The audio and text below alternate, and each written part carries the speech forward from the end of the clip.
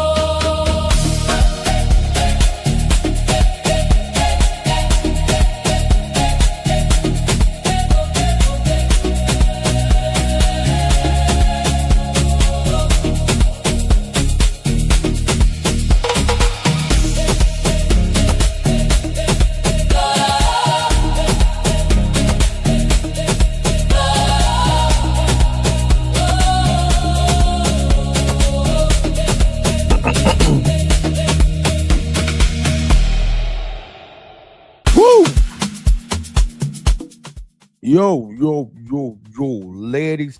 ladies and gentlemen, how y'all doing?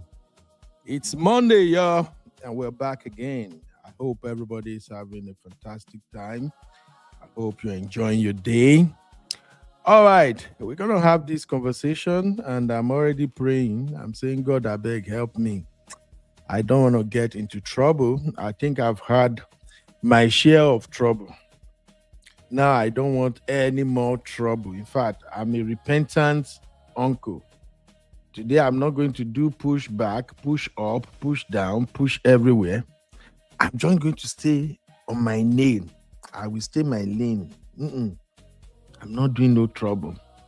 Because we had a very great conversation since yesterday in the backstage. And for the first time ever, brotherhood won. Yes. We won the debate in the backstage. Remember that show we did where Abby and we were going back and forth, dragging, pushing about wash plate, don't wash plate, push plate, don't push plate. Well, we finally put that to rest and the brotherhood won. Yes. The brotherhood, we won. Wait, where am I? I don't even know how to adjust this one, self. Anyway, if you can hear me, drop a 1 in the chat. Real quick, my people. Drop a 1 if you can hear me. I'm still your one and only coconut head Uncle Beno, the only uncle that loves you like there is no tomorrow. The only uncle that doesn't want to do basketballs with anybody, but rather want everybody to understand. My Doopsy, how you doing, my lovely sister? CBS, what's up, Baba? CBS, you and I, we need to do a show about this World Cup. I don't know why most people were hating on Argentina. I really don't understand. Especially people from UK. UK people hate Argentina like say tomorrow no day. And I'm wondering, what was the crime? What has Argentina did or done that warranted all of this? But Chucky, You and I we will dissect that, okay? Welcome, Uncle Dio. Welcome. That's Mom of Five. In fact, Mom of Five, today's story, I think you are one of the people who really have better knowledge of what this una sister they talk about. So for me, I really don't. I try to listen, but her story is kind of difficult for me to comprehend. Okay, I don't think that lady was telling a story. I think she was being the judge and jury in her own case. That is not how you tell a story. I don't know. I don't know. I think, in my opinion, I think she's all over the place.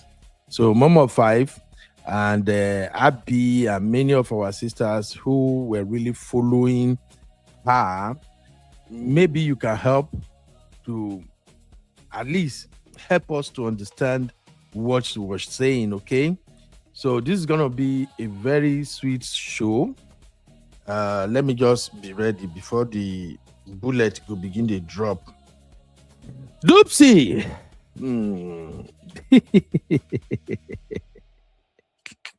Doopsie say that's why your network has budget. Doopsie, leave me. When I know start with me this afternoon. Oh, both of us, why are we seeing two of you? Yeah, whenever I'm not in my studio, I usually like to also log in with my phone so that if I have to move around, I can still have access to the studio. So, in case you are seeing two of me, that's my phone. All right. Okay, yeah. Thank you, Abby. Cece, let me drop the link. This story, honestly, can better be told by the sisters. You know, say me, I know they lie. I really, really don't listen to everything she's got to say.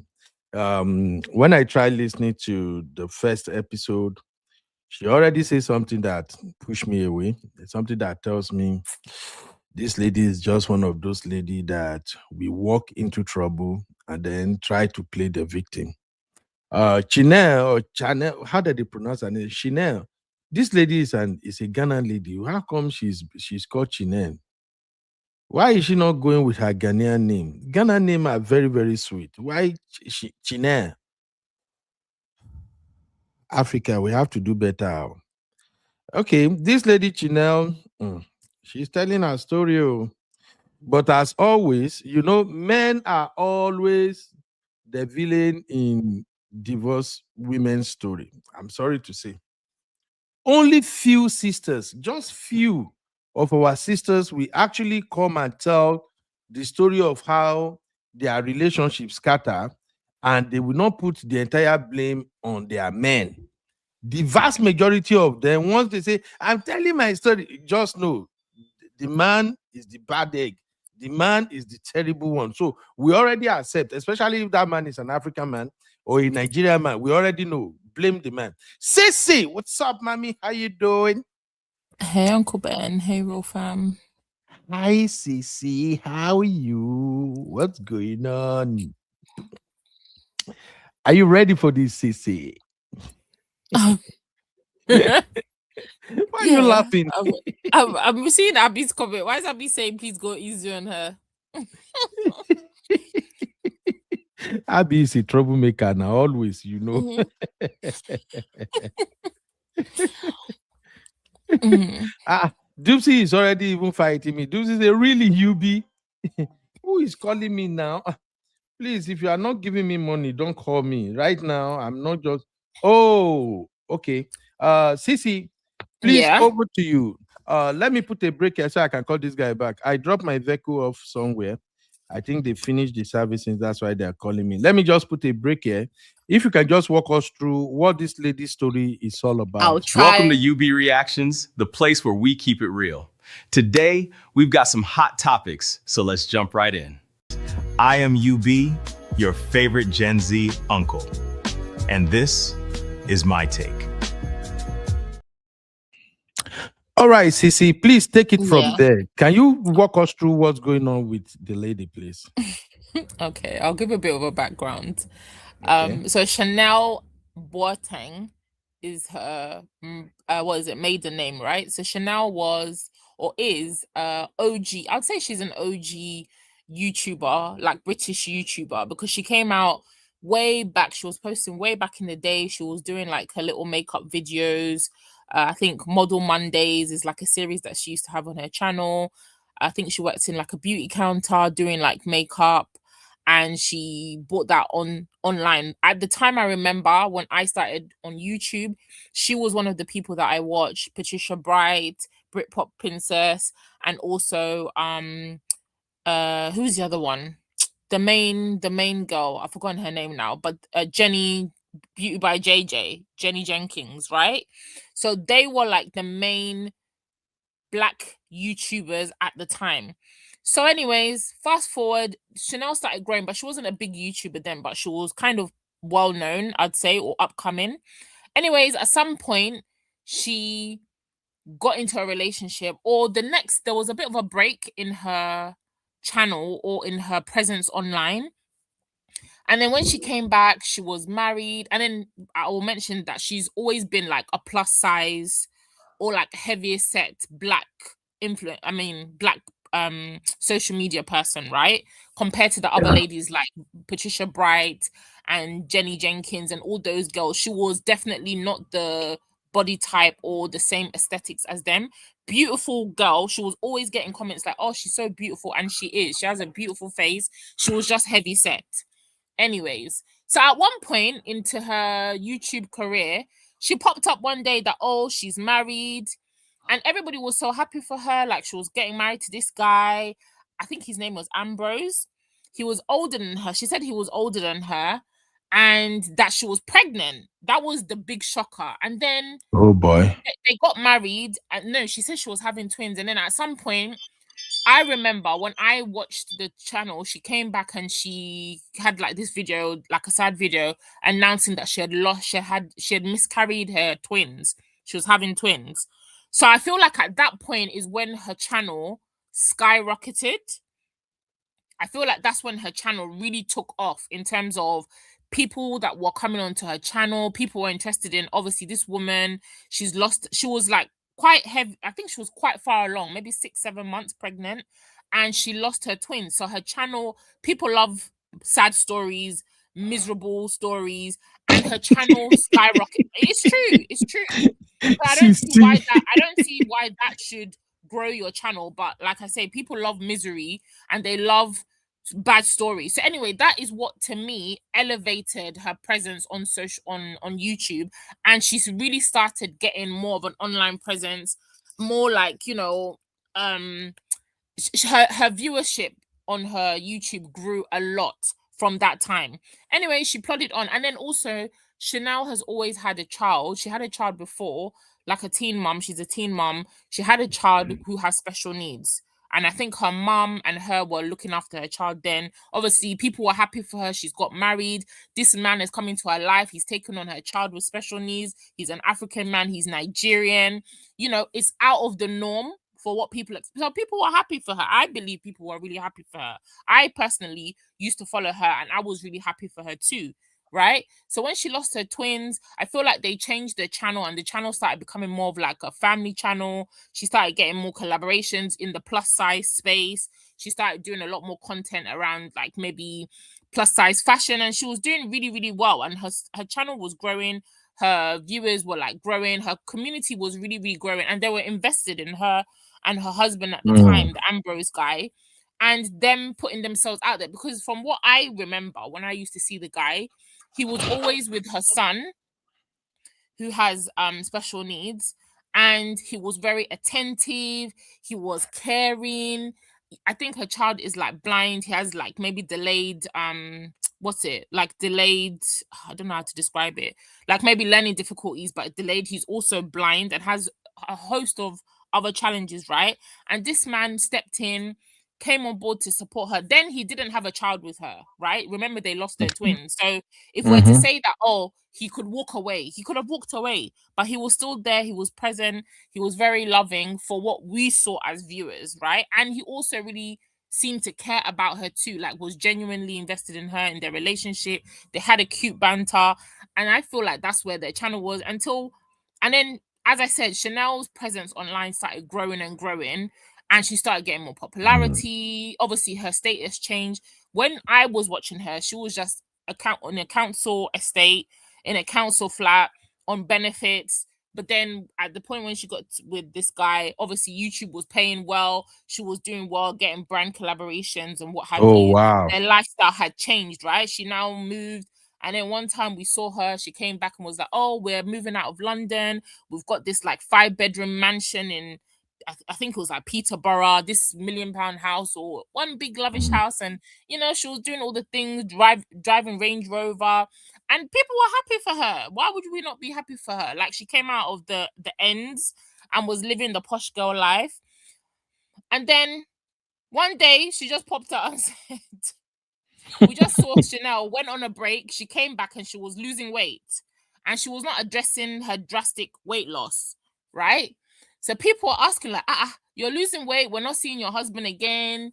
What's going on? She was not answering. For almost like 2 years, this woman stopped answering. She didn't answer any questions. And she was just posting like, oh, she's going gym. She's doing this. She's doing that. But people are like, did you do surgery? She would ignore the questions until one day she came out and said, oh, she had gastric band surgery, and that's what is attributing to her weight loss. And I think she got a lot of backlash from that, Okay.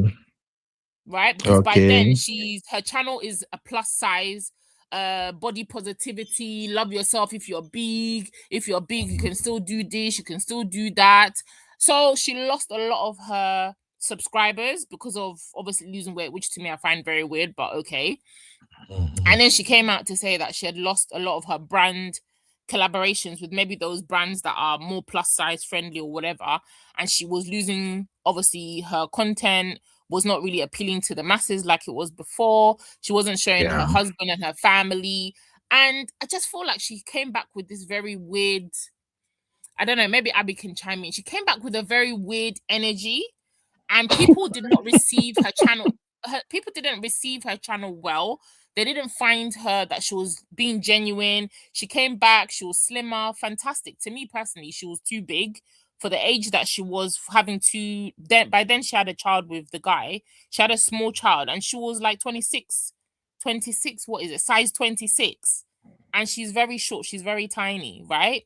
So it wasn't healthy. But she just came back with this brand new attitude, talking posh, trying to talk like, oh, she's better than, oh, guys, like, oh, you know, like we're in the, you know, we're not in the hood anymore. Like, you know, we're elevated. Why is People Uncle don't want Ben her to, laughing so much? it's true. You know, People don't want her to elevate. I don't know. She just, that's when me personally, as somebody who used to follow her, I unfollowed her because she just had this very weird vibe. And then she wasn't addressing like what had happened with her husband, why we're not seeing her husband anymore. She wasn't talking about anything.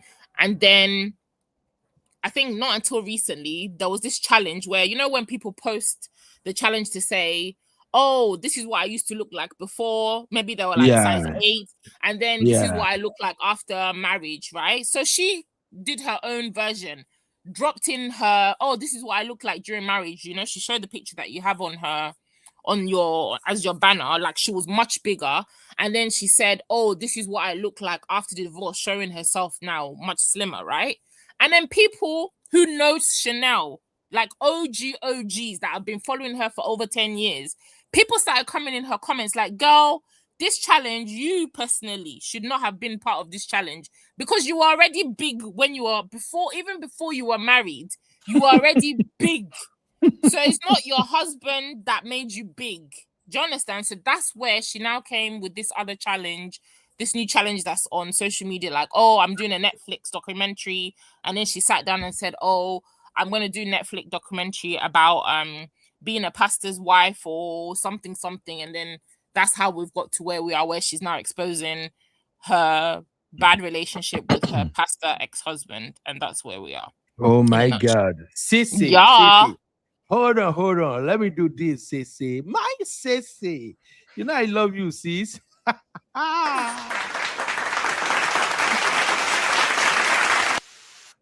You know why I'm clapping, Sissy? Why? You took most of the words out of my mouth. Some of the things I would say, and my sisters What did I? come for me. You helped me express it better. I think you use a more better word than myself. So that's why I'm kind of appreciating it. And when Abby was asking why am I laughing, is because I am laughing because what I saw, even though I wasn't following her, I don't know much of her story. The first time I ever heard about this lady was when she participated in that challenge she was talking about, where she posted herself and said life before or after marriage and shit like that. And I just feel like this is strange. If you were like this, even if you were in marriage and you got bigger, there is nothing in the marriage that will make you this big like this. So I don't know her at the time. I just have that impression that I don't think this is genuine with this me before and after marriage or after divorce. So when you And let was me just check, and it's it's kind of only like because yes, it's only yes, because people, it's only because people, the way that it came across, because mostly people that do that challenge Mm, usually they are pretty small before, and then maybe they get into a okay, bad marriage, their marriage ends, and yeah, then they have this very haggard look. The man is stressing you. You're very dark. Then when you now leave the guy, maybe they get a mummy makeover. They're looking amazing. They're into their fitness, but people are coming for her because they're like, "Hello, you are already big." Right? yeah, The exactly, bigness. However, that's not to say that she wasn't sad in her marriage. And I feel like that's why she then came out with that thing, the Netflix, oh, I'm going to come out with my story to say that actually there were a lot of things that she was going through in her marriage that contributed to her getting even bigger, which is fair because I mean, when you're stressed, when you're not being loved right, when you're being mistreated or abused in whatever way, I don't know, financially, yeah, emotionally, whatever. Yes, it can contribute to you adding weight and putting on more weight, but I feel like people just took the usual the context of that particular challenge. They were like, "Girl, you should sit this one out. You were already big before you met your absolutely, husband." So she came to yeah. clarify, Thank you. and that's where we are now. Yeah, Who Sissy, Abby, can I just thank you, add? my Sissy. I love you, yeah. Sissy. Thank you very much for Abby. I have my own baddest co-host today. Who's Uncle your Daniel baddest is not co-host? here. Co-host that is me You, that Sissy, you helps are you my beg her. baddest Oh, co-host. me. Mhm. Baddest co-host that Mm. is me My- that helps you beg her to come and help you. They play. Don't worry. Sissy know when to step in to You're save my lucky. black Monday ass. is a quiet day. You finish early. You're Sissy, can lucky. I just add that I Yeah, go think on. people are actually like coming for her, particularly because they feel like she's very inauthentic, like we spoke about. That's the problem with Yeah, Chanel. that's why It's I very personally difficult followed to. Chanel. I do find that about her at some point. I don't know when. I don't know when that happened. When she start. I feel like it's bad when we say, oh, when people make money, they start. But she literally started tasting money, started tasting, being exposed to certain things, and she just came back with this brand new attitude that was very disingenuous, not really herself. You couldn't relate to her. And yeah, I feel Yeah. like that's where a lot of people just were like, Chanel, you're not a girl anymore. And we just Mm. looked All out. right. Me personally, that's when I stopped following her, like a lot of people did as well. So maybe that's why people are dragging her as well. Yeah, you know what? This is gonna be a very interesting show, and like we usually do, Chinese just happened to be the celebrity. We are using her story as a reference point for today's conversation. The good thing is that this is basically sisters' conversation. I really, really don't have much to say. So Cece and Abby will be the one No, directing today's show. Uh, no, you have some crimes to answer for your Nigerian brother because the guy is Nigerian, she's Ghanaian, and there's a lot to okay. unpack. Okay, Mhm. I will answer. I'm always here for my brotherhood. But first Just off, Abby, can you appeal to Real Fam to give us like? I saw only 5 likes. Abby, damn. think you say Uncle I Ben, don't I'm have not a say going on to Bora Uncle Bora. Ben. I'm not So going to what? ask them to. I'm not going to ask them to like because Why? when this show started, I heard you say that brotherhood won the argument today about washing plate, not washing plate. When did that happen? So We won. if you take that back, I will appeal to everybody to like 81 views, guys. Hold on. How many views have we got? Oh, 31. I can't even see. 31, sorry. Abby, Please, can we get the likes up? we won the Yeah. argument. Please, everybody, like this video. Don't listen to Abby. Abby Like, just want to admit Uncle Phil came in, and Uncle Phil. Oh man, Uncle Phil's I've lost count of how many chat Uncle Phil drop, but Uncle Phil make a better argument than myself because you sisters, you were already frustrating me yesterday, and that is why I say you people should just leave us African men alone. But when Uncle Phil explained, you see that even all the sisters they agree with Uncle Phil. So how else do you want to explain we won the argument, Abby? We won. Okay, no verse, Abby. We lost. Okay. Just Oh, tell them you won. yeah, we Yeah. lost. Enjoy your win. No problem. Oh yeah, we lost the argument. Brother who lost the argument, please help me like the video. Like the video. Okay. Now, for me, I think we have Doopsy in the building already. Doopsy, you want to drop your intro before we begin the main bass bush? Doopsy! I'm seeing her in the studio. Ah, you see, Hello, brotherhood. everybody. Brotherhood, Hey, don't let good Doopsy see. talk. Hi, everyone. I don't Hi, know. sis. How you doing? Good. Hi, Abby. Hi, ICC. Hi, Good see. UB. Hi, everybody. I don't know if I will stay long for the back boost because I'm like, but I would say I'm already getting a sense that I might have to disagree with everybody. You understand? Like, I'm a Chanel follower. I love her. Okay. I'm a huge fan of her. And one of the reasons why I like her is because I enjoy people that evolve through trials. I don't expect perfection from people.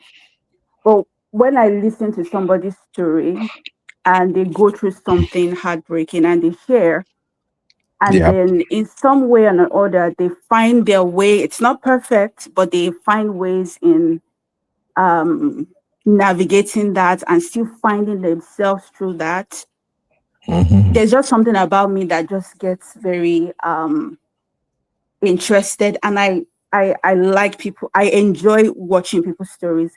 Chanel has evolved multiple times over and over and over, and she still keeps standing with head up high. Now, to some people might see it as, "Well, you said you are doing too much. This one, this one, this one." And people are different, right? But to me, Yeah. and this is me personally, I applaud people like that because no matter what life throws at them, they still find a way to stand up and hold their head up high.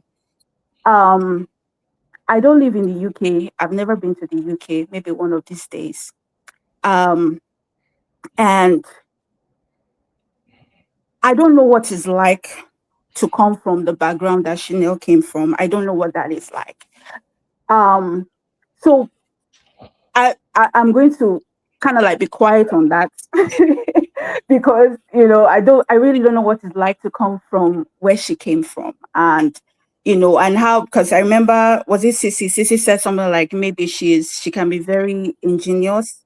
Is it in the English is hard today. Disingenuous. Thank English is you. hard today. Don't Hard do this today, the way you want because to. I know that I'm defending somebody that maybe should this person be defended. So the English might be a bit touchy today, and that's fine. Uh, so I don't know what that is like, Yeah. But for me personally, to to to me, I don't. Okay. Let me move from that part and go to where I really need to get to. So for me, in answering the question to this story, where Chanel is she a victim? I don't think I think she's a victim, but I also think she's an imperfect victim. Um, because I feel like she knew certain things, but she walked into it still and just been like, I'll be okay, I'll find my way and stuff like that. But Now you're talking. no, wait, Uncle Ben. No, she knew some things and she found her way and she's still there. But let's be sincere and let's be honest. I used to be a church girl, right? And there was something that a lot of my pastors and pastors' wives used to say to a lot of church girls. especially when you're trying to date and navigate, they always said, don't look at the physical, look at the spiritual. Is the man God fearing? That's all you need, because God will make it happen. That was always what we're told. So one thing that is quite common, especially in a lot of church spaces, is that, which I think Chanel also highlighted a little bit, even though for some reason our pastor kind of told her and say, hey, are you sure this is the guy that you want to be? Which I'm like, Chanel, that should have been your ding ding ding ding. But it's okay. You're But already a making lot up my of point now. Go on, my wait, sister. Uncle Ben, I wait, dey gbadun you. wait, Kefa Bale, you're coming down. You know, so there's this thing, like I said, where sometimes some women get into certain relationships hoping that things will turn out for the best. And I'll also add that my age factor came in. I'll also add that Chanel was a single mother. And not only was she a single mother, first and first, she was a single mother that had children in her young years, teenager, and she was a teen mom. Not only was she a teen mom, she was a teen mom to a child that was, health challenged. I've seen a situation. There was a pastor's, I'm going to share something. There was a pastor's wife that used to mentor me at the time. And there was a particular person that came with that also basically the same predicament that Chanel was in. She was a teen mom that also had a disabled child. Single women are treated unfairly in the church.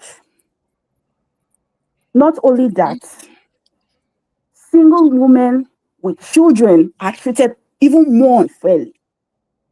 Now you now say your child is disabled. I remember one of the things that this pastor's wife said to me, and I was so confused when it was said. I'm just giving context so that you guys understand why I say the reason why Chanel wasn't able to make certain decisions. It also has a lot to do with the desperation and the need to find community in a space and to rectify maybe something that she did in her past.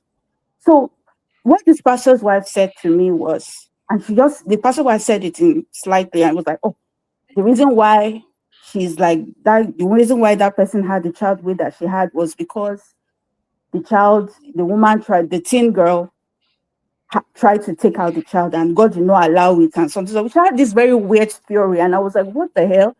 It didn't make sense to me when the person was saying it to me. But that child, when I remember the way that child, the pastor's wife was telling me that time, that child also kind of had the same issue that Chanel's son was going through. Come to find out that with Chanel being vulnerable online, shared that the reason why she had a child like that was because of her, incompetent service and blah, blah, blah. And I don't want to go into that. I'm saying all of this to say she's not a perfect victim. A lot of women run into certain unions and marriages, even when the flag is dinging right in their faces. Even when they know, because Chanel even said her sister told her that this guy ain't it. But to her, with somebody that came from that background or what she's been through with kinikon, with even being this single mom trying to hold things down, she wanted to, even if she didn't admit it, I think she was like, oh, I didn't really think about marriage. I think she really wanted to be married. Was because she was also trying to cover herself. And in an effort to cover herself, she entered into something that was not hers, something that she had no business being in. And yes, she should take accountability for that. But that doesn't mean that she still isn't a victim in this situation. Because number one, the man lied about his background, how much he earned. The man was abusive to her physically, and I bet emotionally at first. So you cannot tell me that, oh, because somebody made a particular decision and then she entered it and he now enter one chance, the person is no longer a victim. That is where I disagree. Okay. That's my take. Whew. Can I say Doopsy. something for the sake Yeah, of yeah, of course you going? will. But make I tell Doopsy now. Doopsy, now me and you go do Bass Bush pass for this show today. Go on, I'm not going to be here. I will run away. you run to nowhere, oh, Abby. And by the way, you know, I told you that ladies, there is something about you people with Amazon. See, they just delivered this one now. Guess who buy this one? Vicky. You know they here. Oh. She did. How many miles away? Oh, she the order they sent to the home. I think it's something women cannot. We need to specially deliver women from this and Amazon relationship thing not going. But anyway, Abby, continue, ma. Okay, I think I'm not even going to say anything about Chanel per se, but what I'm going to say is that for this show to actually land and for us to extract lessons, like Uncle Ben always says, we need to have it in 3 phases. We have Chanel Boateng pre-marriage, so teenage mom, teen mom, single mother, the whole church situation. We have Chanel Ambrose, which is Chanel married to her husband, right? And then we have Chanel Boateng 2.0, which is Chanel post marriage, right? And I think CC has been quoted out of context slightly here. So we're not victim blaming for Chanel pre-marriage, even Chanel maybe during the marriage, because we're not going to pretend like we don't know the havoc that men can cause, right? Especially in her situation where she clearly had self-esteem issues with everything that happened with her child, how the man abandoned her, all of that stuff that happened. I don't know if Sisi covered that part. It's very possible that she found it very, very difficult to get past that whole situation with being abandoned with a special needs child, etc. Right? But the part where Sisi was just a bit like, oh, side-eyeing her is Chanel Boateng 2.0, which is somebody who did not stay true to herself.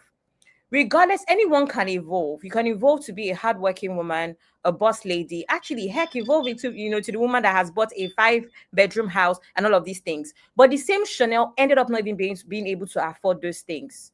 Not because she wasn't hardworking, but because she could not afford them to begin with. That's just the truth, right? I remember when she even came out to that whole thing of, oh, she's now reselling her bags that she bought and stuff. And it's just like, why were you forcing it to buy that? I think the very first bag she bought was the YSL. I remember Oh God, yeah. that YSL bag. Something tribute is that bag. That bag is called. She had that bag first, and then she now bought the Chanel bag. You can't afford it, right?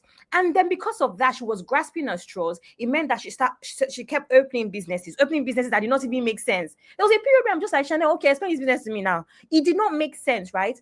This is why I'm saying you're trying so hard to afford a lifestyle you cannot afford. Why? Because you want to be Patricia Bright. Because you want to be like your counterparts that you feel like you started with. Meanwhile, there is less CC, what's the name of that girl? Leave something. There's people like them as well that are British girls who say at the same time that just shows the simple life. They've got, Leave herself even left YouTube at some point. I think she's married now, all of that stuff. I'm saying this to say that yes, we can have empathy. Because at the end of the day, I even said on the backstage, remember, Sissy, that people like Ambrose pick on women like this who's absolutely already on the floor. They know what you're doing. The clause that she refused to speak about is the immigration clause. They know that these women would do anything for them, right? She's refusing to speak about the immigration thing, but everybody has caught on that. That's one of the reasons why she was pushed and forced into that marriage. And I've said it before, that that situation is very, very common where pastors would lie. It's happened to me before in a Redeemed church. They would lie that this man has been spoken about to them by the Holy Spirit for you to marry them, because they've also promised that man that Holy Spirit. I be no mention church name. Hey, they've also told that man that the Holy Spirit is going to use them to solve their immigration issues, while they're speaking to a British girl who has British passports, and then making it seem like it's Holy Spirit that will join both of them together. That's kind of nonsense that pastors can do. Everybody knows that, right? So Chanel Boateng 2.0 is a woman who did not stay true to herself, who started to live for optics, who started to live for the opinions of the public. We have to be very honest about that. What is this whole Ghana nonsense about anyway? I don't even understand that aspect of it. So yes, she's a victim because it's very possible that a combination of Pastor Ambrose himself with even the age difference as well, they actually picked on her because her self-esteem was on the floor. She even said it. She was thinking that, okay, this is the time for us to finally get married. Probably even looking at it as, okay, I'm finally getting somewhat of an easy life. I can share this burden with somebody. And and in her own situation, it's very easy. She'll probably look at herself in the mirror. I'm not even that good looking. You know how it is now. Colorism. I'm dark. I'm big. I'm this. Nobody's going to want me. This man wants me. She said it in her video. In her first, I haven't watched the second part, but the first part, she said in the video, this man wants me. I'm just going to go for it. What's there now? I'll just give him British passports, right? While she's actually hurting herself and did not realize. So yes, I do believe that in that sense, she was picked on by Ambrose, and the church did not make things easier, right?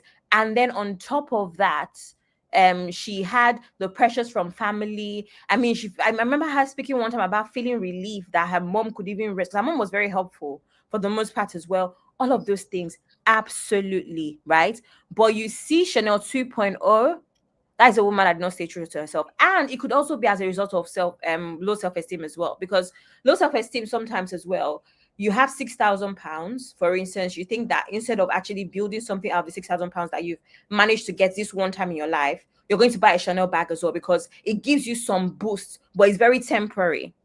It's very, very temporary. So we can actually also attribute Chanel 2.0 to low self-esteem. We can. But it doesn't mean that I'm not going to hold an adult accountable for making mistakes that many times, including Chanel 2.0. Now, in terms of her audience and all, they cannot relate to her because she now turns out to be inauthentic. From the way she tries to speak to the way, I don't even like, what are you doing? What are you doing? So that's all I wanted to say. We can actually share, divide it into 3 different parts, in my opinion. Yeah, thank you. Yeah, thank you, Abby. All right. I think we've done the introduction to this case. Let us now go into extracting lessons and having those difficult conversations. Abby, Sissy, and my Ducey. Are you sure you are ready, sisters? Go on. I don't want anybody beating me. This is my last week of vacation and I want to have peace. No, you don't want to have peace, clearly. If you're not going to speak with wisdom. Sissy, I want to have peace. Biko. You don't Shout want out peace, to you want my problems. Shout out to my fantastic sister, my own Ducey Heart. Okpekemo Fresh. It's been a while, sis. How are you doing? And Uncle Patrick in the building. Of course, Uncle Patrick have given the final judgment. Brotherhood won the argument yesterday. Even Misty, no, Brotherhood won. Misty also wants to do her this, but anyway, let's talk about Chanel and what are the lessons we can extract from all of this. It's Recap Central. I be in the building, giving us the juice and the gist. Bring the gen vibes on the rock. Recall Central. I be in the jam. I am UB, your favorite Gen Z uncle. And this is my take. All right. So I have just like 3 talking points, 3 areas I want to put kind of anchor my argument. And I think maybe we can extract lesson from that. Cici and Abby are here. Now, trust me, of course, you know, they will do justice to this conversation. First of all, I would like to start with this poll. Everybody grab your keypad. If you haven't liked this show, please hit a like, God bless you as you do so. Everybody grab your keypad. Let us cast these votes. Are successful ladies attracted to bad men? Are successful ladies attracted to bad men? 1 for yes, 2 for no, 3 for men are bad. Now, why do I start with this poll? Please cast your vote. Cast your vote. I'll come back to that. Why do I start with this?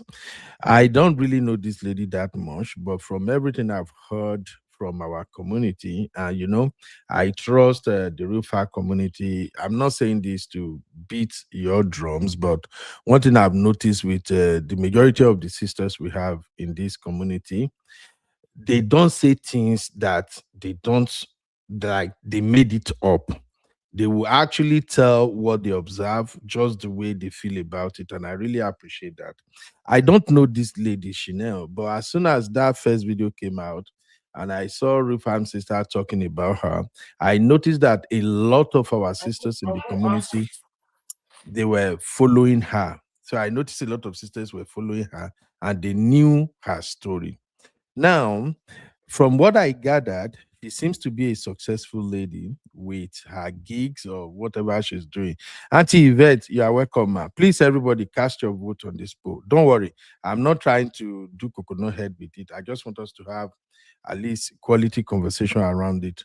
So, what I gathered was that she seems to be a very successful lady, and two, he happens to be on the big side, not even big, on the bigger side. And what that tells me instantly from personal experiences is that a lot of ladies who are successful and they are on the big side, I don't know what it is. It feels like they thought probably they are not attractive. I don't know. I'm just saying from what I've noticed all the way from Nigeria to this US. And sometimes when a man who they consider better looking actually woo them, actually ask them out, oh, they usually feel like they are in cloud nine. And it's like they will choose to ignore every red flag they notice around him just because this is a good looking man. Oh, he's slim, he got six pack, and of all the ladies around, he choose me. So therefore, I'm going to cut him a slack. Whatever excesses I observe, some of the things he does that I know he shouldn't have done this. I will just overlook it. You know what? He happens to be the one that sees me, the one that expresses love, and so it's becoming like a circle. Every now and then we get to see ladies like that come to share story of how they were used. Now, don't get me wrong, that is just on the ladies who are somehow big size. Even the ladies you say they have considerably normal size, whatever you guys call normal, but let's just say ladies who are not too big, not too small, they are just like moderate lady that they usually think that, oh, these are the yardstick of a beautiful woman. We see it despite their professionalism, their career, the level they are, the money they have, and all of that, you see them still getting played by men over and over and over again. And at the end of the day, it boils down to them making the wrong choice. So that is why I'm asking the question: are successful ladies attracted to bad men? If I have to answer, my answer will be yes, which is 1111111. Because, like I've said on this our platform before, as a successful lady, you are okay. You are an independent woman. You can take care of yourself. You have money. Career is careering. Everything is moving on for you. You live in a good house, great, good ride. In fact, you're beautiful. You can buy whatever you want. You can literally enjoy your life without a man. Uncle Ben, Yes, Abby. can I just interject and say that this successful thing does not what's the word? Does not involve Chanel. I don't know Why? because I don't know what successful is. At the time that Chanel met her husband, the only success she had was immigration success. Okay. So if it's immigration success in court, which means she had a British passport to offer, then fair enough, right? maybe in comparison to her, but I wouldn't say that Chanel particularly was successful. However, generally, this is obviously can be conversation, but Chanel was not successful. I don't even think, now that I think about it, I mean, obviously, we can all define success in different ways, but now that I think about it, I cannot think about any time where Chanel, in comparison to a lot of her counterparts, was successful. It seems as though she was putting out something, and that was not really the case from Okay, the stories that we heard after things crashed. And can I okay. just interject What to if say, I she said it, define Uncle Ben, success? she said it Yes, herself ma'am. that she specifically, she didn't have money. She was on benefits. She was getting Mhm. child benefit for her child. She was getting disability allowance, probably housing benefit. Those Yeah. times she was working part-time. When she met the guy, she didn't have money because she said even on their wedding, she was using her money that she was getting from her benefits to do her thing. And probably at that time, having a child with disability, live in a certain type of housing, you also get a housing discount, like benefit that covers your housing, your rent, things like that. So the money that she was getting, and then YouTube was not paying YouTubers for being on YouTube. The time that she started, we got to remember that. So she was not Mhm. making money. She was not successful then when she met the guy. Okay. If I can define what I mean by success, success in terms of this relationship thing, when it comes to men and women, is not necessarily all about having a lot of money. It's just a matter of you doing okay as a woman. I don't know if you guys understand what I'm saying now. Doing Like better Abby than the said now, man. eh? Doing better than the man. Doing better than the man. As far as you are doing Okay. better But she than the was not man, really okay. She was not doing you okay. are yeah, that's what I mean. As far as you are better off than the man that is coming for you, that man consider you a successful lady. And if you are feeding yourself, you take care of your own bills as a lady all by yourself. To me, you are already successful. But when you have to rely on a man, you don't even have a job, you don't have anything doing, then that can be a different conversation. So, but within the frame of reference of this conversation, I would like to say that if you know you are better off as a lady, you really don't need a man's money for you to live your life. You are already a successful woman, and it means you have a target on your back. I've said this multiple times. If you are a beautiful woman, there is a target on your back. You have money, there is a target on your back. You have something that men wanted, you have a target on your back. In the case of, in her own case now, thank God, Abby, thanks for shipping that in. She has immigration status, right? Which means she can literally marry anybody and bring them to wherever she resides. Am I correct, Abby? Hello, Abby. Because Oh, I was muted. Yes, yes, yes, Uncle Ben. so Immigration. she has something that a man needed. And when you have what men needed, and then there is something else that puts you at a disadvantage in the dating market, then you are even more vulnerable now. In her own case, she got the citizenship, she did UK, doing whatever she's doing, and she's big. So being big, she already rated herself low. And seeing that man now is everything to her. So that's why I was just asking, are successful ladies attracted to bad men? Now, if we move outside of her case, generally, even these days, we see them crying all the time. I was watching a lady's video yesterday because we are already having a hot argument at the backstage. That's why I didn't share the video. This lady, I think she's 42 years old. She was on a podcast. The way she was talking, Oh just yeah, I the watched same, that. I saw that. just the same narrative that most of these ladies in their 40s will have. That's what she's peddling. But while she was talking, I noticed something. I just said to myself that this lady is another, is he Premier, that one that stole the child that Deola was talking about? What's her name? Perewolo or something. The lady that, Abby, did you hear about that case? The lady No. that a couple adopted a child in Nigeria and they left in her care. And then When they came back to get the baby, she refused to give them the baby. So when I was listening to this lady that she said she's 42 and she was going, I say, wow, you are another Pere Wolo. Sooner or later now, you too, you will be claiming someone else's child. So let's just call it what it is. Not to drag this out of proportion, all I'm saying is that if you are a successful lady, always know there is a target on you. Men are targeting you. So where am I going with that narrative? That takes me to the second line of thought. Is she an enabler or a victim? And this is where I think me and Dupsy will have issue.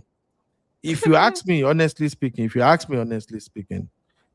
an enabler. And it's not just her alone. A lot of women telling this bushy story on social media. Not all of them, but some of them telling this cock and bull story on social media. They are a bunch of enablers. Let's call it what it is. And if you let me just throw in more light for you not to come and crucify me. Remember, I've always said that I'm a consequentialist. And I hate when people play victim when you are presented the opportunity to jump and pass, like we say in Nigerian parlance. Meaning, you started dating a guy. Yeah, the guy is saying all the things you want to hear. He's showing up. He's doing everything like you expected. But the people around you, they started warning you, something is off about this person. This doesn't seem right. And then you now said, I want what I wanted. Because that was, Abby, I told you, I listened a little bit. It pissed me off. I ran away. But the moment I hear her said, when she saw this man, her own dad was against it. Her own dad was opposed to her choice of man, to the point that to the point that her father refused to attend her wedding. Yeah, but she also said, there's Uncle Ben, context for that, context. though, Uncle Ben. She Okay, also what's the said context? the dad was not in her life. He was an absent father. It So doesn't she's trying to matter. it matters. It So does, she Uncle said, Ben. How can you trust somebody? you as a person that has not been in my life, you've not been a present dad. I'm trying to build a relationship with you, and you didn't look after me. You didn't take care of my mom either. So who are you to now come and be telling me who's the great man and who's not a good man? Having You two, you're opinions. not a good man. So clearly, Okay. that's why his judgment, she wasn't willing to take on his specific judgment. That was the reason, which I can Okay. And that understand. is fair. Yeah, that Let is me- fair. That's fair.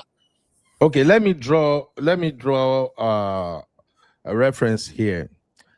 If a lady was trafficked into prostitution, and maybe that happened when she was like 20, 22, and at age 45, he already had a daughter who is also like 18, 19.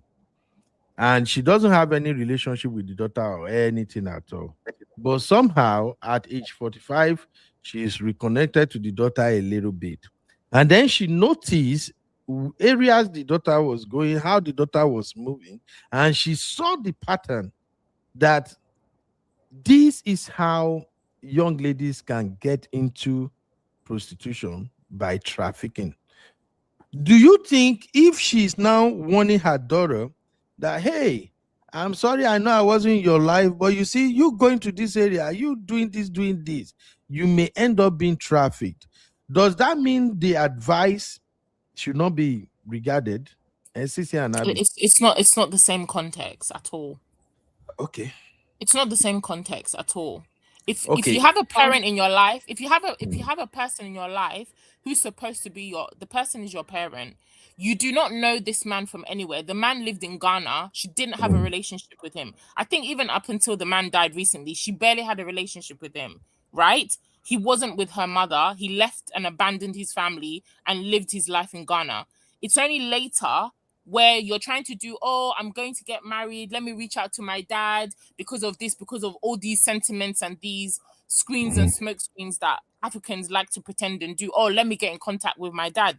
So of course, this man that you're extending an olive branch to at this time, trying to do the traditional thing, or involve your dad so that your husband can, his family as well can see that, you know, your family can be united. That does not mean that his opinion of your partner at that time is really gonna hold weight, because you don't really know him. He abandoned you as well. Just because you're giving him that grace does not mean that you're You going should to be have a willing say. to, sorry, he Yeah, have a say like you based on said, what? you shouldn't have a say. He sh- Okay. it wouldn't hold weight. Not that he shouldn't. He can have a say, but would your say really be taken on board when you do not have a relationship with that child? But Okay. obviously not. So that's Okay. why Yeah. she said with herself that she didn't really, it wasn't like something that she held weight on. Oh, okay, if he doesn't like, Because she didn't he have doesn't know trust. me. She didn't She have didn't have trust in trust him for her dad. So at Uncle Ben, we're all. not saying that the man was wrong to have an opinion, or his opinion does not count.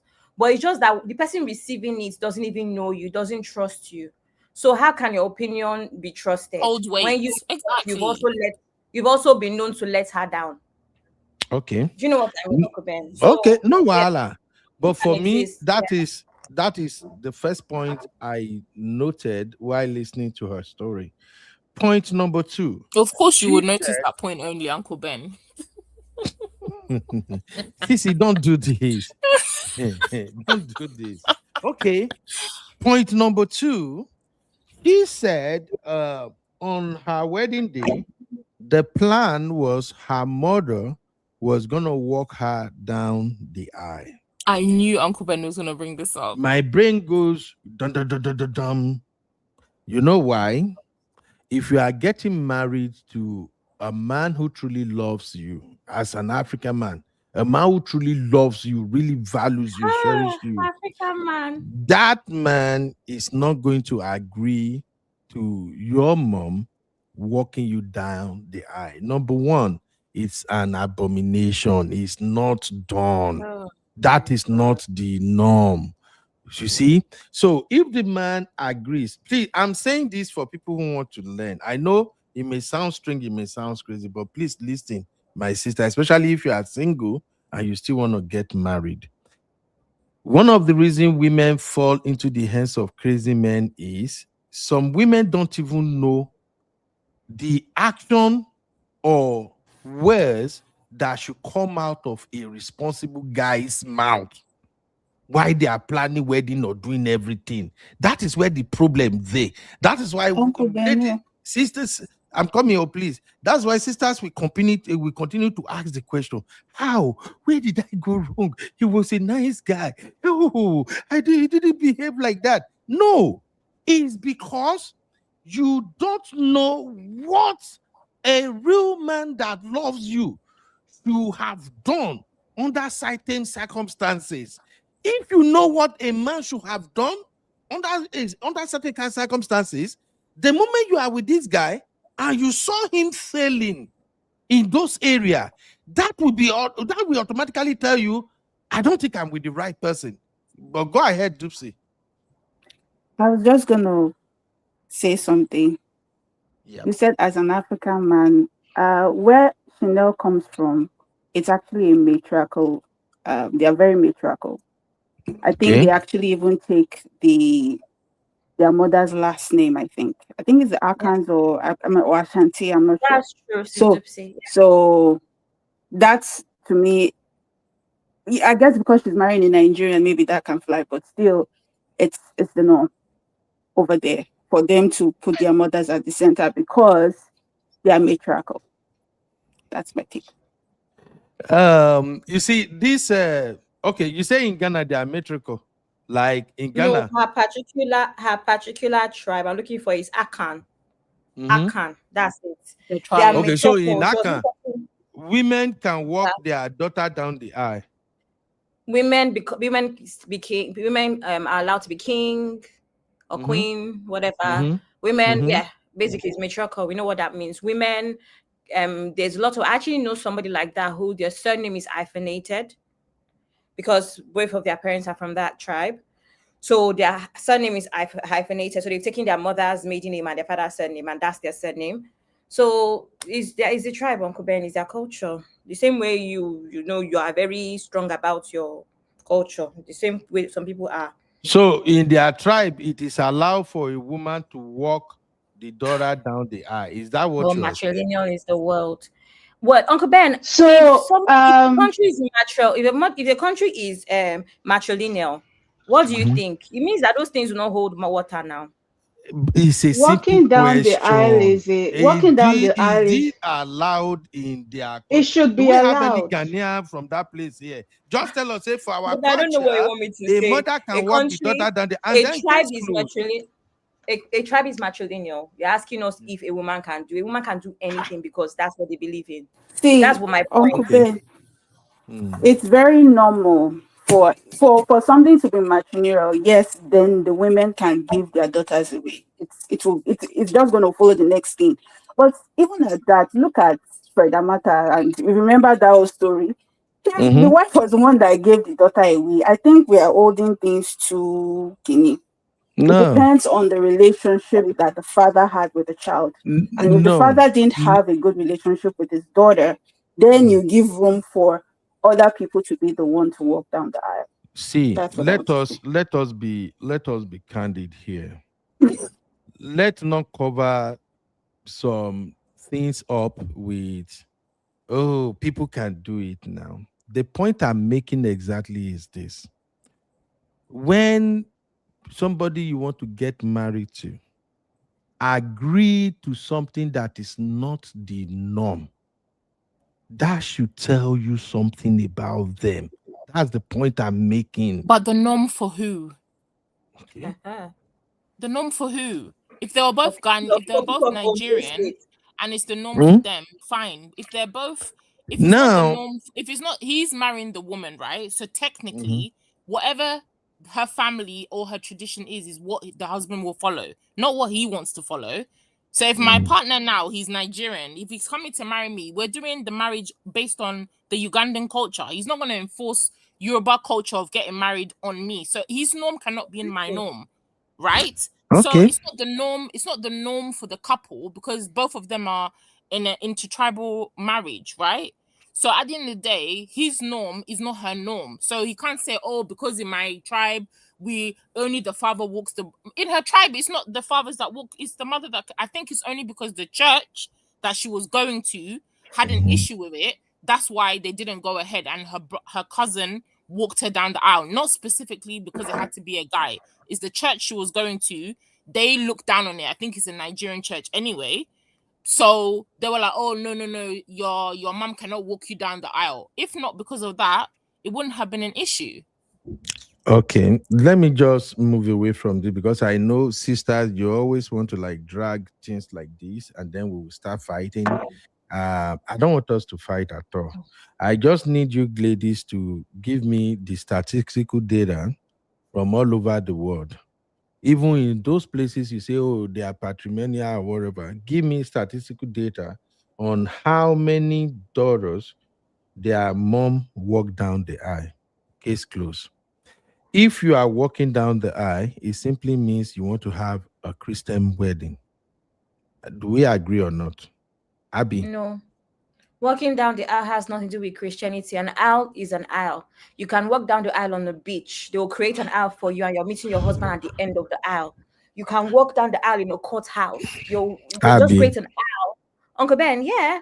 An aisle has Abby. nothing to do with Christianity. Uncle Ben, She an said, aisle has nothing to do with Christianity. An aisle is created for brides because they are the center of attention. You walk down Abby, the I aisle will in a not court. drag with you. I You just want you why to are you it's notice not that about dragging, it's sometimes about when you are knowledge, dragging this Uncle thing, Ben. you are dragging it from the point of Gen Z. I just don't want to Who is drag it with dragging you. anything, Uncle Ben? You said Based an on aisle this is for lady's Christian marriage. story, It's not for a Abby, Christian marriage. Abby, let's not show me where somebody walked down the aisle and there is not a clergyman at the altar to join them together, whether be it on a beach, Uncle be Ben, it on why? anywhere. Oh, no, there's no need to argue this now. Anywhere, Uncle just Ben, I show will me argue it where from the bottom somebody of say, my I'm heart. getting married. Are you saying something? I will argue. Yes, I'm saying something. I'll argue from the bottom of my heart. My friend is everybody. it's not always Christian, it's not always clergy that's the end of the aisle. Who is at the end of the aisle? It could be clergy. It could be what's one of the people that are permitted to join together by the government. Are they joining them using the Bible or not? It doesn't matter, Uncle Ben. You're not understanding that. Okay, let's move. I agree, Abby. I know go argue, but I know those who get what I'm talking about. They will get. Let's move on. I agree. Yes. Because walking down the aisle could be anything. What's an aisle? If you're going to the supermarket, every section is an aisle. Now, grammar you they speak. So we are talking in context of wedding and marriage. Abby, don't twist it. In context of wedding or marriage, an aisle has nothing to do with marriage. An aisle is a space that gives you. Now, grammar be that one. We're talking about when people say I'm walking down the aisle within the context of I'm getting married. Exactly, Uncle Ben. They walk down the aisle in courthouse too if you want to. Okay. So courthouse. Your boutique, where the lady we're talking about, where is she walking down the aisle? Is he a church or not a church? You're such a politician. It's actually very funny. It's not politics. Me, I don't. You're the one that said aisle is Christian. I'm telling you, no, you're not shipping goalposts. I said the one me I'm talking about is when you are talking in terms of wedding and you say I'm walking down the aisle. You are simply making reference to you probably want to have a Christian kind of marriage. That's what I'm saying. Now, if an aisle is in the middle of supermarket or a grocery store, we all understand that, Abby. But I'm just saying, based on what we are examining right now, if people say I'm walking down the aisle, it is assumed that you want to have a Christian wedding kind of. So now whether you go for you walk, your eye is on the beach or your eye is on the center of Broadway, at the end of the day, so far the person that is joining you guys together is going to be using the Bible to join you together. You are having a Christian wedding. That's my own argument. Okay. Exactly. So if you are, and I'm saying for the purpose of learning, as a lady, you want to have a Christian wedding, and one aspect of the program, 1, 2, or 3 aspects of the program deviated from the norms, and your man is simply agreeing to that. I'm simply saying those are some of the clues you can pick up on. Like, why did you just agree? That is why a rich lady can literally marry a guy that will steal all her wealth and she won't know. Because why? The guy will be saying yes, agreeing to every damn thing. When he's supposed to be a man, for instance, and say, babe, I don't think we should do this like this. People really don't do it like that. But because he doesn't want to trigger you or kind of like give you any sense that he has a different intention. Whatever he say, we just say yes. So for the purpose of lesson, me, I'm simply telling sisters now, the reason you got played by men every time is because sometimes you really don't know what is considered normal male reaction in certain circumstances. Once you don't know how should a man react in this circumstance, then you just gonna see it from your own feminine eyes that, oh, he's right, he agree with me. Before you know, the guy will play you, he will do all that, and then you will end up, it won't be any sister portion in Jesus' name. But many of these ladies that end up turn the camera, I want to tell my story. He treated me. That for me, I'm sorry. I'll just look at you and shake my head. Because the signs are there, you ignore it. That's just the point I'm making. I don't want to go personal here, but even me, when I was gonna get married and all of that, some issues came up. As poor as I was at the time, considering where I live, I took a stand. Everybody was like, no, this guy, he be like, say, your family people, your village people, they follow you. Uncle Ben, can I ask you a question, please, from a Yoruba standpoint? Can I ask you a question from a Yoruba standpoint, please? All right. When you know that when Blessing and Vicky are getting married, you know that things are going to be done according to your own culture. It all depends. No, oh no, man. No, you Uncle haven't Dayo, told me. That's why I say Uncle it all Dayo, depends. where I are want to you? hear the It rest does of not the depend story. on anything. Every woman goes by her father's culture. I cannot come now and say I'm doing wedding next year and I'll start arguing with my dad about how I want to do Delta Igbo wedding. The most my dad can give me is wear one outfit to honor your mother. I must do Ekpe wedding because my surname is Ogunsoya. Uncle Ben, in Nigeria, we do in Africa, even Sisi just mentioned it, marriages for women. Every other thing that you do for your husband is to honor the husband's family from a place of love. So my point is that how can Ambrose come out of nowhere and enforce his own Nigerian culture on a Ghanaian woman whose family is matrilineal? It's not possible, Uncle Ben. And that's why I said, Uncle Ben, now Exactly. you want to push goalposts. Everybody knows that as a Yoruba bride, if your husband can bring from China, nobody cares. We do traditional wedding the Yoruba way. It is a known fact, but you say it depends. It depends on what. If you want to do white wedding Abby, after you traditional are wedding, do white wedding. okay. But you see that Let's move traditional on. I don't want wedding, to drag with you. If I you drag with must you, do. you will get emotional about this. But let's move on, Abby. I don't I understand the get the kind of show point you we're are doing where making. nobody can drop their points. Why are we now doing this show, Uncle Ben? No, We want because if people I say some things now, we can't drop our you be my girl. You could be Maybe if like you say want ah, to say they push something, you just into don't be for corner or disingenuous about the something. things you want to say, Uncle Ben. Just don't be Hmm? disingenuous about it. I asked you a question now about your daughters as an Ondoma. You say it depends. When everybody knows if they are Igbo, they will do one carrying. If they are Yoruba, they will cover them with veil and the Alaga will come and make noise. Like everybody knows this. But you're saying it depends. Please don't be disingenuous about the conversation. Okay, what part of it depends are you dragging now? Which part really kind of like you ask me a question and I'm being honest. You say if my daughter want to get I don't feel married, like you're being honest. I'm honest with you. You said if my daughter want to get married now, are we not Yeah. going to do What kind that of tradition? wedding? What kind of The traditional marriage would they do? You've changed the question now from what you asked Okay, no initially. problem. What kind of I've changed the What question. you What kind of asked me is, are we not going to have that wedding a the Yoruba Yoruba traditional way? wedding? Ehen. Yes. And I said it depends, and that's where you went off because I said it It depends. depends on what. There's no other You should option. have. That's what you should have asked. Say, okay, you be Okay, what's the what? other It option? depends on what. Ehen. Now you are Depends on talking. what. Ehen. Mm. The reason I say it depends is this: I live in the US.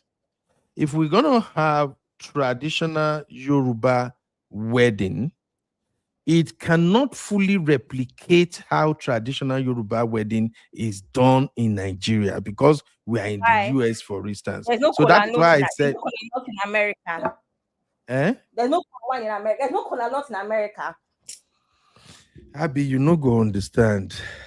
No, because I I live in see the these UK. I things saw it all for the traditional time. weddings.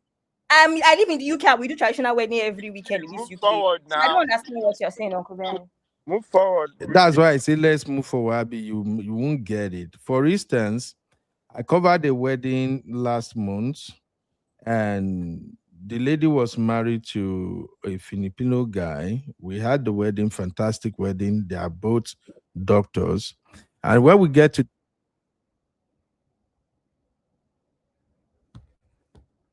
We cannot hear you anymore, Uncle Ben. oh, can you hear me now? Yeah, we can. Hello? Okay, sorry, now Yeah, this yes, crazy okay mic. now. So I said I covered the wedding last month. It was a fantastic wedding. During the reception, towards the end of the reception, they decided to do Igbo traditional wedding. After we don't do everything. No. But where I'm going is this. There was no plan to have that. It was towards the end of the whole reception. I think the uncle, the eldest brother of the dad, who was in attendance, was the one that said, no, we must still do the Igbo own. So they now begin to improvise. When it get to the point of the main thing is the back with the wine carrying, right? When it get to the wine carry, there is no pan wine, there is nothing.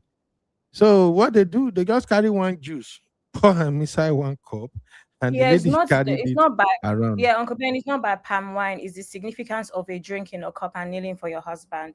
It doesn't have to be palm wine. Uncle Ben, my point here is not whether you're wrong or But right. My point is you that get what I'm most, saying now. When I say I it understand what you're saying, depends. Uncle Ben. So Yes. let's move on. What I'm even saying, Uncle Ben, is that you go on and on about your traditional values and all. That's why I targeted you for that question. There's girls that their fathers may not care about their traditional values. I'm from Ondo, I'm a traditional African man, and they can get away with not even doing Nigerian traditional wedding at all, and actually just travel and elope, and their fathers will be okay with it. Some traditional fathers will never be okay with you eloping. You have to do the traditional rites. The family has to come and meet us. They have to do kola nuts. They have to. That's why I asked you that question. That if you're going to uphold traditional values, you may insist that okay, even if you're going to do what they call what you talked about is called a hybrid wedding. A hybrid wedding is where you do everything on one day, and most of the time, the easiest way to do it is go to church in the morning, and in the afternoon later on is when you do Okay, the Abby, traditional. let's move on because So of you the number can. of people in the studio. I'm almost done, Uncle Ben. Okay. So that's what a hybrid wedding is. So yes, you will do some parts of the traditional wedding. For Mbanku that you spoke about like this, the only thing that is important in that is negotiation and some sort of wine carrying, and it does not have to be palm wine. So we're still on the same page. So saying it depends on what, simplifying it, but still keeping the most important side of things. That is the tradition. So no, that's I don't know. Just simplify. Okay. Have you rested your case now, man? All right. I see Uncle Patrick and Misty is already here. This one go be Baz Bush. So far, so good, sir. Uncle Patrick and Misty. I don't know who came in first, but Uncle Patrick, if you want to go first, real quick, sir. What are your thoughts, sir? Maybe I should let Misty go. Okay, Want to Misty. let- want to- Misty is coming to fight, sir. Uncle Patrick, you don't allow Misty. Misty is coming to fight. Misty, So, the yes, Aspire Pro Max Wahala. yes. How are you? Okay. So what's up, Misty? Greetings, Sissy, Cicely, Abby, Uncle Patrick. Hey, Misty. My Hey, Uncle Aspire Patrick. Pro Max. Oh, you're such a breath of fresh air. Other than the one and only coconut head who gives you too much stress. You know what? All these ladies they've expressed everything I would have loved to say. Uncle Beno, I know why you are vehemently opposing their positions. I know why. And you have stayed on this narrative for a very long time. And the narrative that you are always talking about is that women should not walk their daughters to the aisle. They should not. And I really don't understand how you have made this whole thing become an abomination. Like when you talk about it and you say it's an abomination, whose abomination? Maybe it's an abomination in Ondo State and to other Africans. You cannot generalize it and say that's even a wedding, it's a white wedding. Most African traditions, you don't have to walk down the aisle.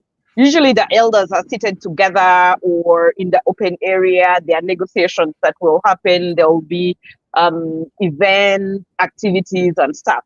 Nobody's literally like walking somebody down the aisle. In some African traditions, though, you will be walked down. Sometimes you're walked down that's whatever to the arena by your auntie. So I don't see where it's an abomination.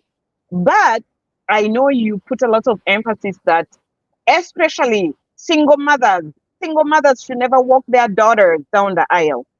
I need you to understand that there are single mothers who have the fathers of their children they opted to be out of the lives of the lives of their children. And it's the single mother who has done every work, everything. They've done it from childhood to adulthood of these children.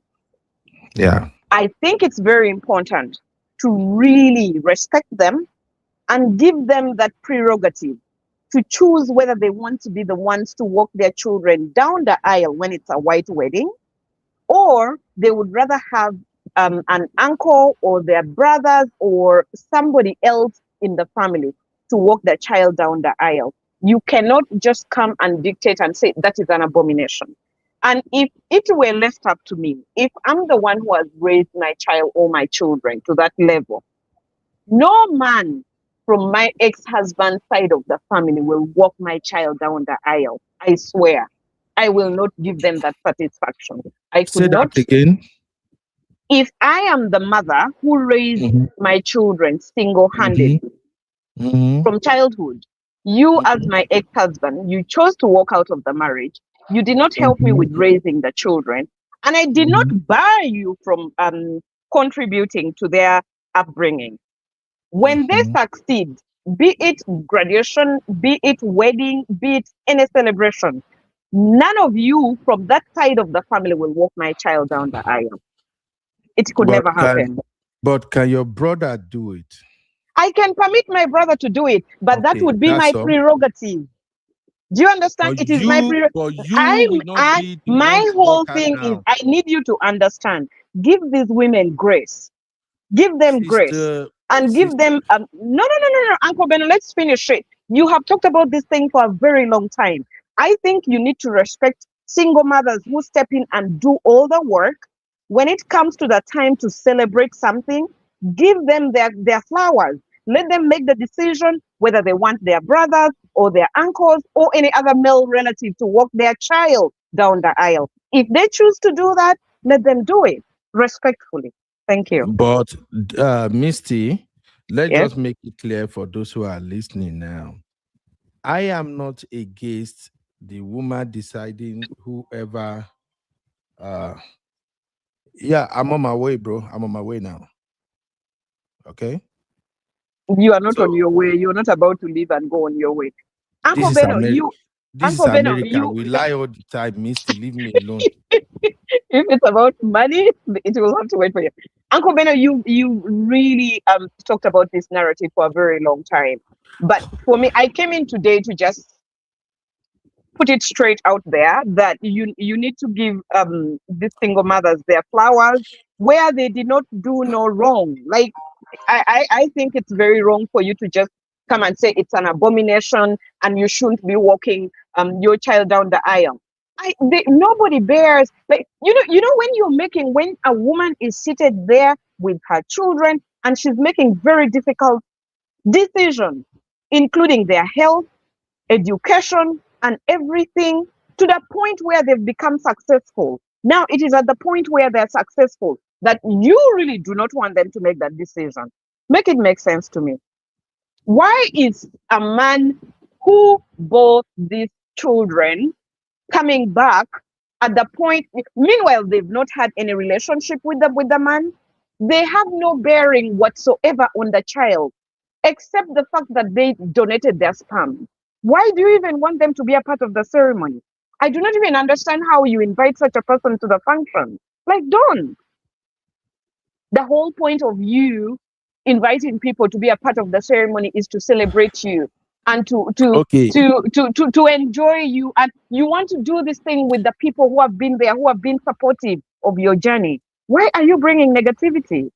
It doesn't Okay. make sense to me. Misty, you've made your point. I No, understand but do you what you're understand saying. what I'm saying But though? can I speak now? You made your point already. I understand everything you were saying. So But do I you just want you appreciate to where hear I'm me coming out. from? I want you to hear me out. Do you appreciate Can where I'm I? coming from? Because I Uncle Beno, appreciate it. you, I if you're appreciate going it. to I get repeat it. the same narrative that you have been talking about for so long, it defeats the purpose, to be honest with you. But What do hey, you go. okay? I don't get it with sisters. You said something now. I shouldn't say anything. I just say yes, ma. I hear you, right? No. I'm not. Okay, then I said let It, me clarify it. what I want you to understand is I have put my point across. Maybe I you get did your not. No, point. no, no, no, no. Listen. Maybe you did not before this. Maybe you didn't see where this other angle that I have brought forward. Now you understand. And you know what, Uncle Beno, I tell you, life is a learning process. I can think I know something, then Sissy tomorrow will say something, or Abby will say, or Uncle Patrick. And then I'm like, oh my God, I hadn't looked at it from that angle. It actually now makes perfect sense. Do you know what I mean? Misty, but can I say so? I don't. Okay, Uncle Misty, Beno, go ahead. yeah, this is where men and women we usually have issues. If you don't let me explain and you just say this is it, you have to take it, then there is a problem because now I will be forced to say yes, Misty, yes, you are right. But deep down, I don't I'm take not it. forcing you. to take my So opinion. that's why I'm I not. said, can I say something about what you said? Please go ahead. I respect what you said. We all saw what women they go through when they are raising their children and all of that. We get it. But this is a decision, especially when it comes to marriage. However, you raise your children, your boy, your girl, or whatever, now they want to be joined with someone else. Whatever you guys are doing, we have a way of affecting that person, your daughter or your son is about to be joined with. Do you get my point? So, yes, you raise your daughter, you do all that, the father ran away, the father do everything. We get it. But when it comes to the wedding ceremony and some things, wherever a man should play a role, let the man play a role. Now, I agree with you if you say, no, the father will never walk her down the aisle. I will say 100%. Oh, all their family, they are terrible, they are witch, they are weak. I don't want that. It's okay. But who will walk her down the aisle to go meet her husband? If you say, well, my uncle can walk her down the aisle, my brother can walk her down the aisle, there is no issue. The thing I won't sign up for is, I'm the mother. I did it. I will walk her down the aisle. I will be honest with you, with all due respect to you, my sister, and everybody listening. If my son is the one that want to marry your daughter, and I do my research, I discover that the mother of that girl raised her all by herself. I will ask my son 2 questions.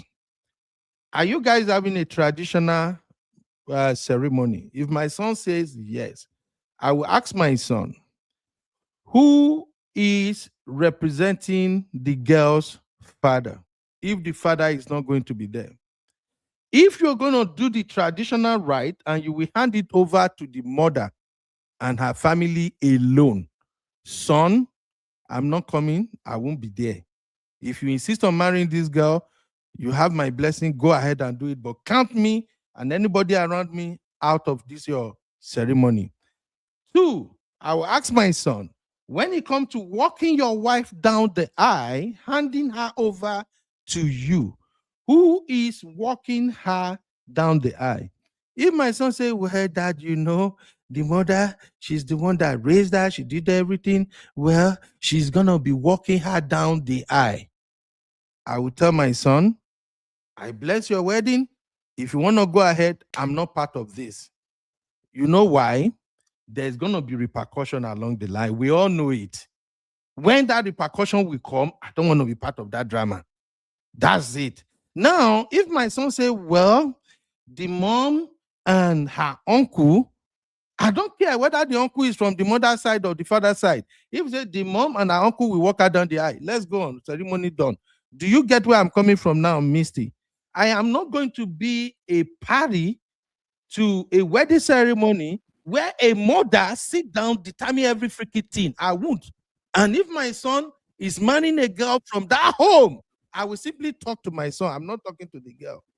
Son, this is what usually happens when you marry a girl, that the mother is the alpha and omega, and the mother is the one taking all the decisions where men supposed to be taking the decision.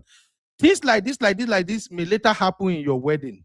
When it happens, don't come to my house. Don't say, Daddy, I told you. You're going to deal with it alone. So you better make sure you have a sit down with your wife and sort this thing out. Let them know that you, from your own family where you're coming from, the role a man needs to play, a man must be there to play the role. If we can't do it, there is no need going into this. But you know, we are in the modern day. The guy will simply say, we can marry anyway. The boy says, Dad, she's my wife. Good luck. You people continue.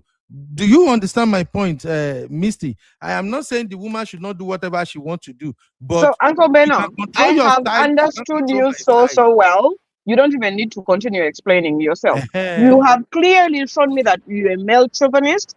And so I respect that for you. You understand? Not everybody would take the same position as you have. And they are men and they are real men. Okay? So that is your position, and that is how you would conduct your affairs. There are different people in this world who would do it otherwise. And it is unfortunate that you stigmatize this, the marriage, and say it is going to end poorly. I do not know where it's written that it will always end poorly because a woman walked down their child down the aisle. So thank you. All right, Uncle Patrick. Down their child down the aisle. So thank you. Wow. This is a big one. Uncle Beno, can you hear me? Yes, I can. I said it's a big one. Well, let me quickly just say one or two things about that. Family play a very big role in a wedding and marriage, so to say. So it is always good to have a good marriage with a good foundation,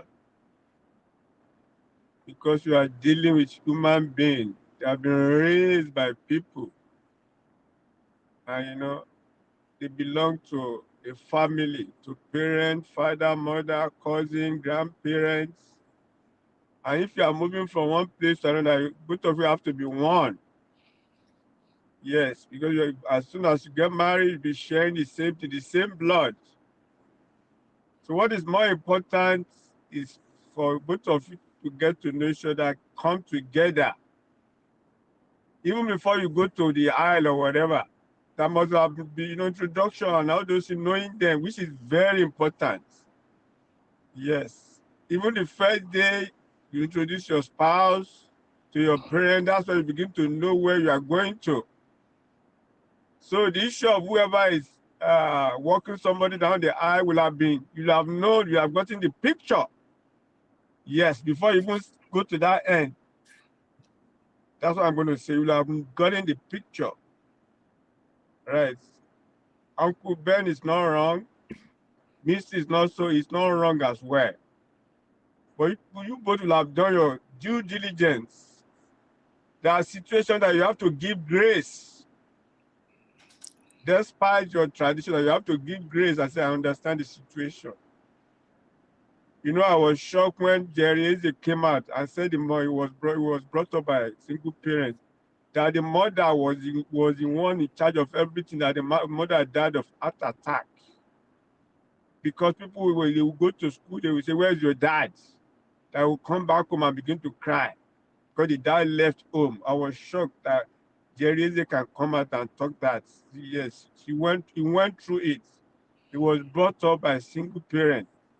So what am I saying? There are situations you have to give grace. But before you get to walking someone down the aisle, there will have been a background. Go ahead, man. You guys will have gone through one or two things, so that one will be solved. Yeah, it shouldn't be a big deal. It will be solved. But let me quickly talk about this Chanel story. One thing I want to talk to about our sisters is that we should take responsibility. Women are always pushing responsibility on somebody's else. Let me say human being or women. Let us take responsibility. Whatever situation you find yourself, and you fall again. The Bible says a righteous man will fall 7 times and he will rise up again. Don't just push responsibility. When you mess up, own it that I screwed up. In the case of Chanel, people have spoken very well. Dupsy, I respect that lady. She spoke very well. And even Sissy gave us a background story of everything. Sissy spoke, everybody has spoken very well. But my bone of contention, my point is that we should take responsibility. You cannot see your blind spots. Yes. If you're in a situation that you had a man before that broke your heart, you're a single parent, do not just rush into any relationship again. You talk to people, responsible people that will guide you. You can't see your blind spots. And when you make a mistake second time, own up to it. Yes. Take responsibility that, yes, I want you people to learn, or I screwed up. Don't just go to social media and begin to talk, this man, so and so, I was wrong. Are you serious? With everything I heard that you did? Are you blind? What is wrong with you? You were vulnerable. You allowed him. You could have taken your stand. I'm going to give you an example. Somebody came to my house, his brother-in-law, she came from Nigeria for holiday. And he met with a former ex-girlfriend in college. Meanwhile, this girl is there. She has a special need child. She's the one taking care of the child. She can't walk. She said if my brother-in-law should come and marry her so I can give her a green card. I mean, when my brother-in-law's wife at Nigeria, are you serious? Not in my house. You need to go back to Nigeria. I'm done. You can't do this. Don't ask me. I don't care if she's giving green card. I'm talking about 15 years ago. I don't care. You can't do that in my house. If you do that, you're on your own. Don't leave my house. You are here for holiday. If you meet me, so what? Look at that. So if you screw up, own up to it. Don't just come to internet and begin to pity party that people will say, man, what this guy did, all these Nigerians. It's a lie. Forget it. You knew everything. You fought for it. Don't tell us that. I could make mistakes as well. I'm not perfect. None of us is perfect. Let us learn. Teach people what to learn. Try to be vulnerable. Came out there. I screwed up. I should have done this. Yes. I should have done it. I thought I was smart, but I was misled. I have my own faults. I agree. Let people know. Don't come here and gaslight us and say, this man, I did it. And so what? The man put knife on your throat for you to do it. Don't tell us that. I could have made that mistake too. So let us own up to our own responsibility. People are smart. People are evil. So you could be played. We have a lot of businessmen that have lost millions because they were duped. They never knew, but they learned their lesson. That's what I got to say. Thank you. All right, thank you, Uncle Patrick. That's my point anyway. Anybody want to add any other angle? The only thing I left out that I haven't mentioned so far is the big red flag. And the 2 points I highlighted constituted the big red flag for me. I'm sick and tired of people telling stories. Like I was saying earlier, we agree. The men are always terrible. The men are always madmen. The men are always narcissistic. They are 100% of the time. Yes, they are. But me, I'm sick and tired of, let me tell my divorce story to chase clout. That is what I saw this lady doing. I'm sorry, sisters. I really don't know her story that much, but the little I've heard, I think I'm good. I also heard when she was talking about, he told me he owned a house. He told me he has a car. And then I found out this man don't even know how to drive. He don't even know the house. And I'm like, what are you still doing with him then? See, sisters, I know it might sound like Ben is a madman the way he says some things. I just don't buy into people being foolish and expected everybody to just fly with what you are saying. Dude show you a house, he show you a car, that he owns everything, and you find out he doesn't own these things. He can't even drive, and you still continue with him. I don't understand. Now you turn up camera. Yeah, I'm telling the story. Yeah. With the British accent, say, I just feel like I can't relate with this. My point is, please, sisters, we go continue to the talk. It go the hard. It's okay to see some of us saying these things about how men reason. It's okay for you to see us as we are mad. Oh, we are narcissistic. Call us whatever you want to call us.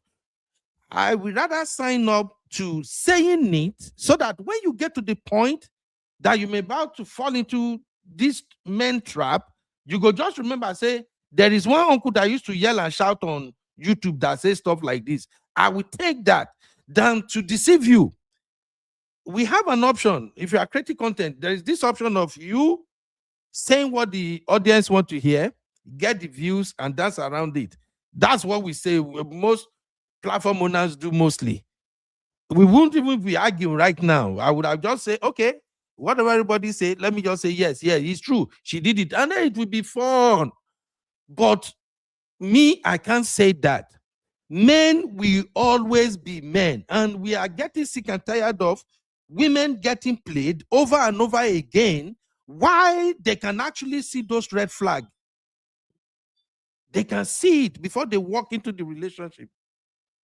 So tell me, he said he doesn't have, he owns a car. He can't drive. And yet you went ahead. Oh, the church that you are, you only had one counseling session. And you agreed to it. He claimed to be a pastor and you only have one marriage counseling session. Come on. So I'm sorry. Anybody who want to add, please, the floor is open. I'm going to log in with my phone. I'll be earning. I want to go and pick my car. But let me yield to RBCC and other people in the studio. That's just my own thinking. If my Uncle Beno, just a quick one. Yes, Uncle Beno, just a quick one. I want to respond to a dead Amala, whatever. If you feel my opinion offended you so much, you feel free to come into the studio and air your own.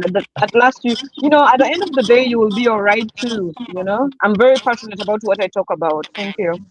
Please say the name again. Let me see if I can find the comment. It says Misty. Hello, Misty. Can you say the name again? Let me see if I can see the comment. No verse. It doesn't even matter. There's no need to address the person. Let's just ignore it and move in. Keep it moving. Yeah. Uncle So Ben, please. Maybe yes, I was the driver. I was the driver of the guy. You know, I was the driver before. you know, the point I was making earlier, Sisi, are you still here? I'm here. I'm here.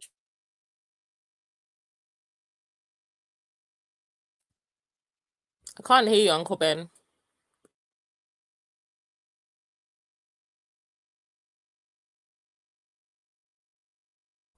Oh, hello?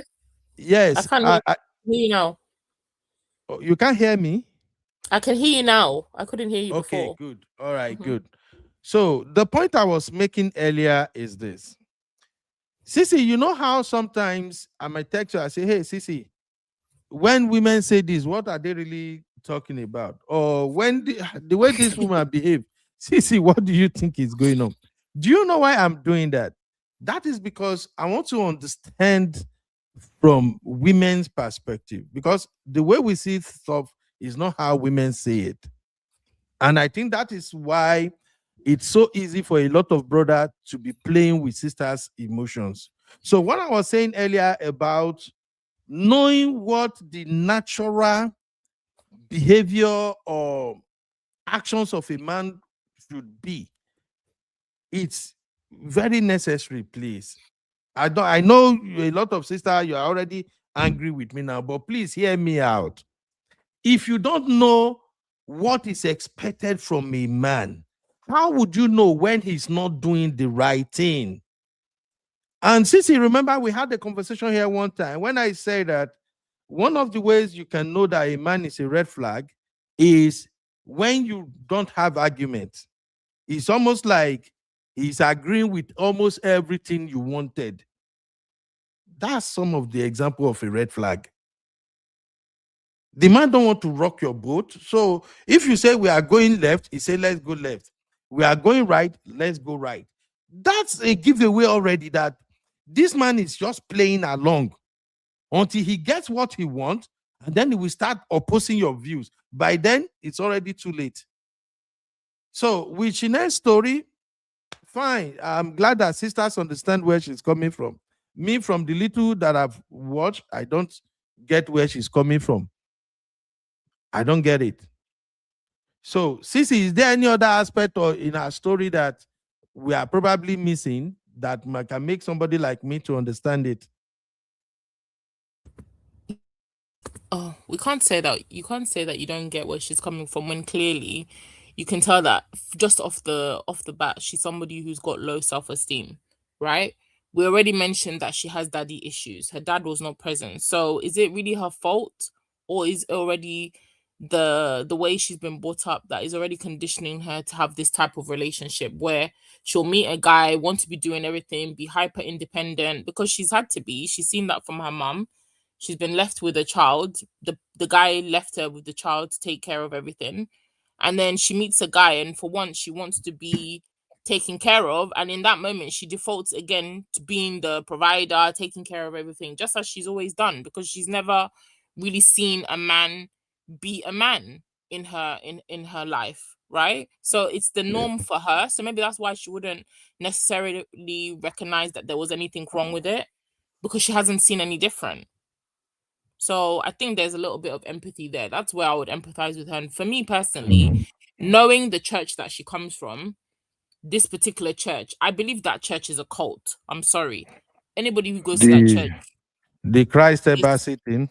absolutely that Okay. particular branch of church, they're a cult. Okay, they're all into that prosperity. They only mind about their founder or their whoever Christo or whatever. I know a lot of people that go to that church and they're all, I'm sorry to say, they're all mad.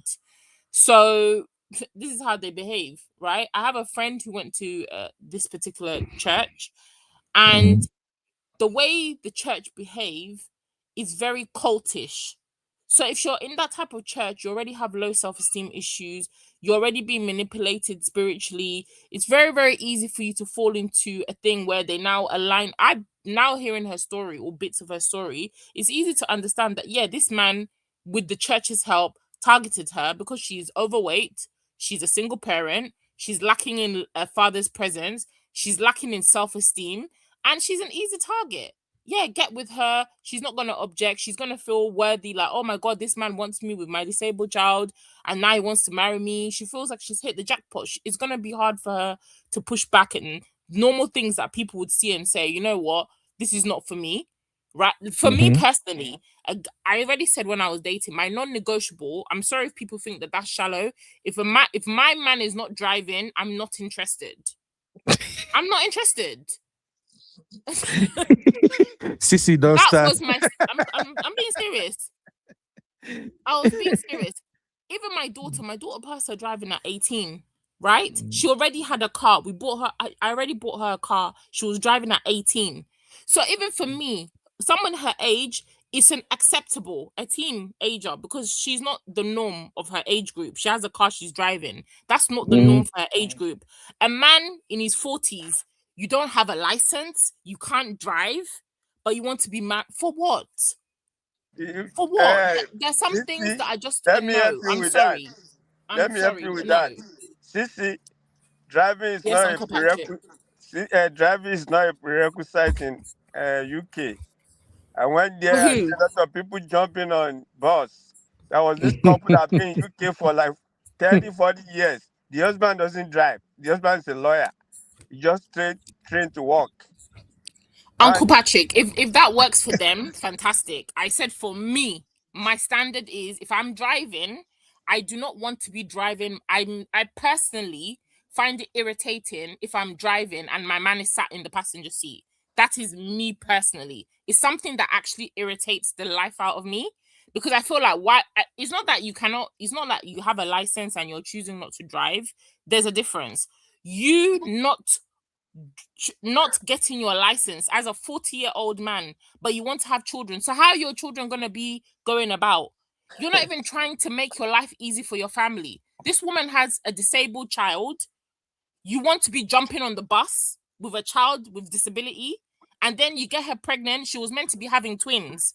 So she should be driving around her disabled child, her twins, her new child with you, and driving you as a grown man. Come on, please. you There's are some right things with that that. You are there's very some right. things, yeah, there's some things and some levels that even men and women, you should pass those things, and it's unacceptable. So any man, I mean, if you're living in London, my brother lives in London, where my mom lives is like central London.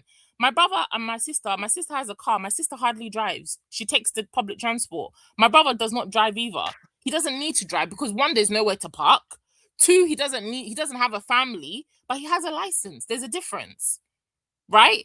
So it's a choice, but you choosing not to know how to drive, for what reason? And then you want to sit and the woman be driving you around when she has all these other responsibilities that you could be helping with as a man, but you want to sit in the passenger seat pressing your phone. I don't understand. So me personally, a man who did not drive was something that was never going to be acceptable for me when dating, because I could drive. I need to be with somebody that's going to make my life easy, not make my life more difficult. And I wish a lot of women had that as a basic standard. A basic standard. It would help a lot in filtering some of these nonsense people that come their way. So if that was the standard and she didn't even mind that, fine, no problem. But when she said that she found out, like Uncle Ben said, he didn't have a car, he couldn't drive, he didn't have a house, and then she said that he told her he had a certain type of job, and he didn't have that type of job. He had something that I think he was probably doing a care job or cleaning job or something. You're already not on the same level. When I say this, people come for me. You're not in the same tax bracket. You don't have the same goals. You don't have the same vision. She was with this man for how many years? I think part of their problem was the man. I've said this to you before, Uncle Ben. Complacency of African men will always be you guys' downfall. The woman has left from council estate, living in a council flat, being on benefits, to owning or even attaining a 5-bedroom house. But you're in the same spot that she met you 10 years ago. Is that fair? Is that fair? You say, we don't want to go back to school. We don't want to learn. We don't want to retrain. We don't want to read book. Book can't enter our head. So I'm sorry. Clearly she outgrew the relationship. She outgrew the man, and she got tired of carrying him on her back like a 4th child. So I do have empathy for her. There were things and I think situations that led her down the path that she got aligned to the guy. But I'm glad at least she managed to eventually come out of it, because she could see that, you know what, the guy is not worth her time. He was taking more than he was putting into the relationship, and she was giving more than she was getting out of it. And there's nothing wrong with that. So I can empathize with that. But yeah, there were things that she saw and she overlooked, but it's because she lacked in self-esteem. Who wants to come next? Dubsy, you wanted to defend your Chanel. Misty, Uncle Patrick. Give me, I wanted to defend my Chanel. Go on, defend Chanel, Dubsy. Oh my God. Oh boy. So just gonna say a few things. I think I have to get up very soon because I'll be in a noisy place. Okay, so I understand the wisdom that Uncle Ben was trying to say about the whole aisle thing, having a man there. Even though I also still believe that it doesn't stop people from doing bad things to you. But I also get the wisdom, simply because not having the rights, I won't call it the rights, but not having the community that people tend to respect due to society's standards puts you in a position whereby you can be preyed on. And I know what I'm saying from experience. I lost my mom a couple of years ago. And because I didn't have my mom to advocate for me in certain situations, people felt that they could just, bamboozle their way through me because I didn't have that. So I understand the wisdom of that. But nonetheless, in a situation whereby somebody doesn't have that community, like a man that would vouch for them or something like that, I disagree with Uncle Ben when he says that, then maybe what they have going on is not going to work. I don't agree with that. I also don't even believe that because somebody doesn't have that community, so to speak, does not mean that they are also not deserving of love or the right partner, or even being married to a family that can also vouch for them and say, okay, yeah, you might not have your dad, or maybe it's your mom that is walking down the aisle. Okay, I would be your father-in-law, but I would take, like, that kind of a thing. Doesn't mean that the father-in-law should say, okay, because of that, I am not coming for your wedding. I think, to me, I think that's actually very harsh. The character of the Okay, person 216. is, it should be what should define the union and the relationship. Now, to Chanel, one of the things I've learned about from my own little life experience is you can't win for losing. So every time, make sure whatever decision you make, you are advocating for yourself first. And I say this because Chanel probably entered this relationship, probably because I don't know her personally, thinking that I don't mind being a helpmeet to this guy. And I'm using Christian speak and Christian language. If you've not experienced this, and I'm saying this because I know I've experienced church speak and how they try to cajole you into certain things, and whatever. So I think when she got into this whole thing, she was thinking that maybe possibly this would work out in the end. Yeah, it might not have all these things, but I don't mind being a It was helper. dating potential. Huh? Potential, yeah. They tend to tell you to think of potential. I think women are getting wiser now. To know that potential don't. You have to look at what you are now and what you see now, not what could be and what could possibly be tomorrow. Look at the situation now, but let's not be let's not omit that that was not the language that we used to hear like a decade ago. It was very common. Bob the Builder was a thing. Women were out here helping their men. Women were out here covering for their husbands. Yeah, my husband don't have a job. Let me cover for him. Everybody is covering. So let's not act like as if, 10, 20, 30 years ago, it was the norm where women did this without batting an eye. So I think she entered in thinking that maybe, possibly, I can, yeah, it might not be the perfect. I want this, I'm attracted to him. And also this aspect of desirability, you take what you can get.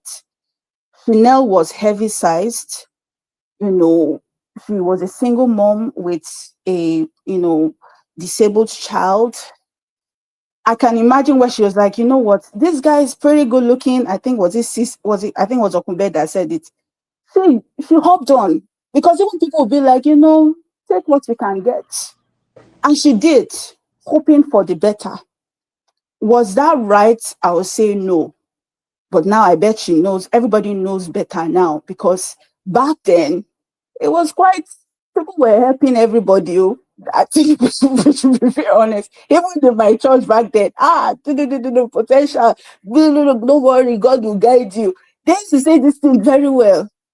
And that's why in my mind, I can't still see her as a victim, because the community that she was in a way, but that's besides the point. So I personally, if I'm going to judge this whole Chanel situation, I actually do think one of the reasons why Chanel had to walk away, and in our next video and something, I think probably she will talk about it, but I can predict a little bit and say she walked away because, remember when, I don't know, those people that followed, remember when Chanel kind of like started acting very different, and I'm like, what's going on? Even when she had the scandal, when somebody released the photos of her house, I think those things happened around COVID and post-COVID. And I want to say that I think that Chanel buying that house, I really do believe that she could afford it, because I know that the bank wouldn't have given her a house that she could not afford. Though, like, you can't give somebody something that they know, the bank doesn't work like that. But COVID and post-COVID was a shocker to a lot of people. a lot of people felt the hit. Some people made a lot of money during COVID, and some people lost a lot of money during COVID. But I really just think what may have happened was that when Chanel was bleeding financially, she looked to her husband and said, "Bruh, can you help me?" And I really do believe that that was when, aside from the DV, because the DV that she's talking about possibly happened while I think she said while they were pregnant, and she was, let me just stay here. But I won't be surprised. It was when she started to lose things and she saw that this person that she had chosen to be her partner couldn't carry it with her. That was when she was like, oh, no, we're not doing this no more. At the same time with the weight gain and all that stuff. So I'm just going to say this. But sis, is it fair to meet a Yeah. man who is Yes. below you financially? You I are don't excelling financially, and then when you have a crisis, you now want him to step in. How is he meant to step in? you see How is that he meant to part, step in? I'm to sorry. be honest with you, that part, Sissy, is where I really do believe that, yeah, that was messed up. It's true. I would say, I'll be honest, that was messed up, and that's the truth. I'm not going to say, oh no, she should, but it's a funny thing, yeah.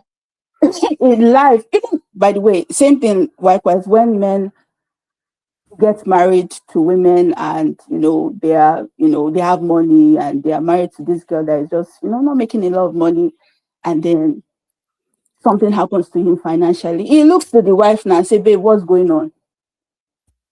Like, it's a normal thing for you to look at your partner. Okay, so what are we going to do? And that's why, like they say, when it comes to like divorce, finances is one of the biggest reasons, if not the most important reason, why a lot of people walk away. Because when you need that shoulder, that shock absorber, the other person cannot pull the weight. But that's why So it's important to align yourself with somebody that you have the same yeah, goal. but that I'm not was saying not you the need to. You message need. a decade Yeah. ago. Sissy, you are No, speaking like I think. it's a foundation for marriage. I'm sorry. The No, man should but be a that was provider. not the message. This man was never Dupsy. Even in the Bible, the man should be the provider. Where does it say that That- she should be the one driving him around, paying for and I'm everything, telling looking you, after Sissy, everything? Come on. I'm telling you, even if the Bible said that, but that's not what pastors are saying to church girls. I'm telling you this. And I know what I'm saying. That's not what they're telling a lot of church sisters. Even if it's written in the Bible. Look at was it not Pastor Kingsley Okonkwo, what he said a couple of weeks ago, that people were dragging him. That's not what they tell, even if it's written in the Bible. So to me, I'm like, and which goes back to my point, women, you cannot win for losing. At one moment, they're advising you to do this. Oh, do this. Don't worry, God is going to go with you. It's those same people that will come back and turn around and text you, "Sure, they see road." So whatever decision a woman makes, and this is my advice to even my younger self and women out there, always when you are making a decision, think about what could and could not go wrong, or what could go right. But at the same time, make sure that nobody, I have to say this, nobody is coming to save you in this life. And when you are, Can I say one bit yeah, go more ahead. than that? Even before that, Yeah. any decision that you're making, whether you're a man or whether you're a woman, what is in your best interest Just what is first? in the best? Yeah. Before Yeah. any looking left, looking right, who's wrong, what's good, Yeah. what's bad, is it in the best Best interest of interest for you. you Yeah, you're right. My words exactly. first? First.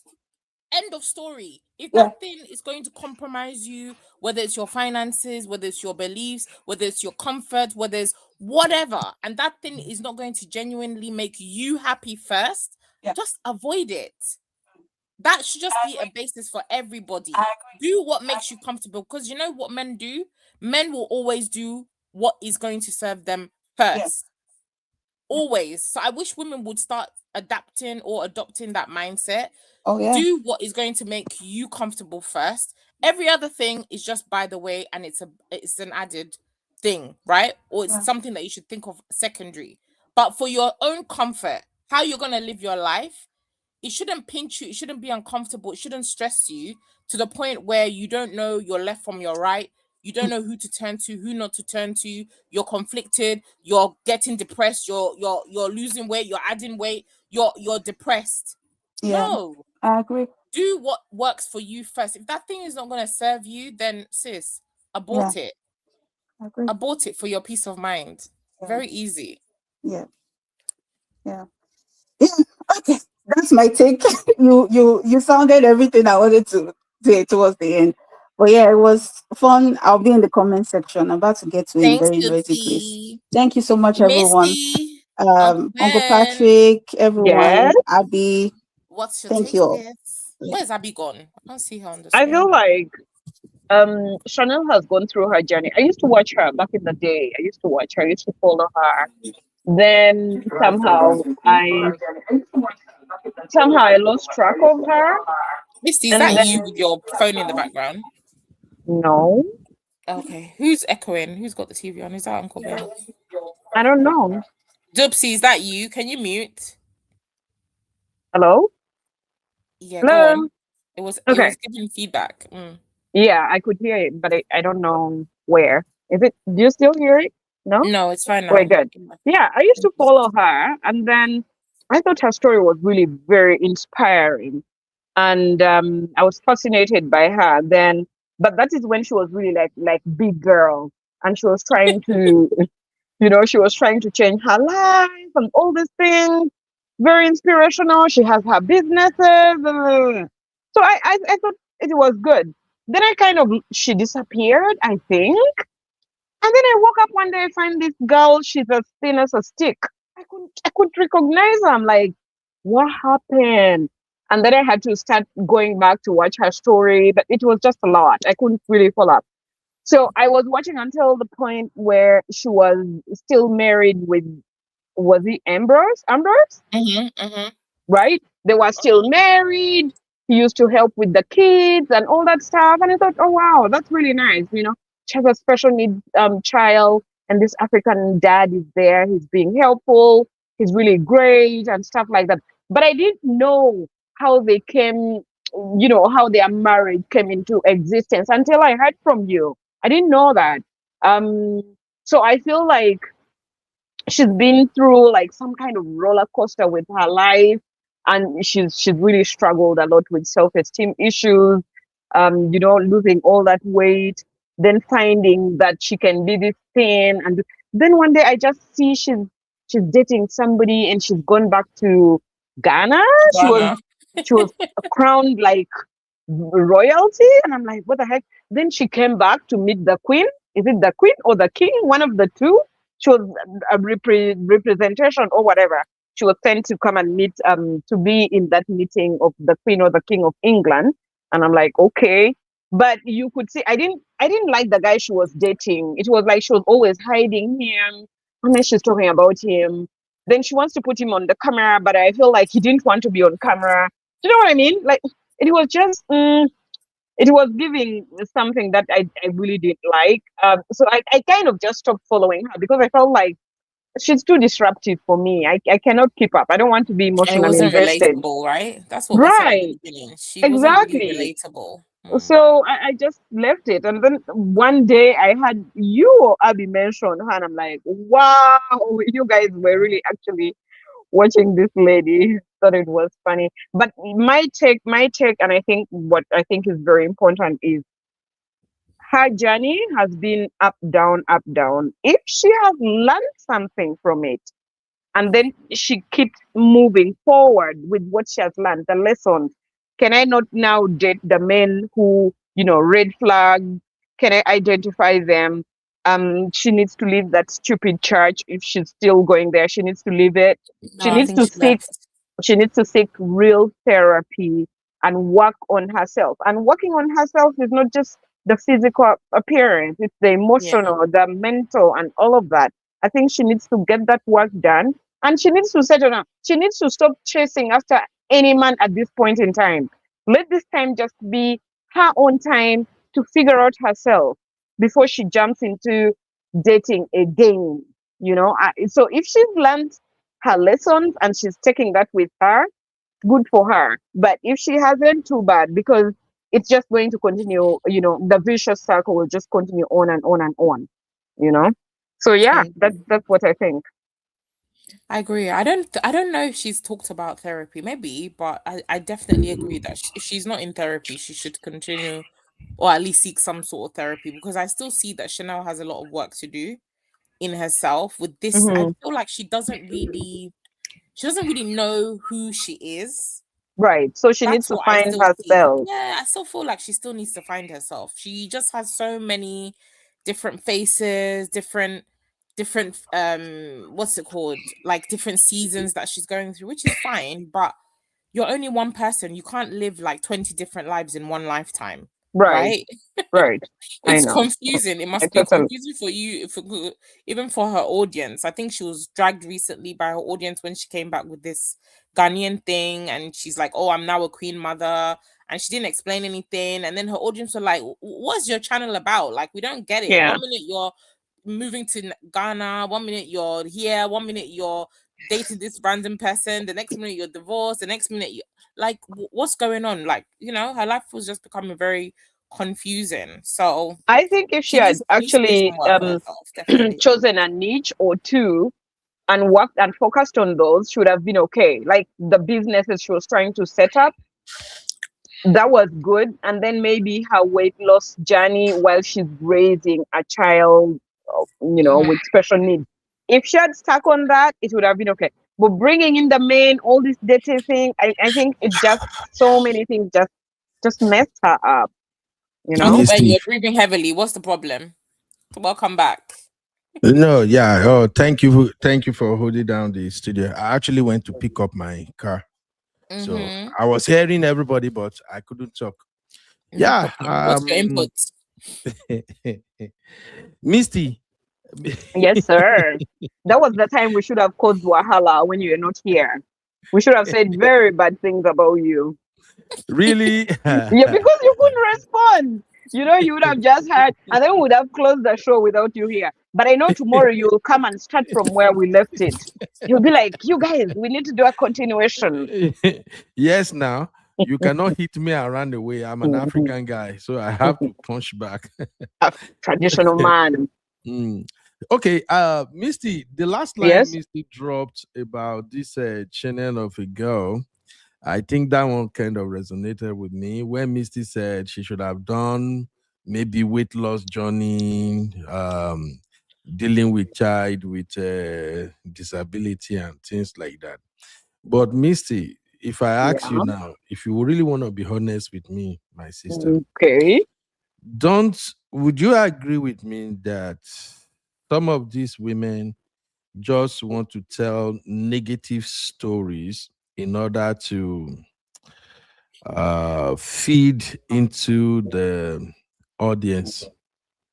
I think Because I true.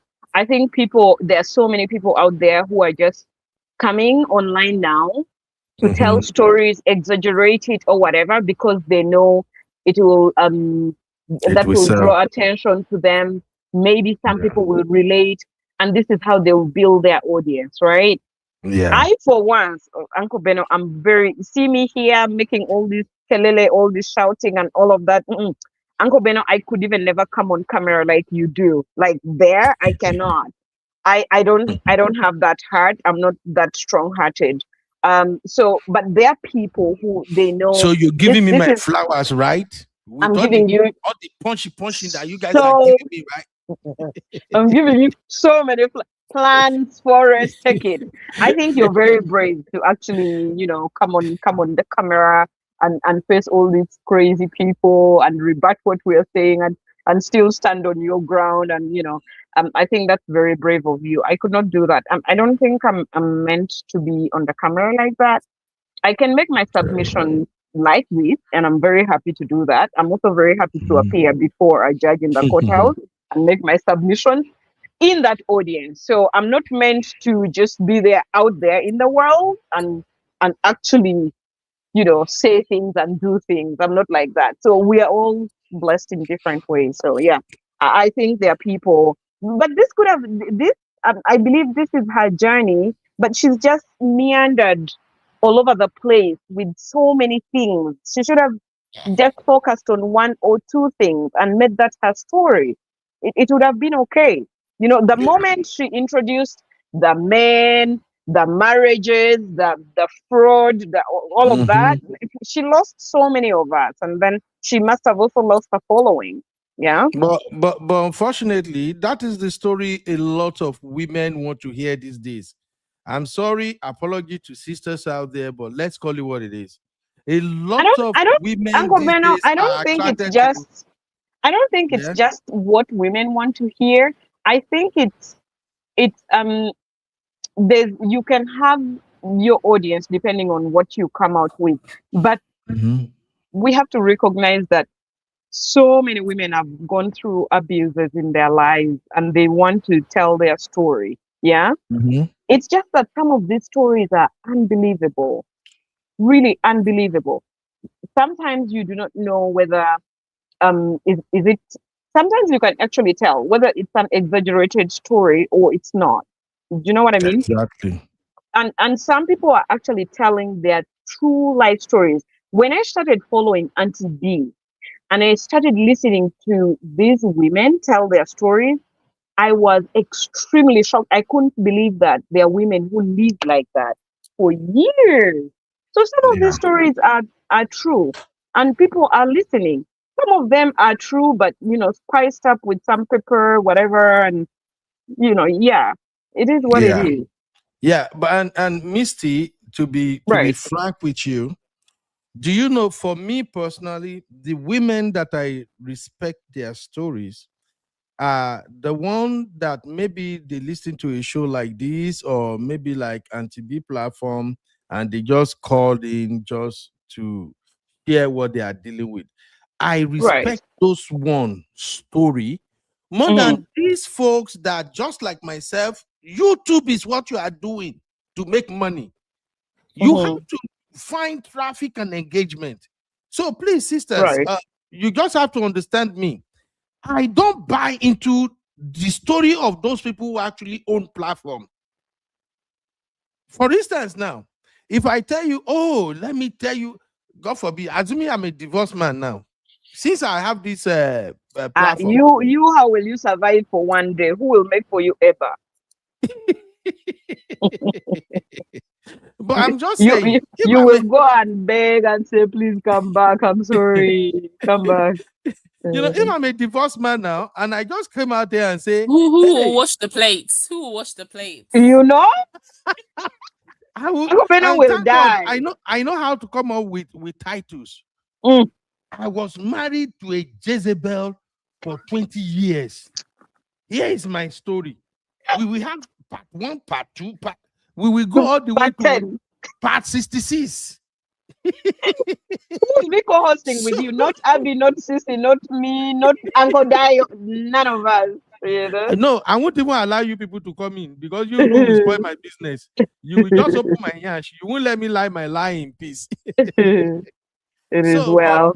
what I'm just trying to say here is that some of these sisters and brothers that are content creators, when they say they want to tell the story of what really went down in their marriages, for me, only about 10% of them will be honest with you.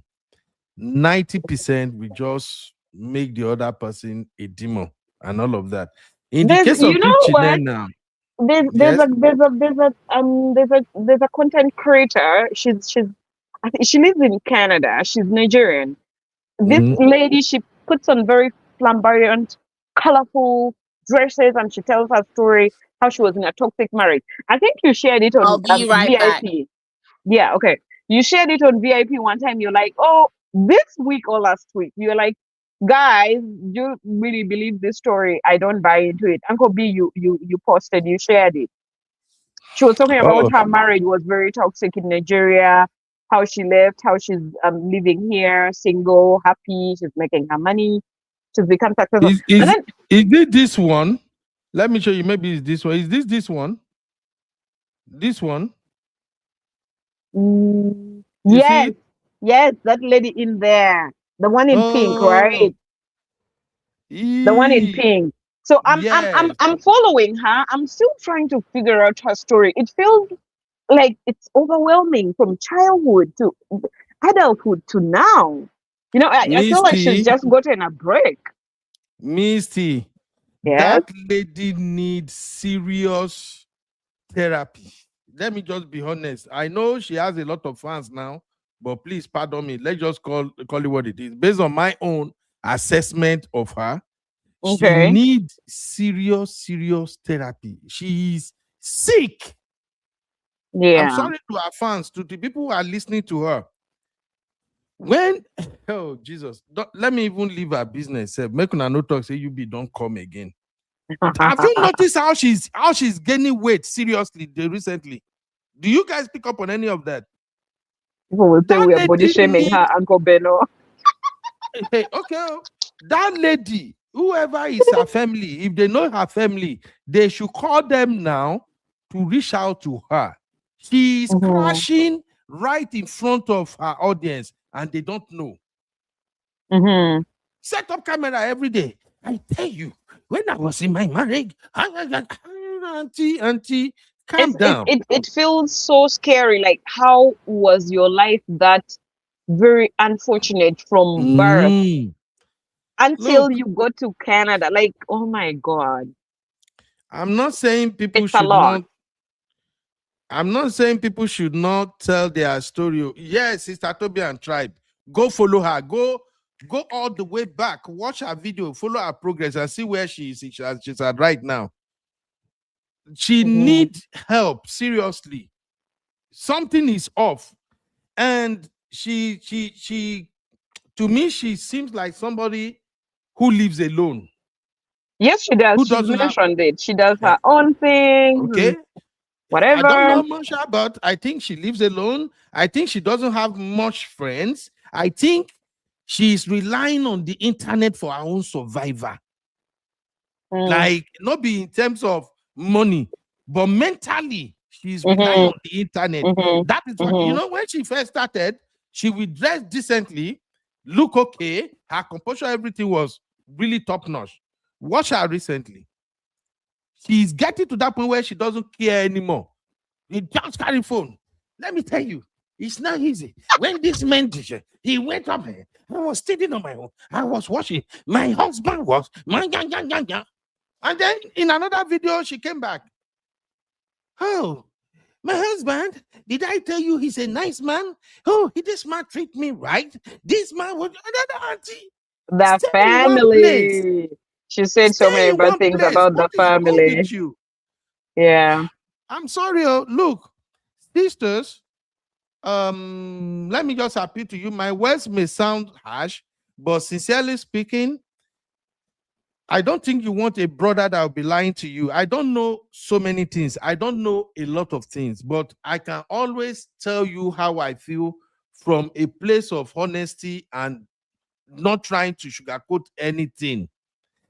This life right now, when it comes to relationship, is not fair on women. It's never been fair. You're right. Yeah, it's not fair on women. Let's not lie about it. But the way the women are fighting back, I don't think is the right way. So I tell you what, Uncle Beno, I feel like boy child has not been prepared to actually receive girl child of 2026. So the dynamics of the society is going to be very interesting in the next couple of years, because there's so many girl children who have become exceptionally independent, doing things on their own, and the boy child is, we left them where we left them, so they are not adequately prepared to receive the girl child. It may just change the dynamics of society I so agree much. with you. I agree with you about that preparation. And this is what I think is going on now. I think a lot of men are giving up, especially grown, matured men. They are giving up on raising boys the right way because as But I you was not saying see so many earlier, of them saying now, oh, they don't want to get married, or if they get married, they don't want to have children. And it's their mhm, right to make those decisions. But mhm. 40, 50 years ago, like you could never dare say that to anybody. You know what I mean?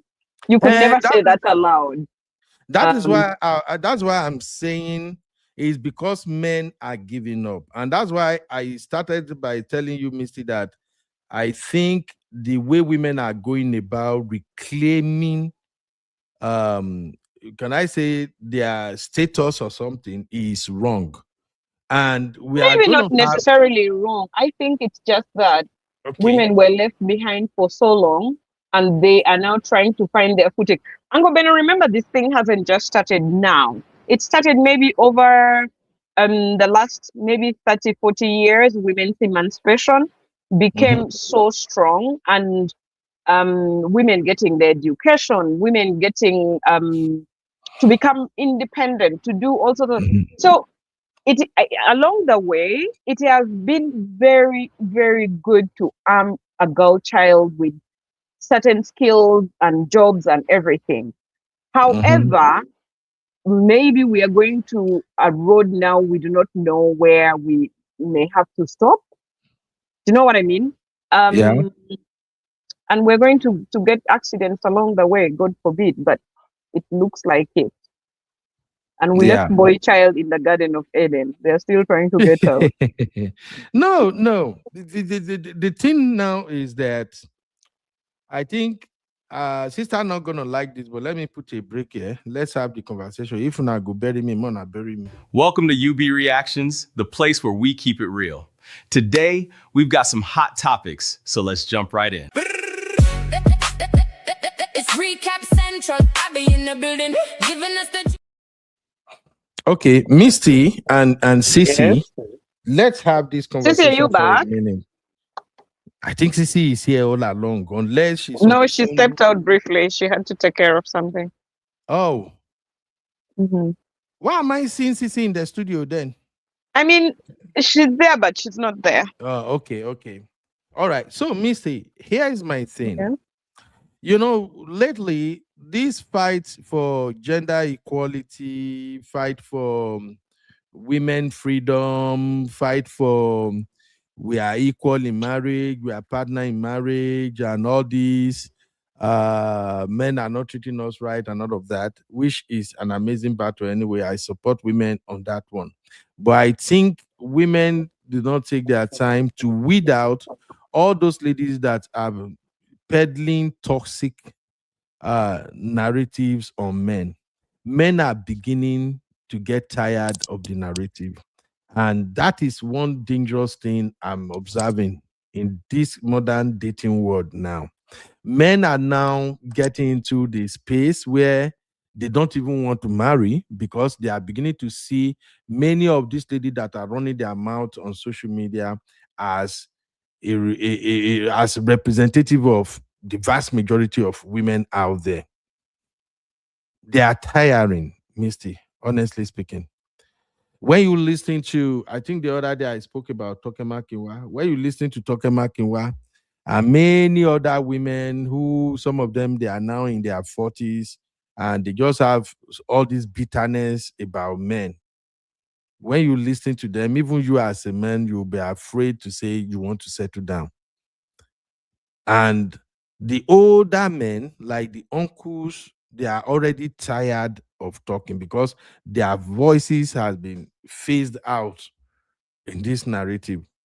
People like us who are still talking right now, a lot of people see us as enemy too, mostly your gender. They see us as, oh, these guys, they are terrible. They are still toxic Nigerian men. They are these Nigerian men. They are that's African men. And that is why nobody is trying to raise these boys right. So these boys now, they are learning from the girls. Who started the conversation about 50-50? Is it not women? Who coined the term 50-50? Is it not ladies? Ladies are the one that started saying, hey, I can't be your wife and you want to go 50-50 with me. You want to go 50-50. Now, what are these young boys talking about now? They're talking about 50-50, 50-50, 50-50. I don't know who started saying the 50-50 It's thing. women, American women. American black women are the one who started this 50-50 BS narrative. Okay, I didn't know that. Yes, they do. Podcast. It started with podcasts and all of these things. And all of a sudden, we are now talking 50-50. Who talked 50-50 ways back? Misty, you, Yeah. CC, and all the people that are more or less like within my generation. Are we having 50-50 conversation Excuse 20, me, 30 I'm years not, ago? Abby is I'm not not in your in your generation, please. Thank you. You are in my generation. Are you? Why are you I'm 40 aging me? years I'm old. not Are in you your guys not around 40? generation. What do you mean? Abby is not at all in any way, form, or shape. Abby is like our real actual baby. Well, I couldn't have born a baby. I couldn't have had a baby that grown, but you know. So now the older men are tired. They just stop teaching boys how to be men. You know why? Because they are beginning to see that if you are teaching these boys how to be men with the narrative that is ongoing on social media, the women folks will dominate them. The girls will they will run over them. So that's why they just leave them to be whatever they want to be. And that's why we are getting more of this toxicity going now. Let's call it what it is. Women are already demanding too much from men. I know think they are demanding too you much. ladies will not like this. Yes, Misty.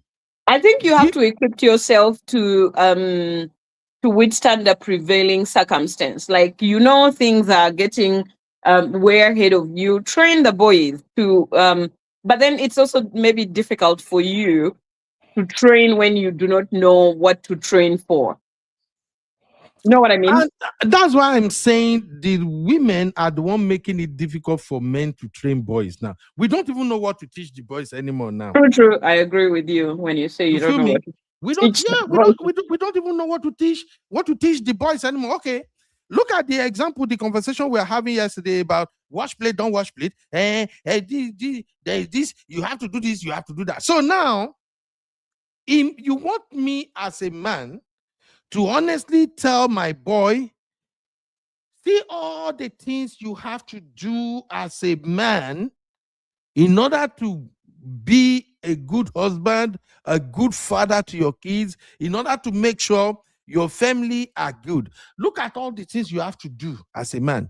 Now, you now expect me to also now add the things that the wife are supposed to be doing to his responsibility. This is a difficult conversation. I don't expect people to get it, but I know one day God will bless everybody. You will have a son, and your son will grow to a point that you will look back and say, I think I didn't do a good job with this boy. I've really messed this boy up. Women are literally running over boys now. They are running over men. Let's call it what it is.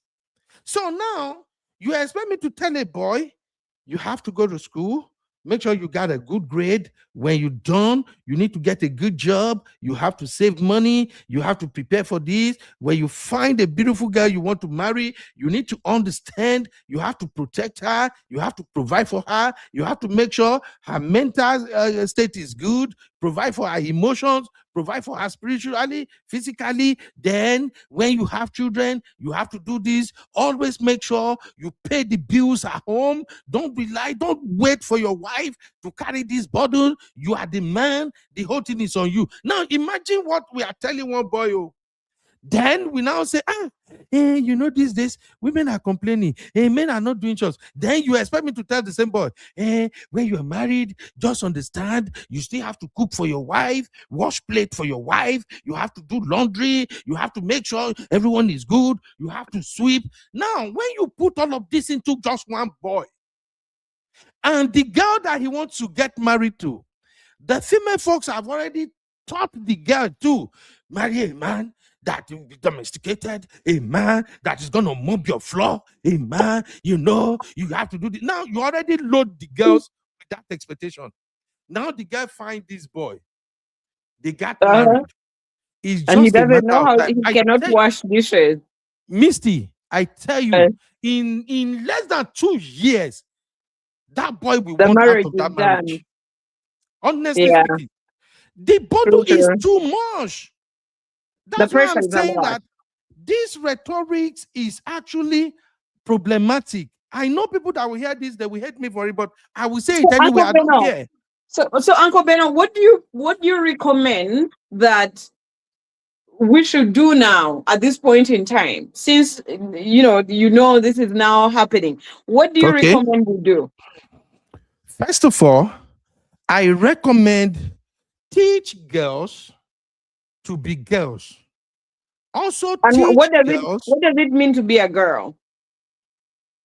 Misty, Yes. you are starting now. You are a lawyer. I don't know. You are interrogating me now. You are pushing me now.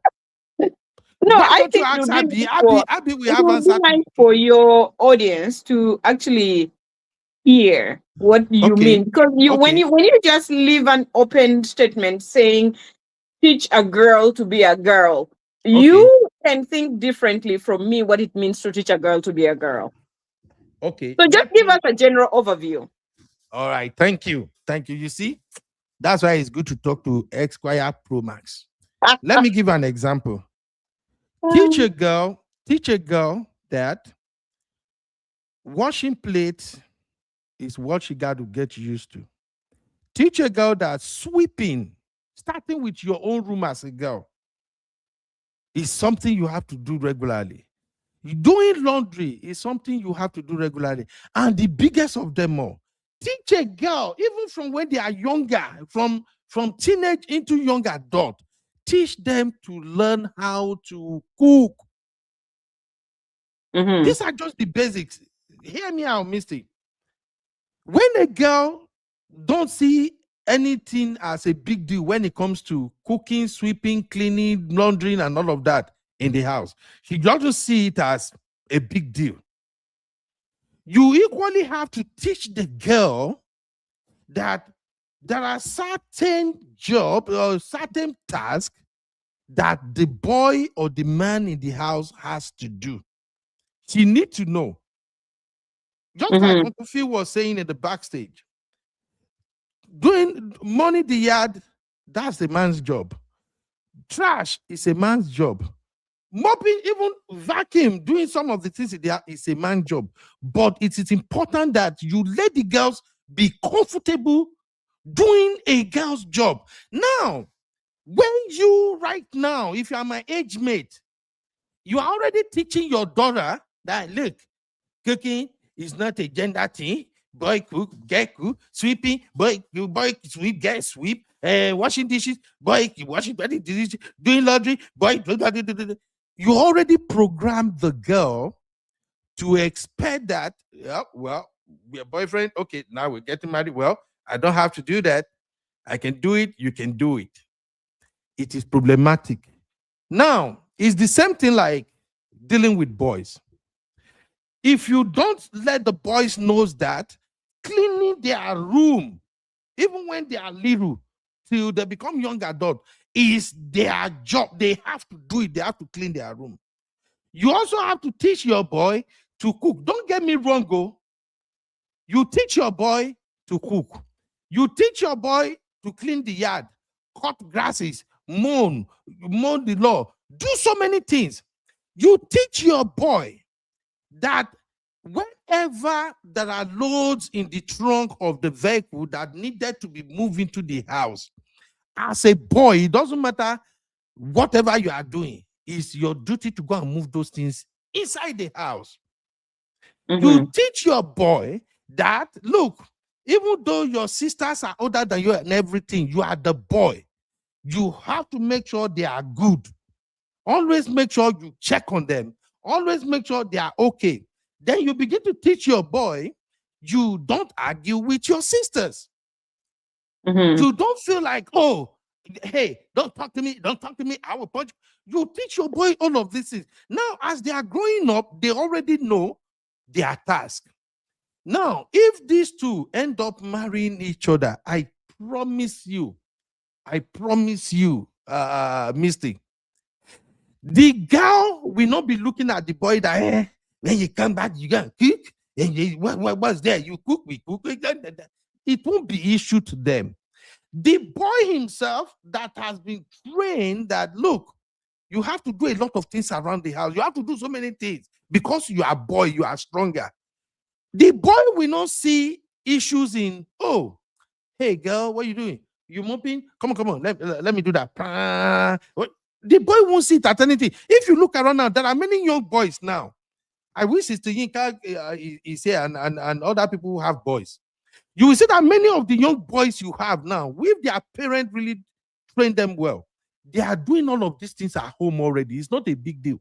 The problem is when you program the girl's child's mind that, hey, look, this is not a guy thing. Cooking, not a guy thing. Washing, it's not a guy thing.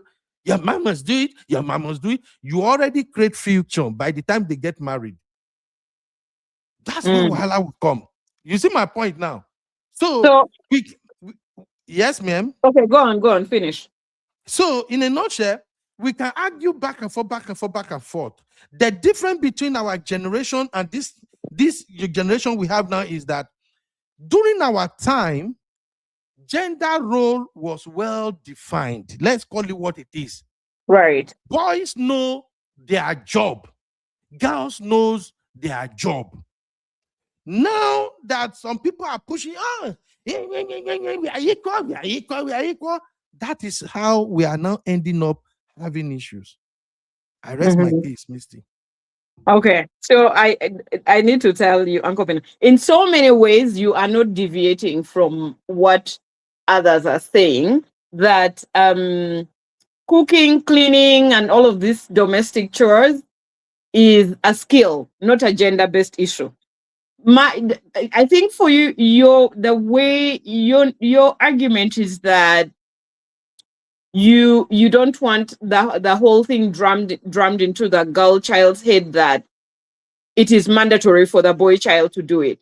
I think I hear you, I hear what you're saying, but I think it's very important in a family to teach your boys and to teach your girls to know all the basic things, skills regarding cooking, cleaning, anything outside the home. It's important for them to know whether they, whatever sex they are, because absolutely boys are going to live out of, eventually when they leave home after university or during university, they'll be living by themselves. They need to clean after themselves.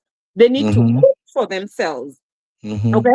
So if you have both boys and girls knowing that, hey, these are things that we grew up doing as children, it's normal stuff, it's regular stuff, we are expected to know how to do it, and we do it. When those two people get married, they are not going to be conflicting so much because they can just get compatible into, oh, what am I good at doing? You're my husband. What are you good at doing? You're my wife. What are you good at doing? They can easily switch around and work things between themselves.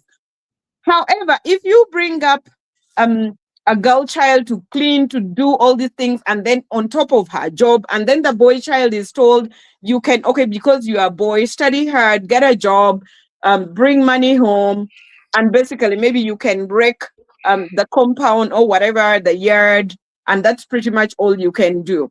That won't fly, because there'll be circumstances where the mother, or his wife is at work as well. If he's come home before his wife, it is just appropriate for him to go into the kitchen and maybe or pick the kids from school, come make them dinner or bathe them, and things like that. It's not really nice for a husband to just come back and just sit around and say, oh, I'm a man, I bring in money, I'm waiting for my wife to come back from work to come and take care of the kitchen and these other things.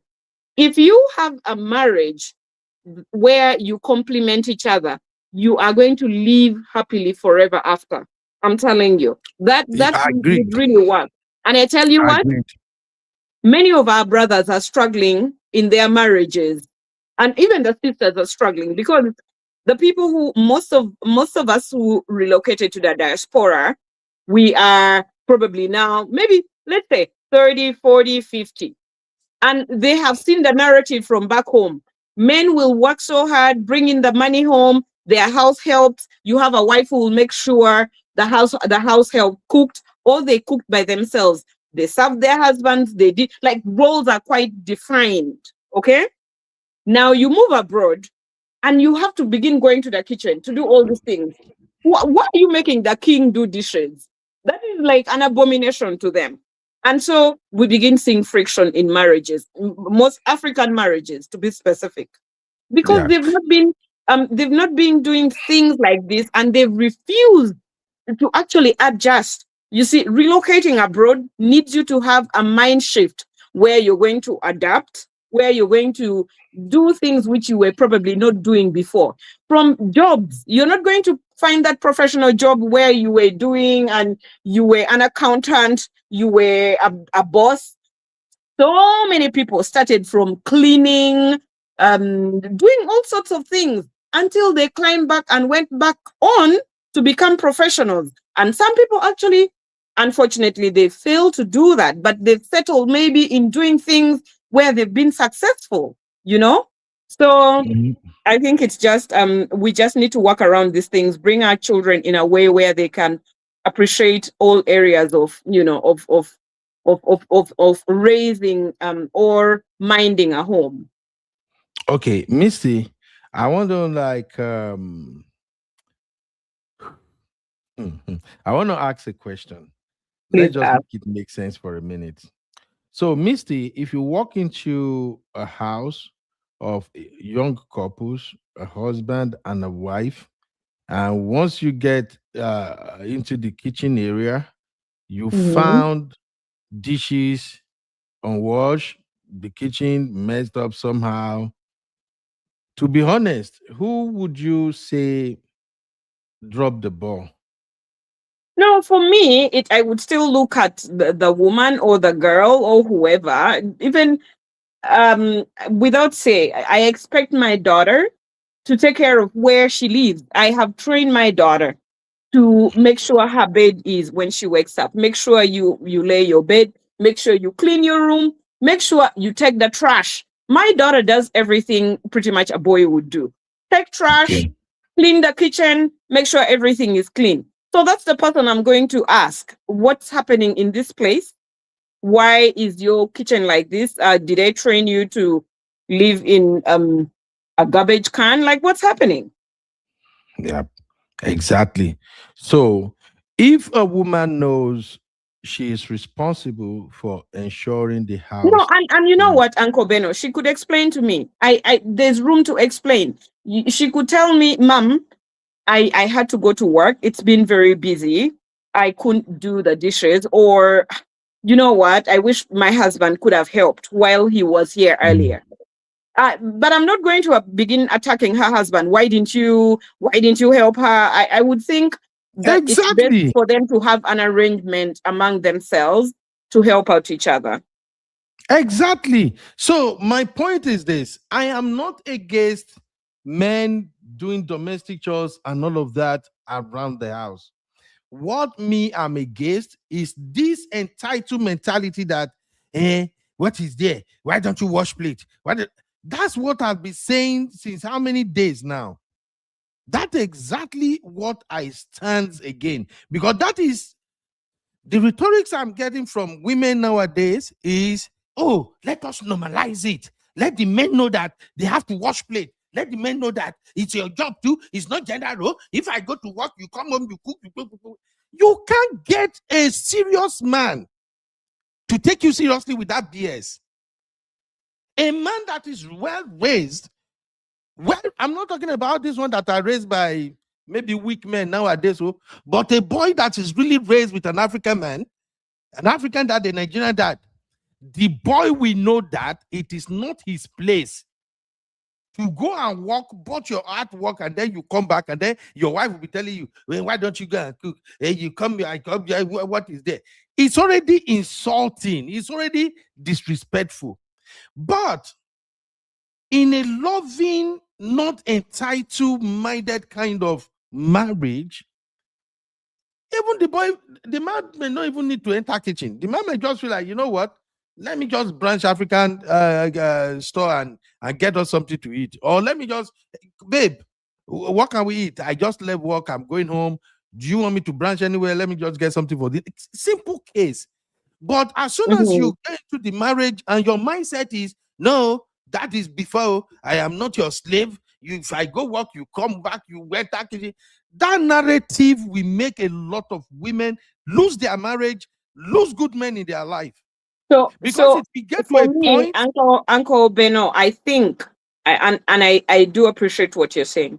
The tone and how you address your spouse is very important.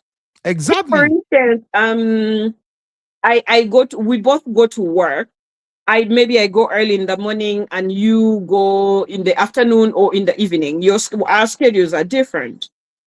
I can sit down with you and say, honey, it would really be nice if we could, while you're home, if you could help me take care of maybe some cleaning in the kitchen, which I couldn't do because, I was overwhelmed, blah, blah, blah.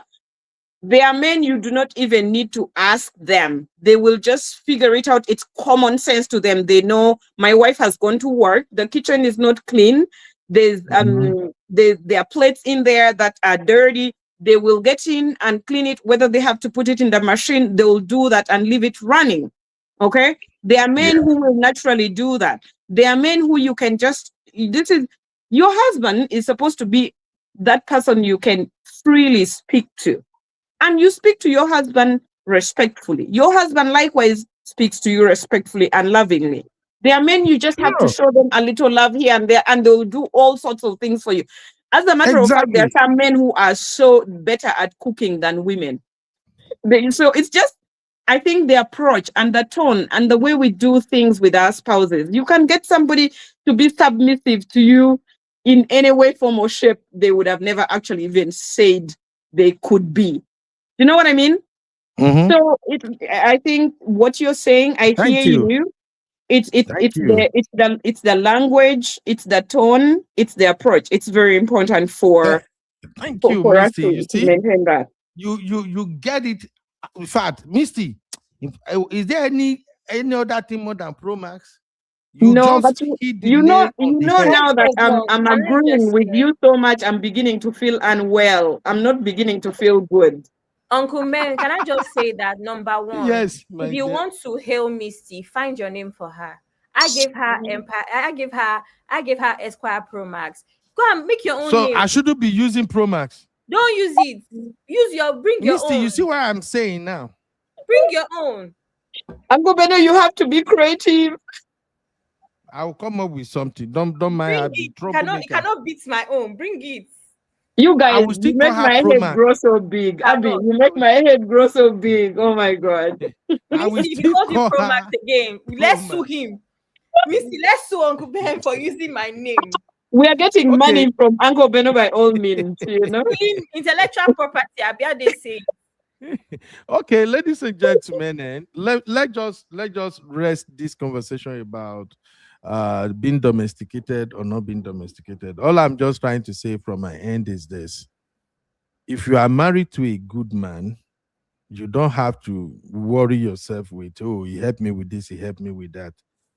Sometimes a good man may not really know that you need help in that area. If you know how to address the issue with him, he will put it into consideration. That's all I can say. If you are coming with this, are you not supposed to? We are equal in this marriage. It may work with some men, but it won't work with a lot of men, especially Nigerian men. It won't work with them. You don't bring that. Are you not supposed to know? Nigerian men never believe you are equal with him in a marriage. Please, my people, Are we having let so us again? know this. Let us know this and know peace. I'm not talking for any other men, but I know the majority of Nigerian men does not believe in that thing called, oh, me and my husband, we are equal in this marriage. Me, that I'm speaking with, I don't believe in that bullshit. We are married, fine. I respect you as my wife. I love you to the moon. But don't give me that energy that we are equal in this marriage, because that is you when you are even telling your man, a real man. Oh, I'm not talking about all these baby men that need you to go and work and bring money for them. Oh. I'm talking about real men that is handling business. When you start telling a man that is taking care of business, that put you, your children, everybody first, we are equal in this marriage. Me, I don't believe in that crap. We are not equal. Don't give me that crap. If you say we are equal, make I carry the load where they carry. Make I carry and give you for only 2 months. Make I see if you can laugh. So I just realized something about Uncle Ben. You see how Uncle Ben's energy has increased because I'm here. Uncle Ben wants to trigger me. Uncle Ben, I am not triggering I will you, not Abby. fall for Uncle Ben. I will not fall for it. As continue, sir. I agree with you. Yes. Abby, I'm not triggering you. I'm just saying, Yeah, you your know, there energy are has increased. Your voice you know, has increased. Uncle there Ben. are some men out there who are just like me or Uncle Dayo or Uncle Fi or Uncle you know, there are each man, we are different in our philosophy. But because we are all Nigerian men, there are still more areas where we agree on certain things. My own thing is just that it's just like, as a woman, know this and know peace. You can get your husband to do anything for you if you know how to approach him. That's all I can say. Everybody knows this now. Yeah, if you know how to approach him, you can get him to do anything for you. But Is it that common sense? be careful. If you are coming with this predetermined or preconceived ideology of, no, we're in diaspora, this is America, Nigerian men, they are crazy. Oh. You give us headache too much. We find another person, we're going to give us happiness for corner.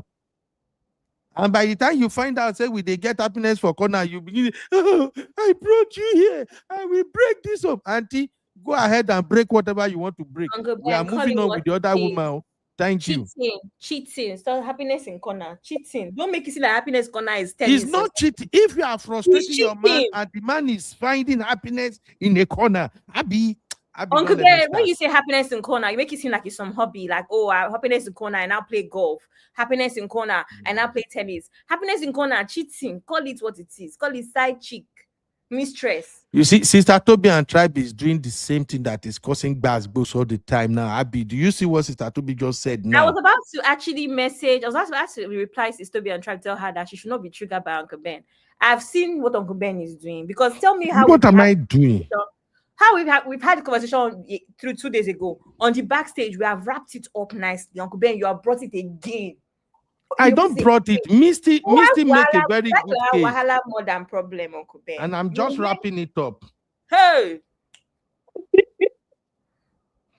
Sister Toby, women should stop this thing all the time. Can the man push baby? Can the man push baby? This is beginning to look like oppression. Uncle Phil. And you know what is very funny? Uncle Phil has now come as if he has come to continue what we finished already on the backstage. I'm not going to be triggered though. I'm not going to be triggered. Every time women will say, can men carry baby? Can men push baby? We know that is the one area women are blessed and they are more than us. But can you do what we can do too? What can you do that is so special? Tell me. Abby, don't let me go there. Oh. Tell me, Uncle Ben. I told you I don't have energy to argue. I just came back from work anyway. Do you move around with Bola? Do you have to be the one to make sure the Bola is bowling all the time? Okay, do you have to be the one to go to work? You work 16 hours, you come back, you still have to work for Madam at home for another 2 hours, and then you go to work next day. Abimon, I know that us go there. I can't remember the last time combining my job, being your co-host, and my business. I can't remember last time I did not work 16 hours a day. Oh yeah, another point. And she can also make an artificial baller. Beware. I can't remember the last time I did not work up to 14 hours a day at this point in my life. I can't remember. Anyway, let me, since Uncle Phil is here, Misty is here, I want to bring one issue. Help me address this issue, and then we can wrap it up on the basis of that. It's recap central. I be in the building, giving us the juice and the gist. Bring the gen vibes on the rock. Recall central. I be in the jam. All right. Uncle Phil, you're welcome, sir. How are you doing, sir? Make I hear Uncle Phil's sexy voice first. Very well. Uncle Phil. Oh, Thank wow. Thank Uncle you. Phil. I just want you to know that it is not a traditional, it is un-African to call another man's voice sexy. It is un-African. It is un-African to call another man's voice sexy. Yes, it is un-African. Uncle Beno will do that. This happy is not okay. This happy na really dagbana shoko. Proof and take notes that our new favorite word on this channel is on African. No, African. is it unmanly? No, on African. No, on African, because African is the standard of masculinity. So on Yeah, so I be no sugar for my finger this evening. Anyway, Uncle Phil, you are welcome, sir. Thank you, sir. Before we move on, I saw this situation yesterday, and I just want to know if everybody can see what I saw. Misty, Abby, please pay attention to this woman's complaint. This is coming from tonight's conversation. I'm tired of your gender. Listen to this, please. Normal for a married man to retreat to solitude when conversations get tough for months. Oh, this is not the one I'm even looking for. I shared that one at the backstage yesterday. Now, where is it? Hey. Thank God I found it. Man, I know verse. Let me share. Not be that one. I'm tired of that one. Make una hear this one. This one will show you why men should fear women. Everybody, are you ready? Listen to this. My husband and I have been together for 15 years. He's the epitome of the saying, he's a good man, Savannah. However, I've always known that he was in 2 other relationships, one with his mom and the other his career. He prioritizes and considers them without question, while I've proven my position and still feel like I'm in second place most times. How can I get him to always treat me like I'm number one without taking away from his other loves? I think you got to be careful. The mama angle, I 100% agree. But in terms of a man's purpose comes first. Misty, please and pay the worst attention. place that you can be is between a man and his purpose. A lot of women lose sight of what brought you to that man in the first place. A lot of women aspire for a lot of things, right? I want a successful man. I want a certain lifestyle. But a lot of women are not willing to sacrifice the time that it takes for that man to create that environment for you. Kitty, why you keep making these faces? Please, before I play Kitty's response, I hope everybody heard what the man said to that lady. I Misty, feel like please. you need to repeat what just aired. You need to hear it again, right? Yeah, that would be great. Okay. Thank you. Uncle Phil, please pay attention. Abby, Sissy, everybody pay attention because we go fight for this one. So first of all, the lady came to tonight's conversation and she said her question is that her husband of 15 years is a great man, a good husband, a great guy, but she has always discovered that the husband is in 2 other relationships. And the 2 other relationships are his goal and his mom. How can I get my husband to make me number one? So that guy now responded and said, you have to understand that when it comes to the man and his mama, I won't even argue about that. The man is not supposed to place the mom above you or you above the mom or something. But when it comes to a man and his goals, don't expect a man to place you above his goals. That's what he said. I will play it again. And then this time, I will allow you to play to where Kitty replies. I disagree with Kitty on this one. I don't even know whether they are bashing me already. But listen again, my people. My husband and I have been together for 15 years. He's the epitome of the saying, he's a good man, Savannah. However, I've always known that he was in 2 other relationships, one with his mom and the other his career.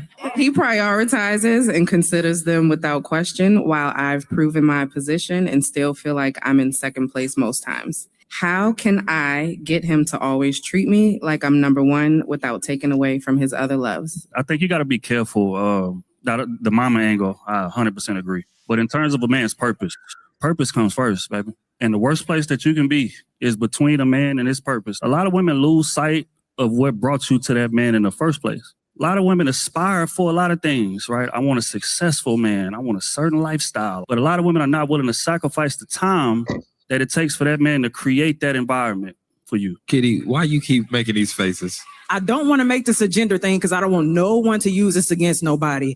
But women, we show up as friends, as mothers, as wives, as everything else We show up and we still serve our husbands, but marriage is still a part of your purpose. Let's not forget that when you have a wife, that's where your favor comes from to begin with. So even in the purpose that you have with this business and everything else, you should still be able to prioritize your wife. Your wife is not a threat to your purpose. The problem is you have not been able to find balance in what you do. You've prioritized and tried to compartmentalize things, bring it together. Your wife can advance the things that you have. Prioritize your wife, because then she can nurture and feed you and pour and invest into you so you can show up better in your life, so you can show up better in your business. I don't understand this conversation. I don't get that. And that's the reason why so many women feel like they are being neglected in their marriages, because y'all prioritize your careers. You laid down and made vows in front of God and said you were going to take care of his daughter. So if that is the case, then make sure you take care of your wife while you are still doing this, because I guarantee you, when you no longer have that career, guess who's still going to be behind you? Guess who's still going to be behind you? This is crazy. Guess who's still going to be behind you? Nope. We still gonna be behind them. Nope. Y'all always want to play that. Y'all always want to play that. And I hate when y'all do that, because I can guarantee you, y'all always want to do that, because we have seen women do it. We have seen, I don't care. No, I ain't gaslighting nothing. That's the problem. You are gaslighting. I can't stand when y'all do that. I cannot stand that. Y'all are talking about those women who just came in there to use you to begin with. But the women who actually love you, if they see you fall off, it's those women they gonna fight behind you to make sure that you get back on your feet. So make sure that you nurture your wife. So, Misty, let me start with you. You get the full picture now? Yes, I do. Okay, first of all, for the first time, since I've been listening to tonight's conversation, I actually disagree with Kitty on this one. And that is why sometimes I often say that some of these advices, they can really, really destroy what you got going if you are not careful. Kitty make a very good point, in my opinion, but it doesn't relate to the situation the lady highlighted. What are your thoughts, Misty? Could somebody go first? I don't know what to say to that. I really Okay, just Abby. You don't know what to say to that. I'm feeling my thought process is mixed up about it. So Okay. let somebody go first while I straighten it out. Abby and then Okufiu. This is one of those situations where both opinions are very, very valid. I don't see anything to disagree with on both ends. It's just a case of what works for the couple. I have seen couples that have decided that they don't want to have kids until maybe 5 years later, because all they want to do is make money and focus on their goals, right? There's women that are going to be okay with, like, baby, just do this. There's people that have certain kinds of jobs that cause them to travel a lot. For instance, if you're married to like a pilot or something, the wife is going to understand, the plan is, okay, this is what I'm going to do, and then at this point I'm going to take a break. And things happen like that. Women as well, they make that sacrifice. I'm going to take a break at this point in my career, and then we can make babies and we can do this with it. That's the point of partnership that we speak about all the time. So I don't think it's one of those ones where we have to have a back and forth about who is right or who is wrong. There's nothing that Katie said that is actually wrong in this situation. I believe that for anyone, I believe you can do it all. I'm one of those women. I believe that as a woman, you can be a mom, you can be a wife, you can have a successful career, you can even have a business, right? And that is where partnership comes in. And I believe that if both of you put your heads together, there should be balance. There's no reason why my husband, I'm not going to speak for a man, I'm going to speak for a woman. There's no reason why my husband should feel neglected because I'm running businesses or because I'm a boss babe, right? There's no reason. So that is the answer. The answer is what Kitty said. For a man to say you decided to get married, there's many men that they claim that they are 40, 45. They have not gotten married because all that is on their mind is money. Do that then. Don't get married to somebody's daughter and neglect them because your goals are more important. When you decide to get married, you have to, in fact, outside of being a husband, as a responsible adult, the key to actually maintaining relationships, maintaining friendships, your family as well, your jobs, is to have a strategy on how to manage your time. So I don't understand, Goben, why you're saying that you disagree with Kitty. That man is very wrong to bring that kind of context in marriage. We're not talking about relationship. If you don't want to marry, don't marry. But you've chosen to marry somebody's daughter for it, and I say, the woman should not come between you and your career. Which career? Which career? You have to balance it out. And if your wife is okay with this, there's many people in this part of the world that their husbands are in the military and they keep going from place to place. Many of them, they decide that, okay, the kids are going to be homeschooled, right? There's so many sacrifices that your wife has to agree with you on. No, let's wait 3 years, we have babies. But don't say that you chose to get married and you neglect your wife in the name of your career and your purpose. Marriage itself is a purpose. You go together and you do what you're supposed to do. Abby, remember You have to come they up have with a strategy as a man to maintain your home while you maintain your career, Uncle Ben. Even as a woman, you have to. Okay, Abby, I hope you put into consideration the fact that they've been married for 15 good years. Even that, You Uncle know Ben. that, right? Okay. Yeah, Uncle Did Ben, you? even that, even worse, in my opinion, because there's no reason why. I can understand if a couple that is new in marriage, 5 first years, they are still trying to find their bearing. As 15, at year 15. Okay. Abby, also, did you put into consideration the fact that this woman wasn't complaining that her husband is seeing someone else? What's that got to do with anything? Oh, Abby, all of this thing got to do with You want me, Uncle Ben? Let me tell you what that statement sounds like to me. That statement sounds like I'm supposed to give him a medal for not seeing somebody else. Is that not what he's supposed to do? He's not supposed to see before. Did you? Okay, let me ask it this way, Abby, and all other people that are watching. Thank you, everybody. I see we still have 35 people watching. That's a good one. Abby, did you also, if I ask you right now, do you think this woman really have genuine reason to complain?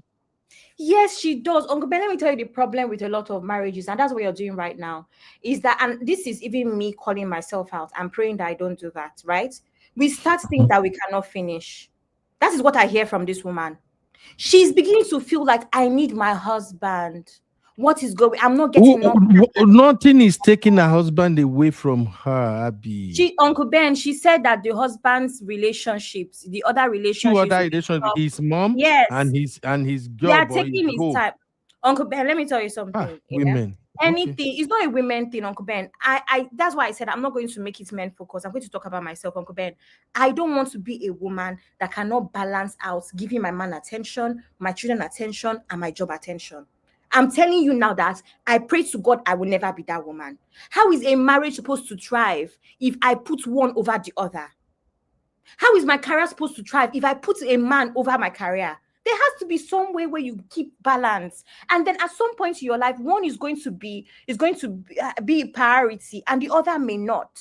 If you have young children, of course, your family will be your priority as a woman, for obvious reasons. So, Uncle Ben, I can't believe that you're supporting that man that is saying, blah, blah, blah, blah, blah. No. If you chose to marry somebody's daughter and build a family with somebody, that has to also be your priority. You have to find a way to make it work. Okay. That's what I have to say. Okay, Uncle Phil. Yes, sir. Uncle Phil, Sissy is in the studio. Sissy is my co-host too. I'm so sorry. Yes, Sissy. Can you hear me? Yes, we can, sir. We can hear you. Okay. You want me to say something? Yes, Uncle Phil, go ahead, sir. Okay. Yeah. I will just pull this situation apart in some ways. Number one, the woman alluded to the fact that the husband is an epitome of one of the finest of husband there, to paraphrase, right? So that means for her to come up with that, she saw some great qualities in him. Maybe he has been consistent from when she met her, right? And the reason I said that is this. If you did 99 things good, if you are dealing with women, the day you do one thing wrong, that one thing will erase that 99 things. And it's not going to erase it for just that moment alone. It's going to erase it if you are not careful for eternity, if I can use that word. And now that man will find himself just chasing shadows to just get her to stop that one thing. She always hammer on that he did wrong. You know, a lot of times you see man even losing himself just because of that. I know what I'm saying, and I know any man listening to what I'm saying now, we say what I'm saying is true. So that's that. That confirms that. Now, the other part is this. She mentioned that he's in 2 other relationships, which is the attention for his mom and the attention for his career, right? Now, to not end the first point I put forward, that means that man has been good with her, has been consistent with her, if I can use that word. Because if the man he did one thing wrong out of the billion things he did right to her, she would have used that one thing that is wrong that he did to not make that statement. Even though averagely 99% right, one thing wrong, averagely I would say the man is still doing very well, but that's not the way it is in women's book. So just to finish that point. And now he has 2 other relationships, the mother and him and her. See, the thing is this, for whatever status that the woman has now, or for whatever environment the home has created, or let me use the man has created for her to make the number 1 point, the man needs some instrument to make that come to be. He needs some instrument. One of it, and the major part of it, is his career. Otherwise, she would have labeled him a bum. And one Don Pedro for you, sir. Okay, sir. So she would have labeled him a bum. And these are some of the coded things I help women to see, that the one way to lose your husband, even though he's lying beside you, is lying with you, is slapping your butt, is doing everything with you in the house, but at the same time, you can still lose him. When I say you can still lose him, all this can be going pari passu. When I say pari passu, you may have lost him and still slapping your butt and still side-eyeing you and all that, doing all the stuff with you in the house. Because some of these things that women throw into their lives, 99 pins right, one is wrong, calling him a bum, it doesn't go away. In a man's fabric, no matter the detergent you use to wash it, there's a way you have killed a part of that man. If it's only God that can make it to resurrect like Lazarus did. And it's not going to resurrect itself. It takes God himself to visit that man, to help him up from that area. When you throw such words to him, or at him, right? And I see that a lot in society these days. Now, how can he elevate you? It's like you are kicking out the crown in the head of a king and you want to be a queen. What makes you to be a queen in the first place is because of that king crown on your husband's head. Think about that word. So, I think what the woman should be looking at is her first statement. Because she's looking for a perfect guy. And like I keep telling, like most men around me, especially in this part of the world, some listened, some that did not listen. In fact, from that point that I am pointing them to that I am telling them, I'm telling them exactly what's going to happen. Not that I'm cursing them. And the way I said it exactly is the way it happened. And they come back to me and say, but you said it too. But you said it. I always tell them one thing, don't joke with your career. Maybe in Nigeria, maybe in Africa, but in this part of the world, I tell them straight, the one best way you can love your wife is to not joke with your career.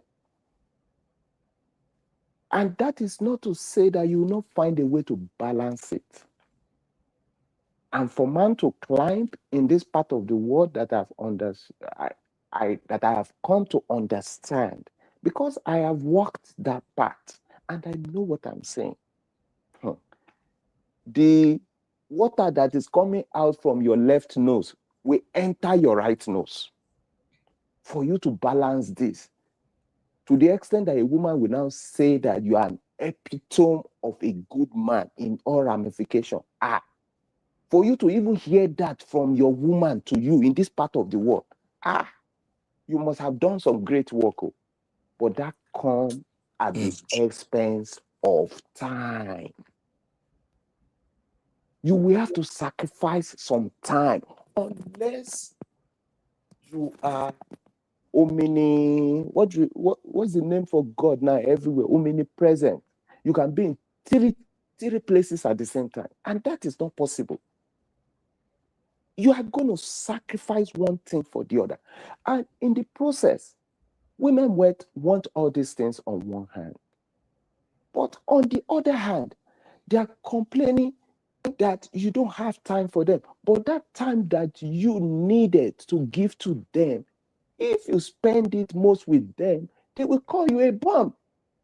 Now you are running to this side for you not to be called a bum. Now you don't have time for them. Now, if you stay in the middle and say, let me just balance the two, they will tell you, is that what your mates are doing? See, it's a case of the goalposts always changing all the time. And for his mom, I understand that. I'm telling you, no question. If the lady brings her mom into the home, the man will do everything to support both of them, based on how she characterized the husband. And you will never see a man complain and say, oh no, you have time for, you know how women are when they have, another version of them in the house, whether a friend, whether a mother and all that. The attention will shift. And the truth is this, that happens to man too. But they will not come here and complain and say, oh, your attention for your mom is now creating another relationship. No. In fact, that helps them to even run faster, because they see that woman or that friend in the house has taken the attention of the lady. Now he can now quickly run and catch up on some things he's struggling with, just because he don't want to be labeled as a bum at the time that other relationship has not started with that woman in the house, in the name of maybe a friend around or a mother around. See, what I'm saying is this: unless you want to kill man, she has answered that question from the get-go. What most people are going on their knee for is what she answered herself in the first take, that this man is an epitome of a good man. Period. And you need to be able to burn that fire and continue to be epitome of a good man on the altar of sacrificing your time that may take time away from you, the woman, a little bit at some point. I will submit. Thank you, sir. Thank you. I see Uncle Patrick and Auntie Grace in the building. Uncle Patrick, sir. Uncle Ben, I just want to say that, do you see how you've triggered Auntie Grace to come up at 10:39 p.m. to contribute? You are trying to buy Auntie Grace. Auntie Grace, don't listen to her. When she's supposed to be getting her beauty sleep. Exactly. Uncle Ben, only you can do that. Only you. Only Uncle Ben can do that. Just only Uncle Ben. Only Uncle Ben can do it. Auntie Grace, may we hear Uncle Patrick real quick, then we'll come to you. But don't buy Abby bribing. Abby is bribing you. Abby is not bribing me. Abby is, when you trigger me, that is when I come. Auntie Grace. Uncle Patrick, good evening, sir. Good evening, Uncle Phil. Uncle Yeah, Patrick, how are you, sir? I'm good. I listened to this woman very well, and I've been made use of a word which I really appreciate. It said balancing everything. And let me just tell you, this woman has not asked for much. She recognized that the husband is a very hardworking, responsible man. Ben, thank God for your family. When some women lament how their men will neglect them for other people, for their work, that's when you will know. Even for their parents. I know of a house that the woman take his parents above the family. Even the children told me. There are cases of people like that. Yes, so it's not too much if the man can balance it. Moreover, when the woman said it, I need you, it doesn't mean this man should not work. I know some men that will be at work, they will go even on Saturday from morning. You will just kill yourself. Yes, my boss was very hard-working man. I was on management. We don't have to come on Saturday. We'll beg me to party, please, if it is 2 hours. I will go there. He will be there. When they let everybody go, they have to kick him out. After spending 18 years with the company. Very hardworking man. So what this woman has asked is not too much. Like I said, some men will take their parent above their wife, but it's whatever the woman said. A lady told me, when the husband goes to Nigeria, you know those people that go to Nigeria every year, the man don't call nobody. This lady says, up till now, this man still do it. It is when he's coming, they will call the wife, I'm coming, come and pick me up. Even when she's gone, he's gone. The children will be, daddy, daddy, but this man never called. But you don't know some men, they do things to the extreme. Yes. So what this woman has asked for, she has not asked for too much. She's not saying the man is bad. She hasn't said so. She's not saying the man is not hardworking, very hardworking, but at least give me little. And a lot of women will frown over that. Women does it too. They take their friends and their family above their husband. Yes. So on both sides, there are cases like that. You know, I said the other day, a lot of women, they come abroad when they start doing CNA, they are still struggling. They want to bring their mom. Even when their husband tells them, can we just relax? Mommy will come. They said, no, I'm making money. I'm making 100 hours. And that's when problem will come. When the mom come and everything will dabaro. A lot of things. The Bible says, can two work together except they agree? Yeah. We know it's your mom. You can't compromise our mom, but love for mom and for wife is different. Somebody said the mother called the husband every day and they talk. And when she called from work, the man would not say, my wife's on the phone. But the man said, just I'll call you back. It's meanwhile, he will not call the man back. He will not call the woman back. We have cases like that. Let's not be objective. Thank you. This is why Uncle I Patrick. This Uncle is what Patrick, thank you so much. Thank you, I'm sir. sure if Uncle Patrick has spoken, I wouldn't come in. This is just what I was just going to talk about balancing it. I knew Abe addressed it. Like Uncle Patrick said, this woman has not asked for too much. At the end of the day, you people will say the man is providing everything, and then Chike is by the corner. This woman has just made a simple statement. She's not there to put out. If she's the one that is putting out whatever that is going on, whether in the bedroom or anything, that is when you put, she's talking too much and all that. Attention, that is what she's asking for.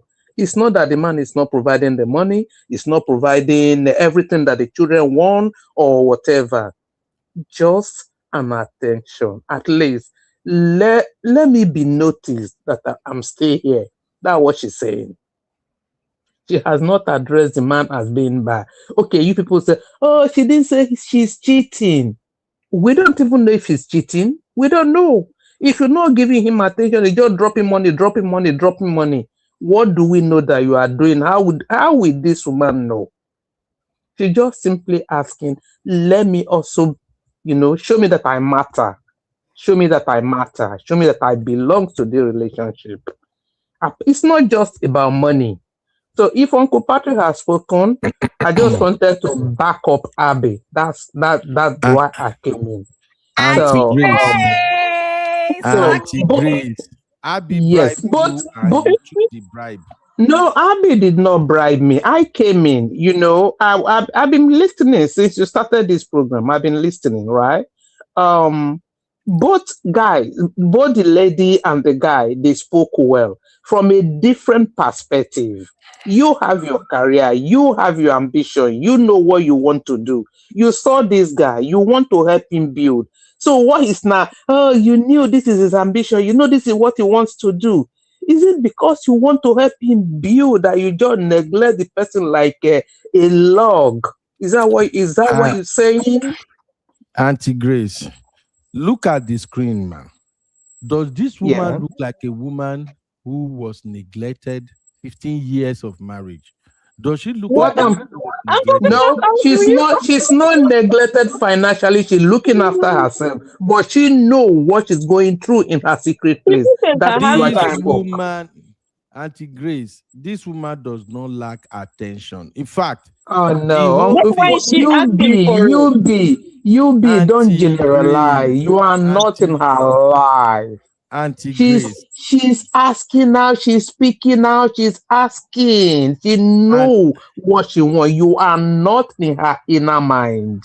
Auntie okay? Grace, I have the impression that what this woman really wants to complain about it is Uncle Beno who knows. That she wants to complain about. She just had that goal to read. Is the mom she really wants to complain about. This is not Uncle a woman Ben. that is neglected by a man.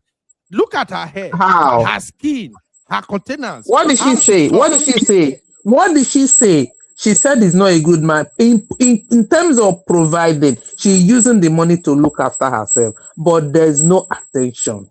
Auntie Grace. That's what she's complaining about.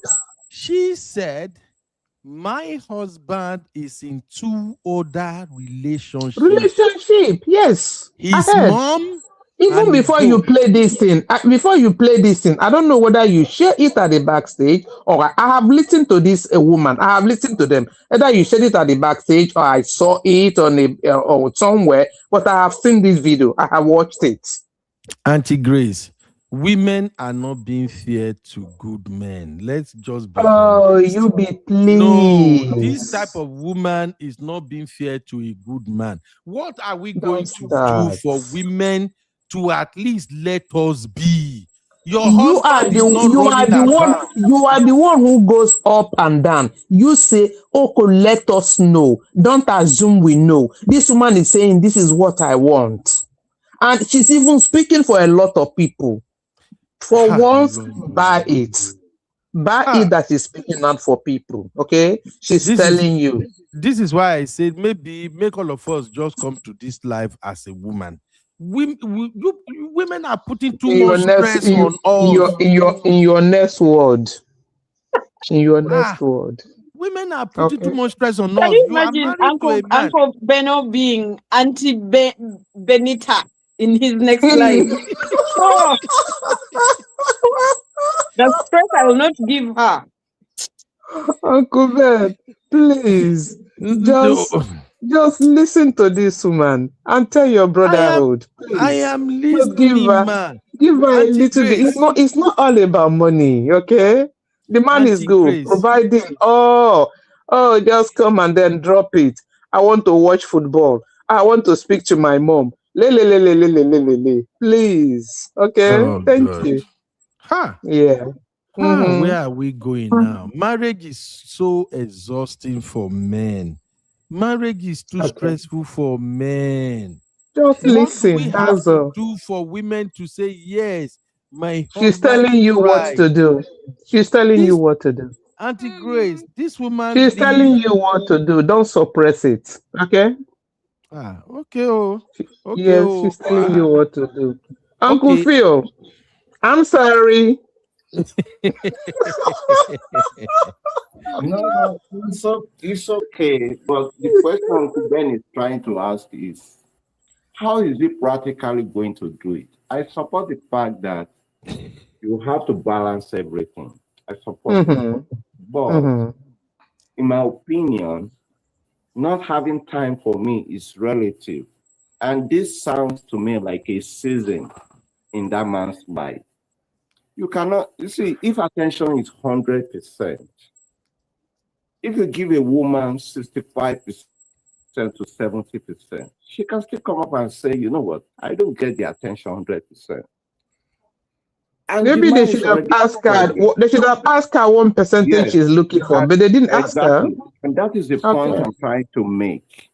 That Okay. is not to say that another person that gets barely 50% will not come up and say something different from what she said. You get what I'm saying? It's relative. But it all boils down Honestly. to communication. It boils down to communication, right? Yeah. If I was the man, I would cut down some attention from what I give my mom. Because my wife and my career is practically important. But what I can play around with is what I give to my mom. But now, are you not trying to start another fire that you need? Exactly. Uncle Phil, extinguisher? you must drink this Dom Pedro, sir. I don't know It's why a lie. You never give it to. You never give it Don Pedro. Don't start.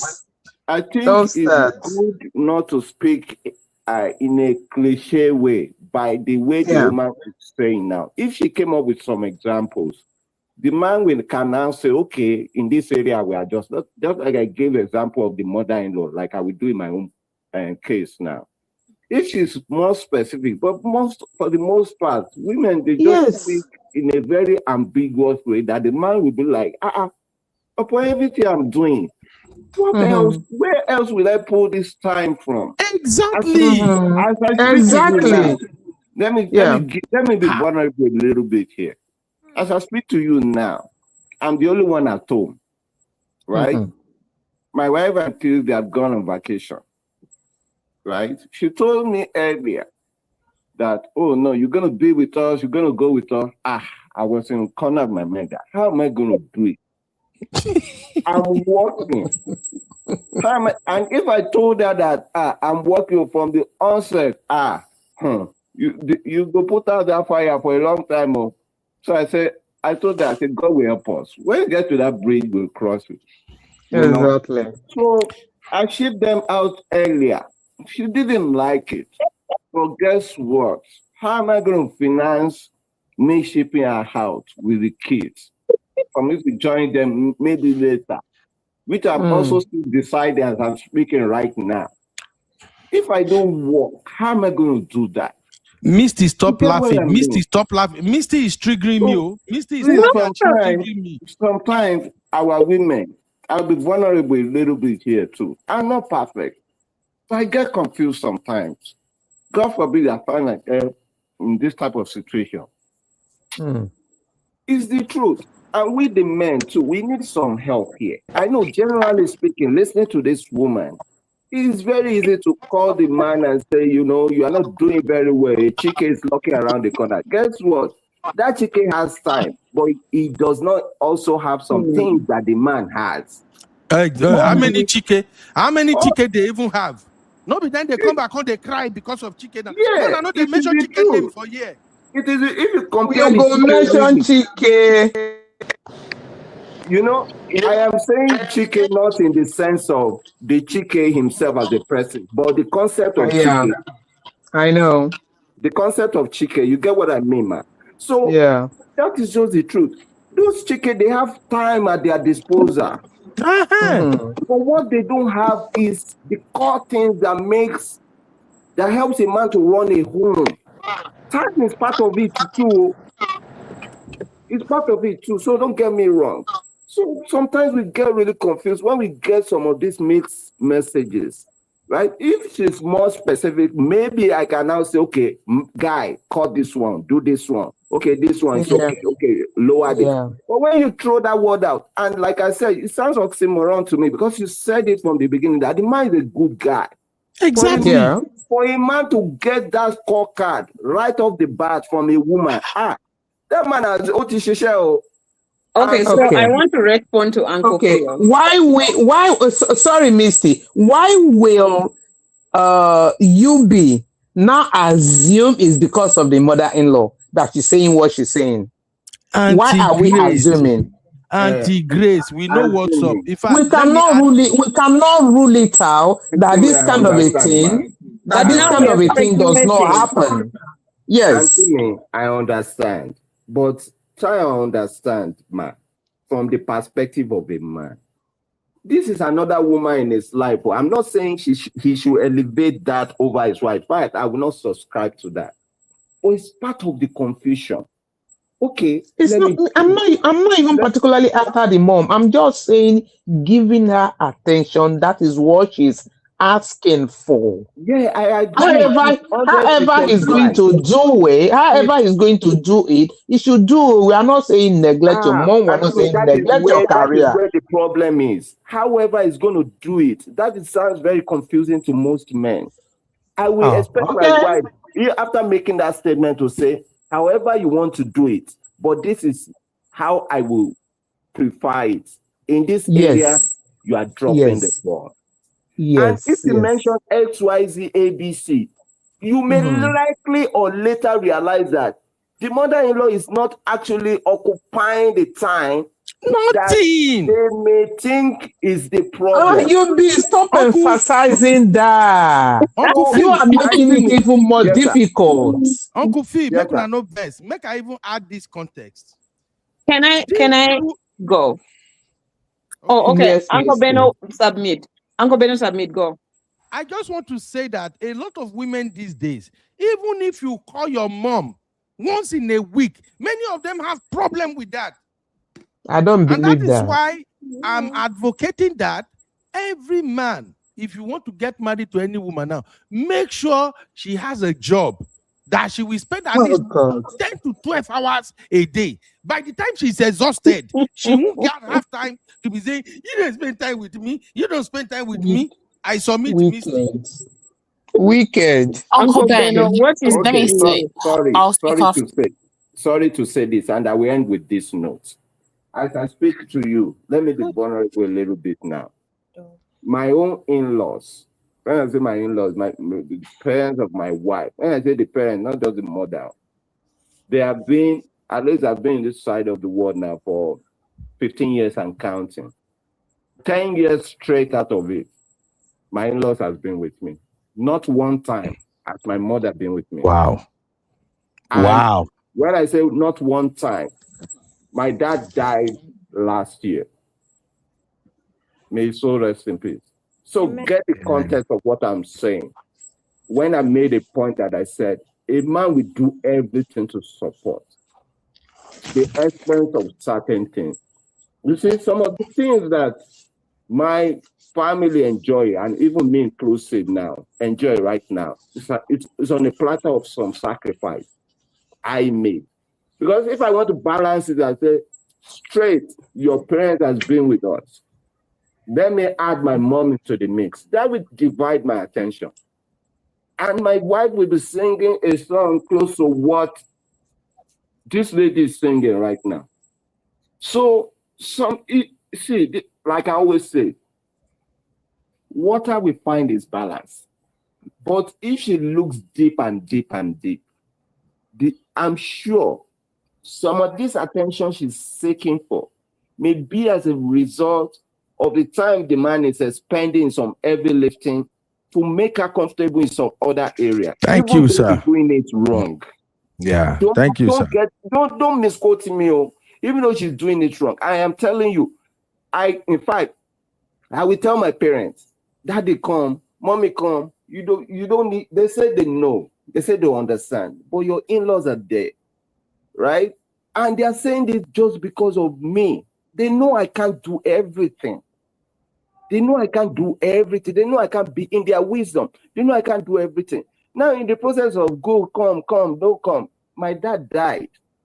In fact, the application was midway. We had to go and do some adjustment to the application to let them know that this man has left us. You know, I mean, supporting it with some document now to now eliminate him from that process that I started at a later time.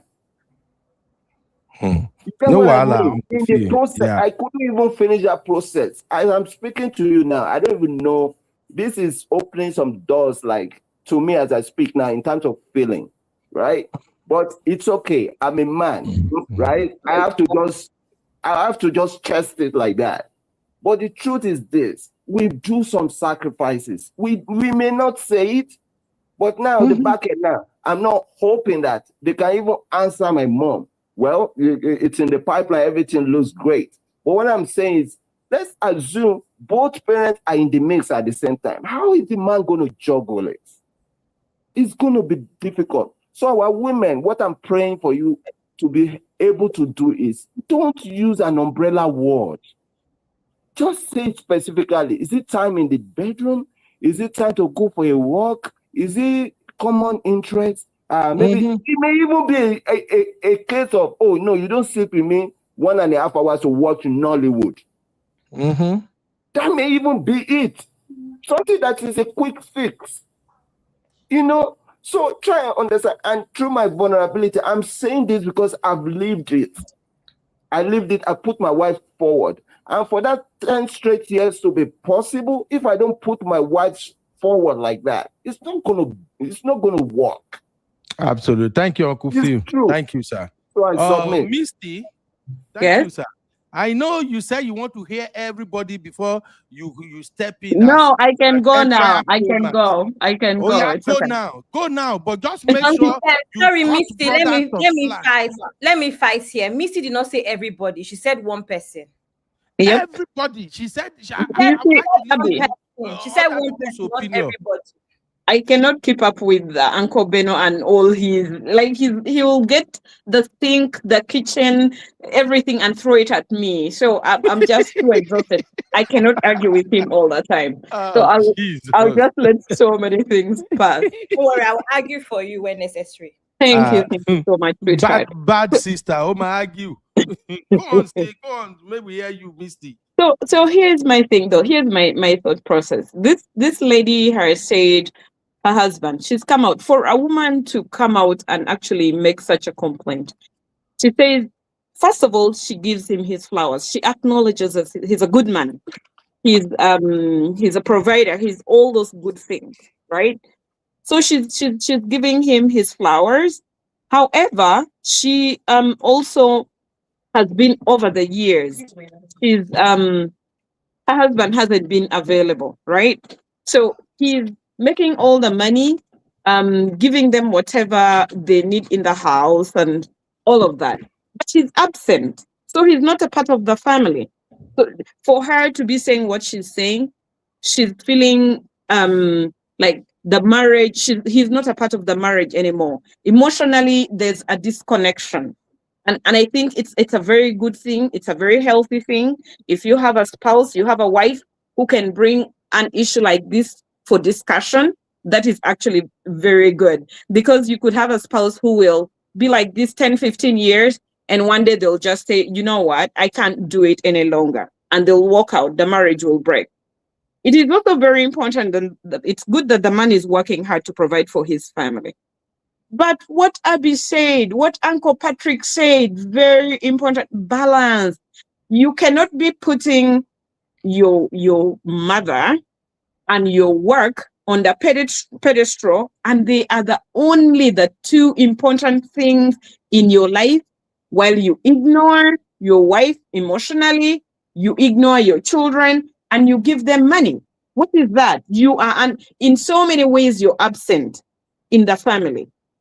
It doesn't help you along the way, because at one point, your mom and Uncle Phil, I'm very sorry, your dad passed. My condolences. I'm sorry about that.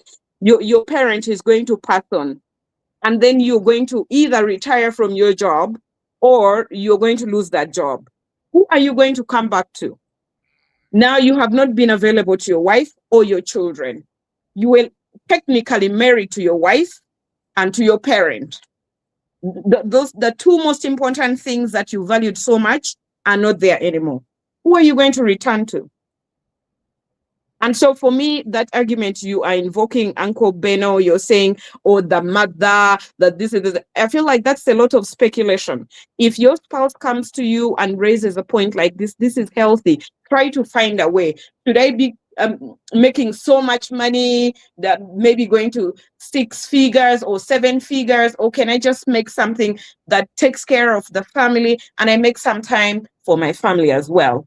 Can I maybe give my mom, instead of giving her 100% of my time, why can't I give her maybe 60 or 70% and I give the other to my wife? I think that is really the whole, discussion that we've been talking about. And like Uncle Patrick said it, he said it very well. Abby brought it from the word go, balance. And then anyway, you graciously got Auntie Grace out of her bed and she concluded. I would go with that. Thank you. You are a troublemaker, Misty. Really troublemaker. Wow. Uncle Ben, Do you know? Break here, please. Okay, ma. Before you go come for me again, go on. Real family building. Listen, malice may endure for a night, but Chiki. For anybody that doesn't know, that is our Chike soundtrack. But Chiki comes in the morning. Oh, it's so nice. I love it. Abby, you know you started again. Why play Chike? Why? Why now? I'm dancing to it. Oh, man, I said commercial break. You're talking over commercial break. Why? I'm dancing. Just remember that Chike. Run it again, Abby. You guys know everything Chike upset Uncle Beno. Come on, let's go. Yes. I must remove this chicken from the studio. I will remove this chicken. You guys cannot be bringing chicken anytime we are talking about the things that affect men. You play chicken. Why? Why?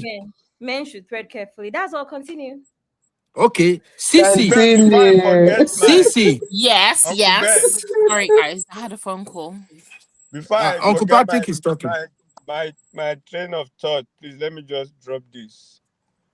Let me just say, Uncle Faye, we appreciate you. I'm sorry for the loss of your dad.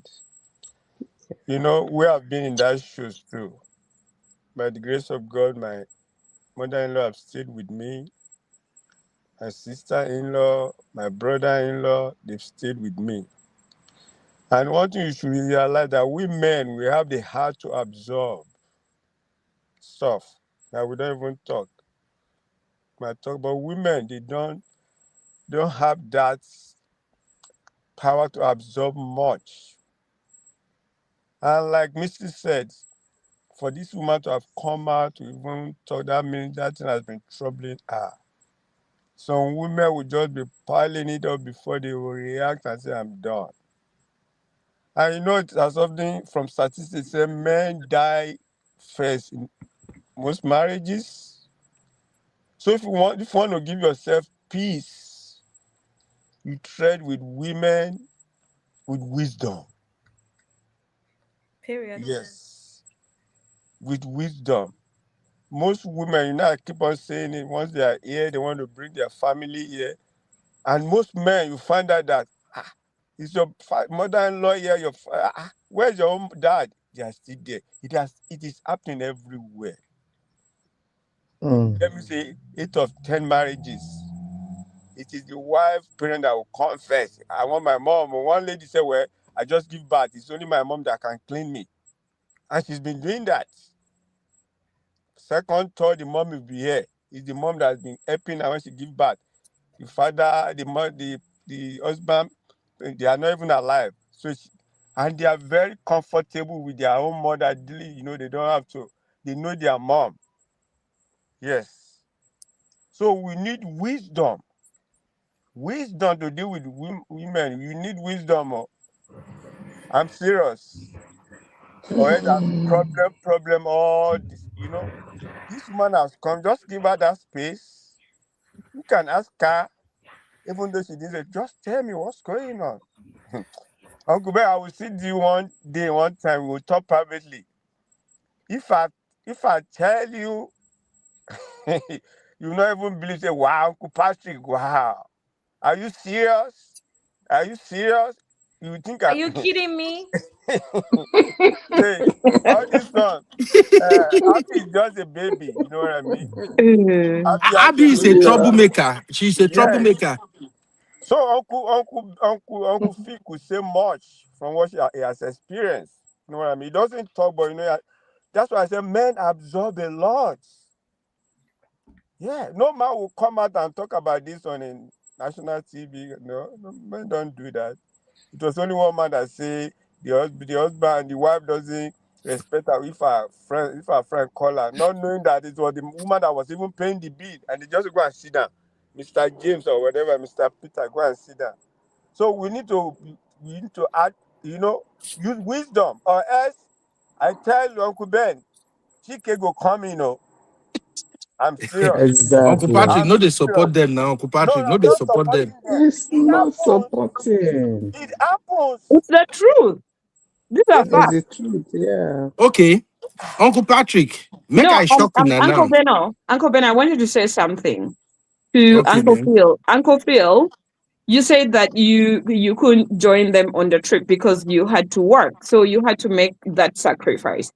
But I'm sure, Uncle Phil, you've had so many family activities or family related activities that you've been able to join your family. It's not every time that you have been at work and left them to do things on their own, is it? Yeah.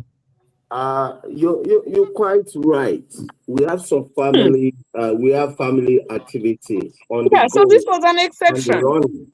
And I'm So sure what your I'm wife trying does to help you understand. see, but one thing I want to help you understand, what I've noticed, what I've observed with our women in a good way is they tend to compartmentalize things. When I say compartmentalize, it's like watching a season movie.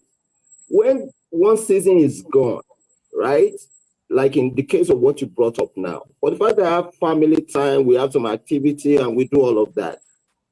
That is not the season right now. The season, in my mind, though, the way I'm thinking about it, trying to understand women as I go, I'm not there 100%, is that this season right now is a season of vacation for her.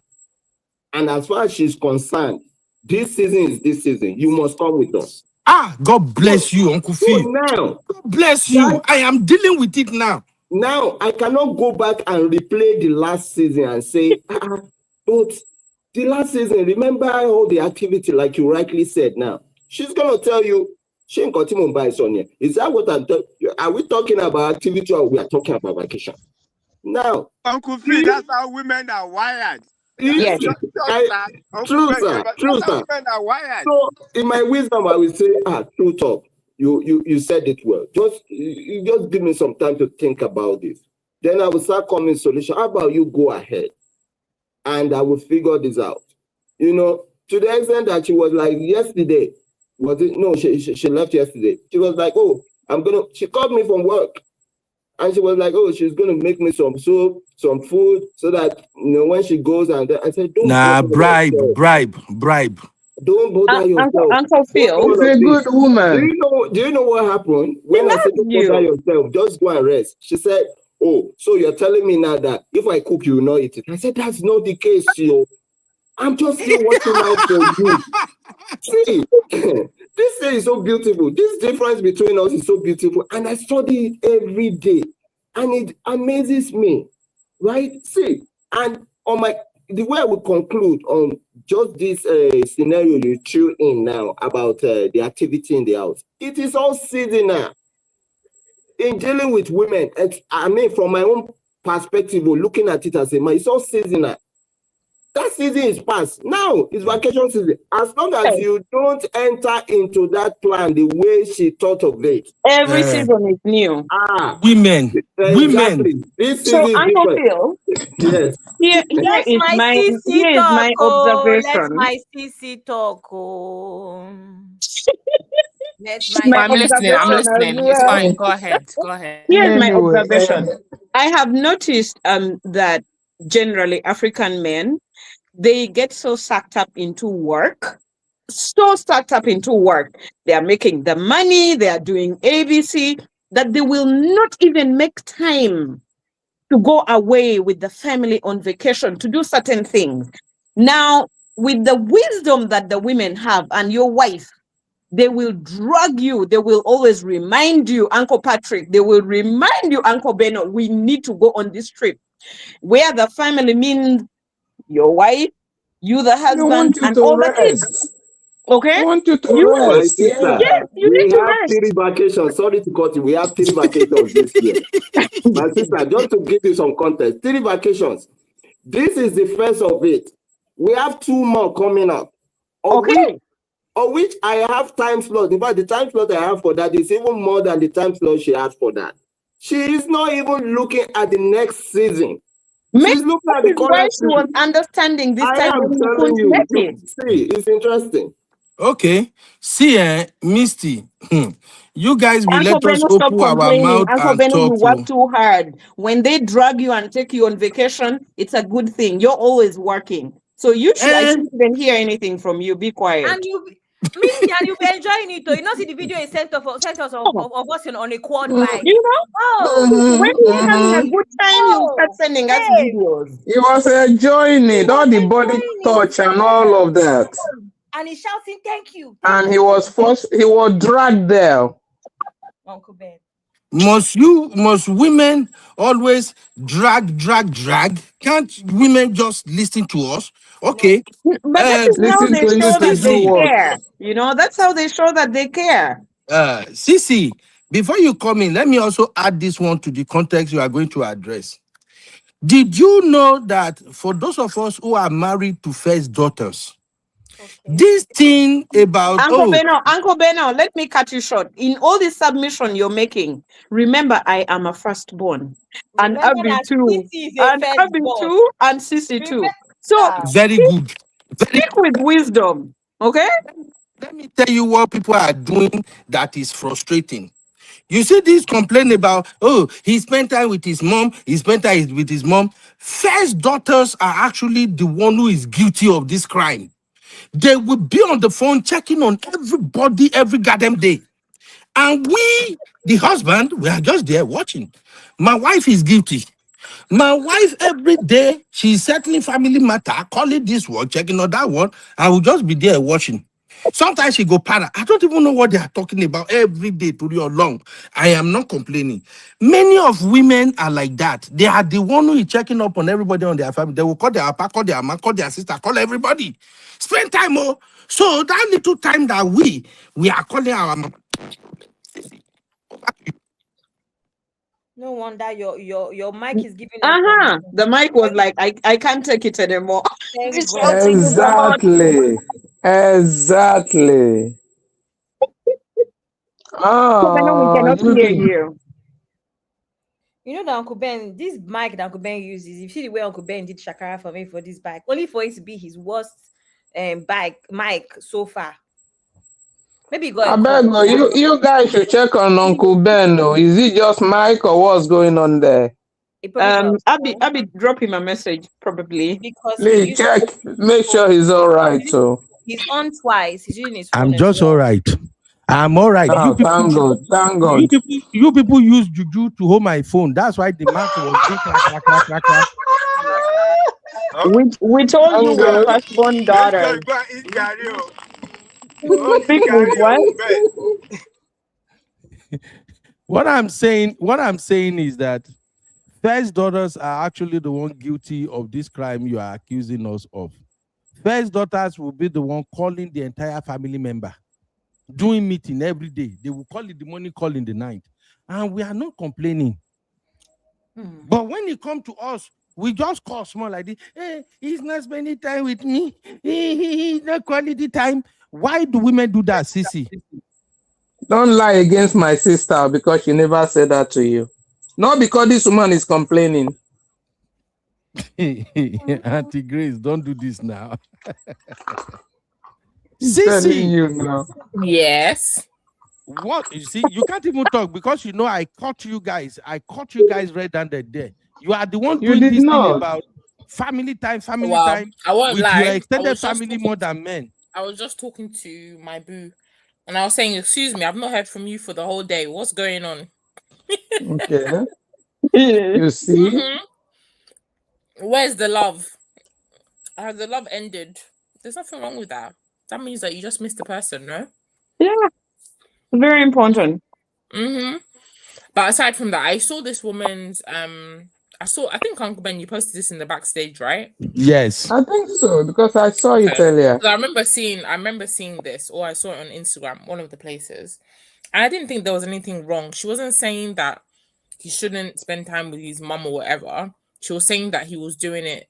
Well, I think he was doing it too much, talking to the mum on the phone all the time, and using the time that they could be spending together to basically together. So I feel like women a lot of the time voice what it is that we want from our partners. You men just choose not to listen. You have selective hearing. Ha! You have selective hearing.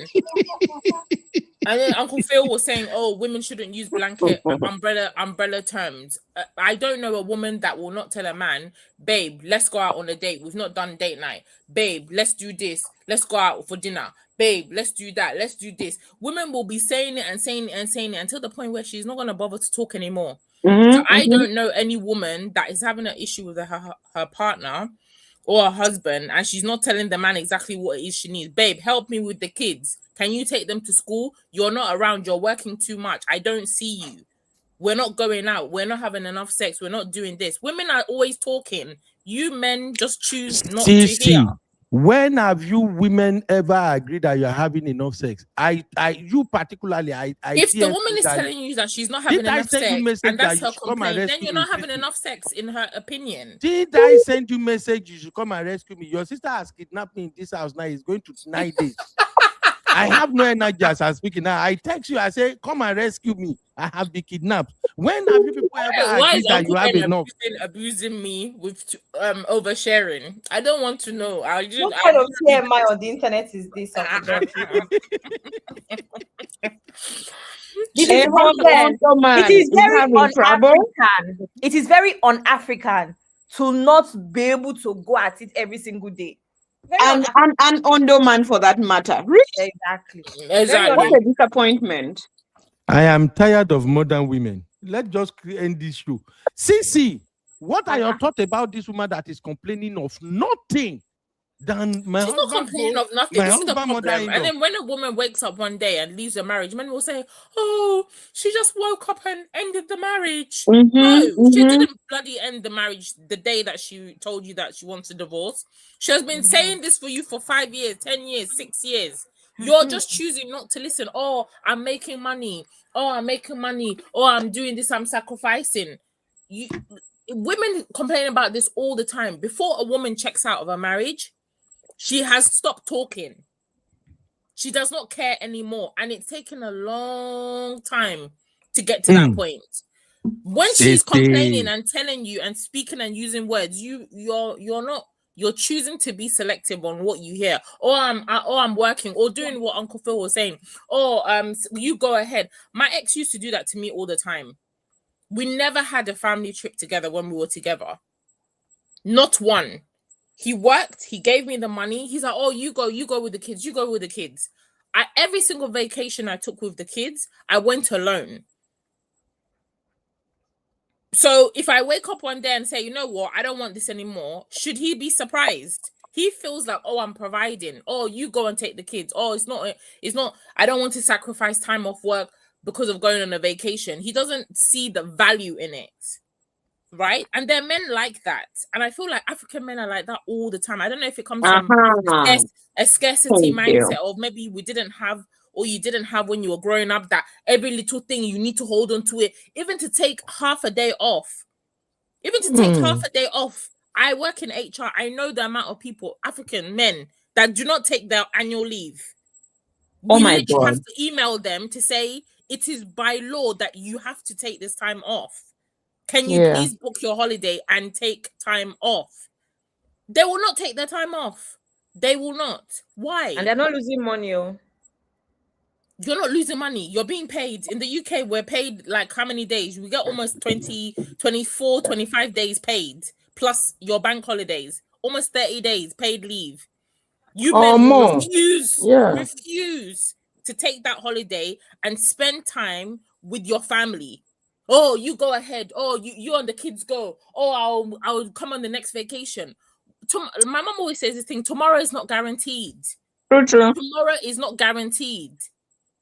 So you saying, "Oh, go with the kids, go with that," may be the last time that your family and your children go off. You're going to work. What is the benefit in that? So when women are complaining, I feel like men don't see it as a complaint that is valid, because they see it as something that Because is they are providing. because they're No. providing. Oh, I'm providing. They I'm call it providing. nagging. If a man, they see it as nagging, and then they're no longer hearing.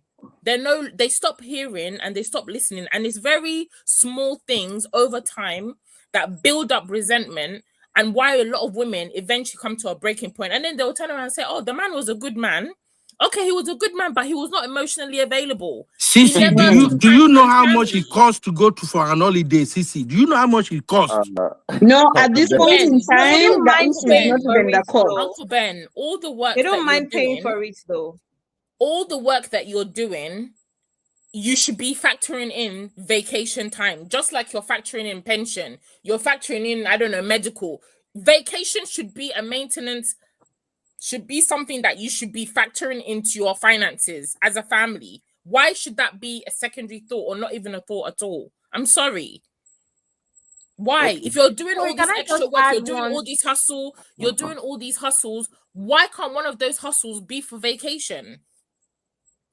Can I just add It's one not part an that excuse. nobody has actually spoken about? I know that this thing was from the woman's point of view, and I know that I may not be able to talk about marriage, but one thing I can talk about is being a child. And I have a lot of friends that the only thing they can thank their dads for is paying tuition fees, putting a roof over their head, as in what a dad should do. There are many children that cannot say, they cannot tell you anything nice that they did with their About their dad. parents. Moments, right? They don't have any memories with their dad past the basics that dads do, right? And there's a lot of men like that. And Uncle, I heard Uncle Phil say, "No, Abby, that's not true." Uncle Phil, it is very true. And it's not even, I'm not saying it from a place of, "Oh, African men are just wrong." I'm saying it from a place of society, what African men have been taught for years, that makes them men, is providing. The minute you can provide for your family, you're good to go. The other things are just the cherry on top of the icing, right? And that should change. I have a lot of friends that they say it. Go and check the internet. There's people that will say that the most they can say about their dad is, my daddy, he paid my tuition fees. My daddy, he made sure we never lacked food. When my daddy does shopping for the month like this, 40 cartons of Indomie, 40 cartons. And that is not enough. It's not good, Abby. Uncle Ben, you like fighting, because I did not say it's not enough. I didn't say that. I'm giving context as to how sometimes what kids even crave is those little things, like the day my dad came for my graduation, the day that my dad came for my presentation at school. Those are the things that kids really, really crave. Uncle Ben, so don't quote me out of context today. Don't quote me out of context today. I'm just adding on that, okay, we're talking about the woman, but how about the kids? Many kids don't have solid memories with their dads, because dads just, and you know what? Let me be my ass off to provide, and we applaud you all for that. We appreciate you all for that, but a little bit more sometimes is needed. Thank you very much. And for myself, just to give like a personal example, one of the reasons I feel like my son now has a way better version of his dad since we're not together, right? That is because he makes more effort to do the things that I craved in the relationship that he was not doing. He took for granted. Going on family trips, taking time off to come and do, I don't know, just going to the park to do foolish things, going to the tennis, whatever, renting the tennis racket and playing tennis with his son. He never used to do those things when we were together. He just expected me to be doing it, right? When we were no longer together, he's now doing everything. He's traveling, he's taking me some places, he's building those memories. And that was one of the things that I used to argue with him all the time. It was not that he could not provide, it was not that he was beaten. No, he was not abusive in that way at all, right? It's just that he was not a present, he wasn't really there for his family. He didn't see the value in family time. He's just so, oh, let me provide, let me bring money. Oh, okay, bills are paid. I like money, fantastic, but money is not the be all and end all. I'm like, dude, if we go on a holiday and the kids grow up tomorrow, they're gonna look at the pictures. Oh, where was dad? Your dad is nowhere to be seen in any of these family pictures. But what if he doesn't have the time, Sissy?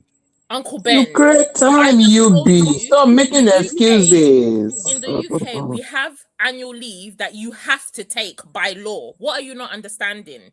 If you're given 30 days paid leave that you're mandated to take, what is your excuse? It's not that you don't have the time. It's you to tell your company, oh, I want to take, like now it's summer holidays for us, right?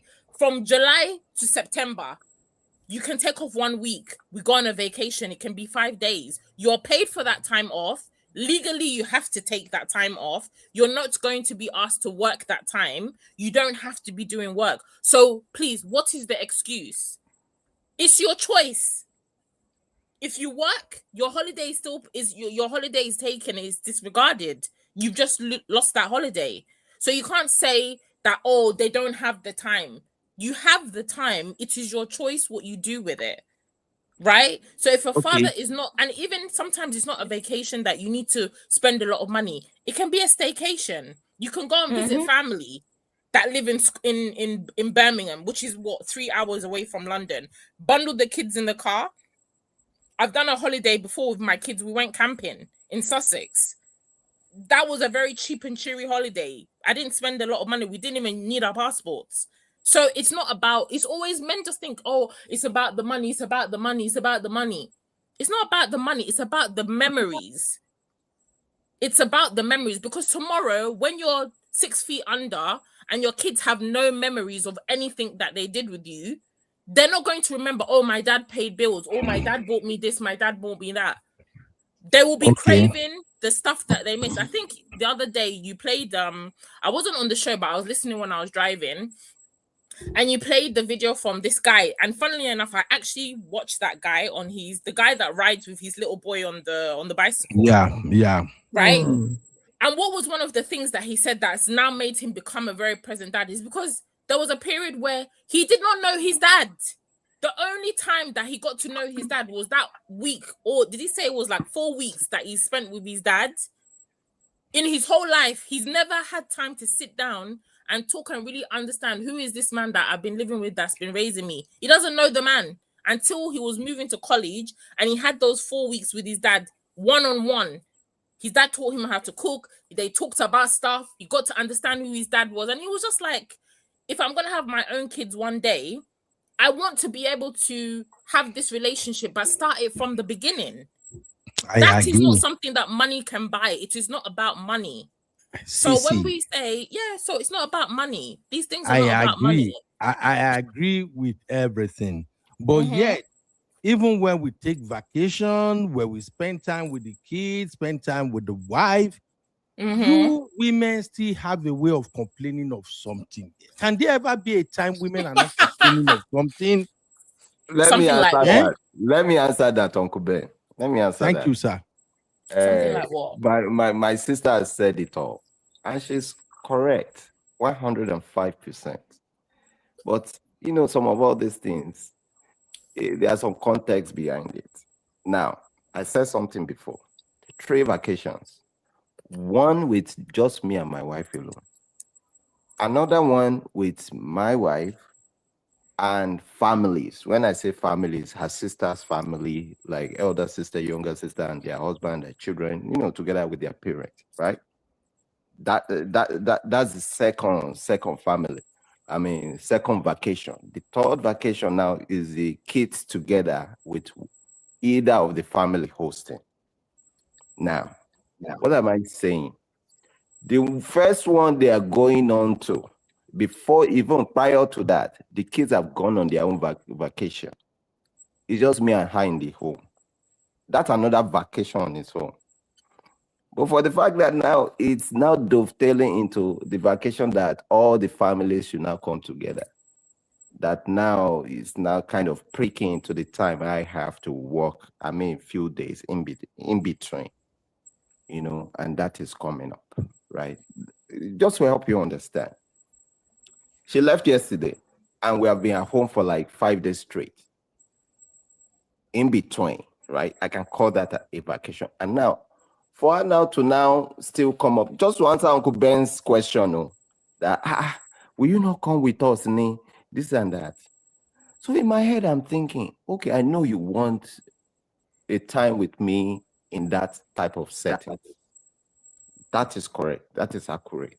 But at the same time, I have to work and juggle some other side job that I do with what I do, right? Schedule upfront. That's also part of it, right? And the other ones that are lined up, that are coming up, that we are even discussing. Oh, we are even still talking about hotel. Which one should we stay now? Which one? Are we doing double drop? Are we stopping in Sydney? Or we are going to Brisbane? That conversation is barely even going on as they are going ahead of me now. So this is what Uncle Ben is trying to say. It's everything you say 100%. Children will God remember bless you, sir. Thank you for understanding, sir. On this stuff, but please, there's just a tiny alleyway that we cannot just come and stand there and see how it is for men. See, my sister, you are saying this thing now. I'm kind of feeling guilty inside me that say, why didn't I go with them? But at the other hand, another spirit is telling me, how possibly can you do that with everything you have laid down in front of you? Exactly. Uncle Phil, that's just a one-off. We're not talking about you. You say you have 3 other vacations. Why Like that, No, I'm saying the truth. I'm just being genuine. Like, see, I take this platform very seriously. And the truth is this, every time I come, I see conversations like this, I try as much as possible to learn from it. And I bring my own perspective from my experience. I've been married now, God help me, like over 15 years, right? And I've seen all these things. See, but I can say we are privileged. When I say we are privileged, for us to even sit and have this conversation on mediums like this, some people don't have it good like this. That is the truth. Some people don't have it good. So averagely, I would say we are still doing well, even though we're having minor pushback and here and there. See, the thing with men is that they want to be with you. But sometimes, structurally, it is practically impossible. And even in that impossible state, we still do our best and say, you know what, let's do it this way. She wants the fact that I'm with her as we start that journey, but she's not. Some men don't want to be with you. Some men don't see. Some men don't see that's marriage. The difference. That's no, the it's difference. so true. No, Uncle Phil, because if you're going to address it, just address everything. Some men actually just see marriage as but I don't see those men here. They are going to have maybe children. they are listening to us. Where we find this all the men we are talking about, I've never talked about any man I'm talking to Uncle Ben, or I'm talking to Uncle Phil. We are addressing issues of the world, right? That's the point of the conversation. But there are a lot of Nigerian men that actually see marriage in such a robotic way.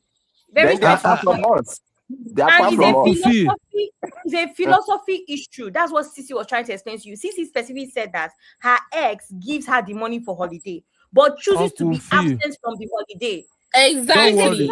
It's a philosophy thing. They don't think that they should be going on holiday. We will return Abby. We will return Abby to Mom of 5. I don't know where Mom of 5 is Abby from. We are returning Abby. Your wala too much, Abby. Never. We are telling you that women are stressing us out with this vacation thing. You know what? Listen, Uncle Ben, it's not even about vacation. Misty, I don't know why we've made it about vacation. It's not. I don't think she's talking about. She's talking about spending quality time, and all the women know what that means. Yes. It's just being. Sometimes, do you know what it is? For me, with the type of man that I have, the type of schedule that he has, when he's not working, what I call quality time with him is no laptop, no answering phone, no being distracted. I'm your 100% focus, and attention. That is it.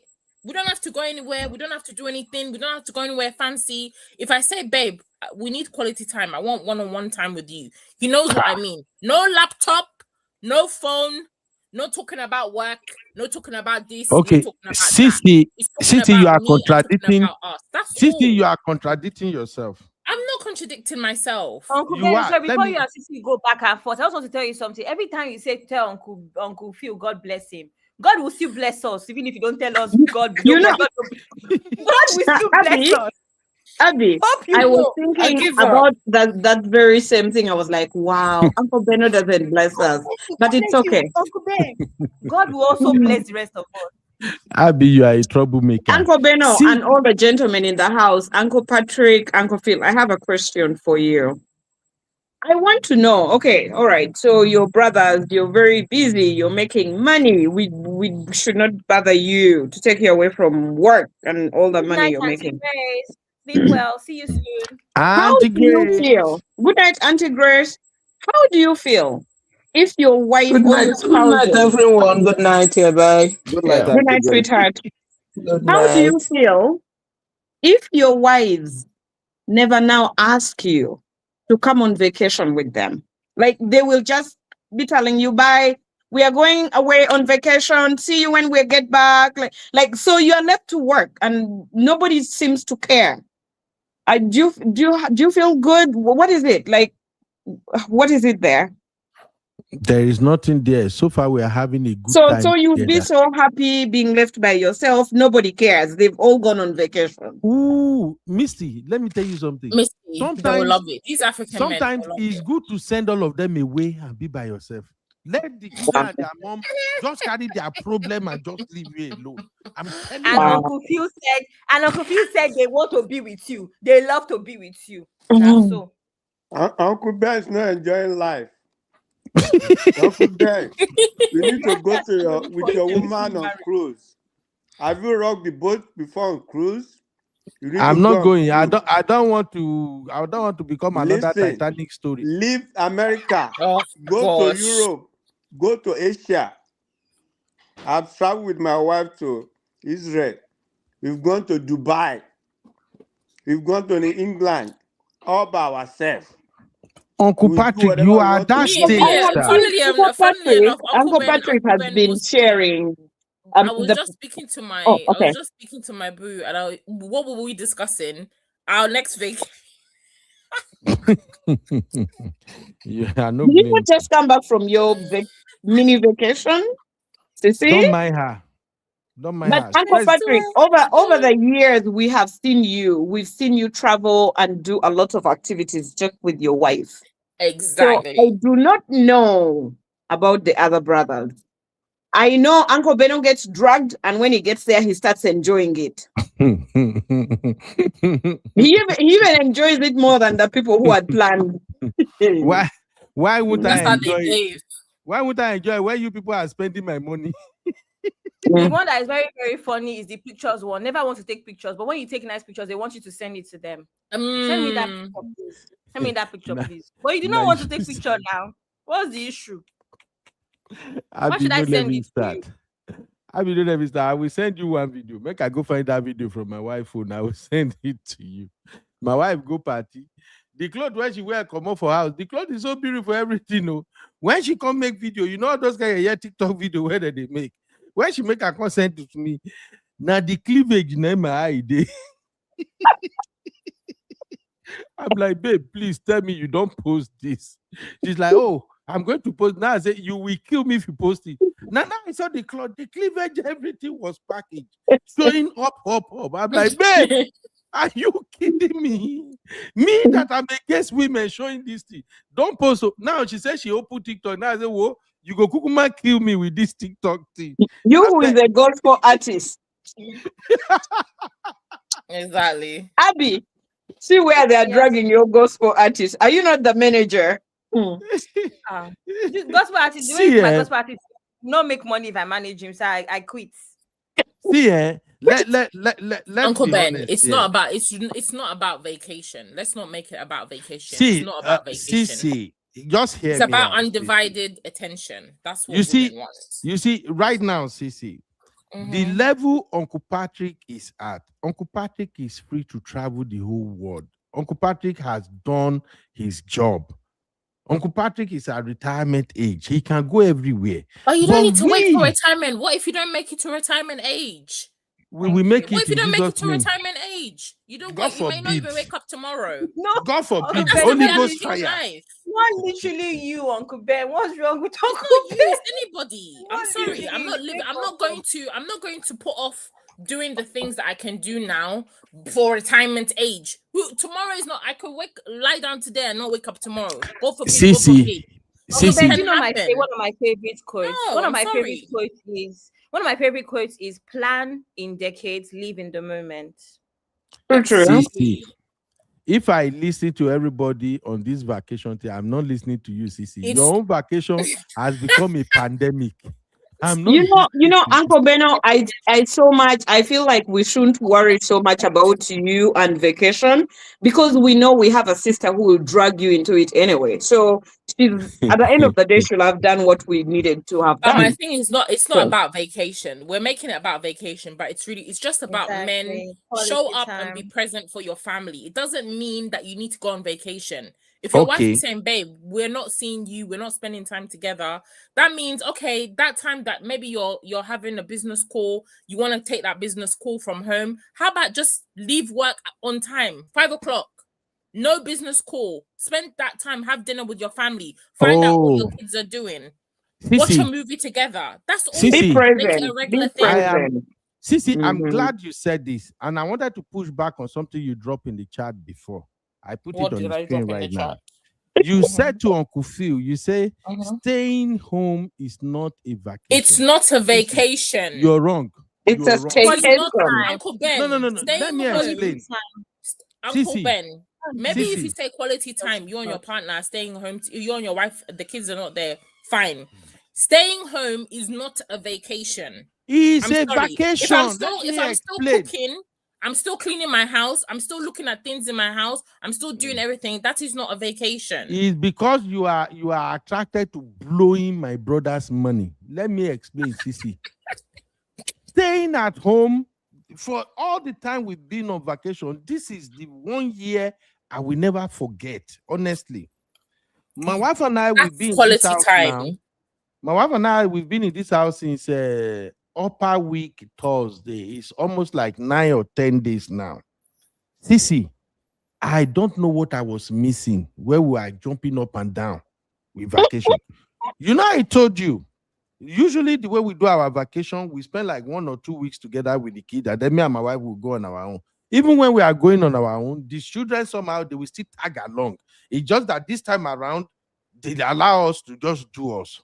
So this year, when we came back, you know, I told you, my children, I don't even know what they are doing now. Everybody just doing their thing. So when we came back, and I said to my wife that, okay, babe, where do you want to go next? Let's just, if we have to book a flight or we have to just do road trip, anything, let you go. My wife was like, I don't want to go anywhere, babe. Let's just enjoy the environment here. We can go out around Austin or something. Let's just stay. Sissy, this is the best vacation I've had ever. Uncle I'm Ben, telling you to God Almighty. I put it to you that it's the best because you are not spending money.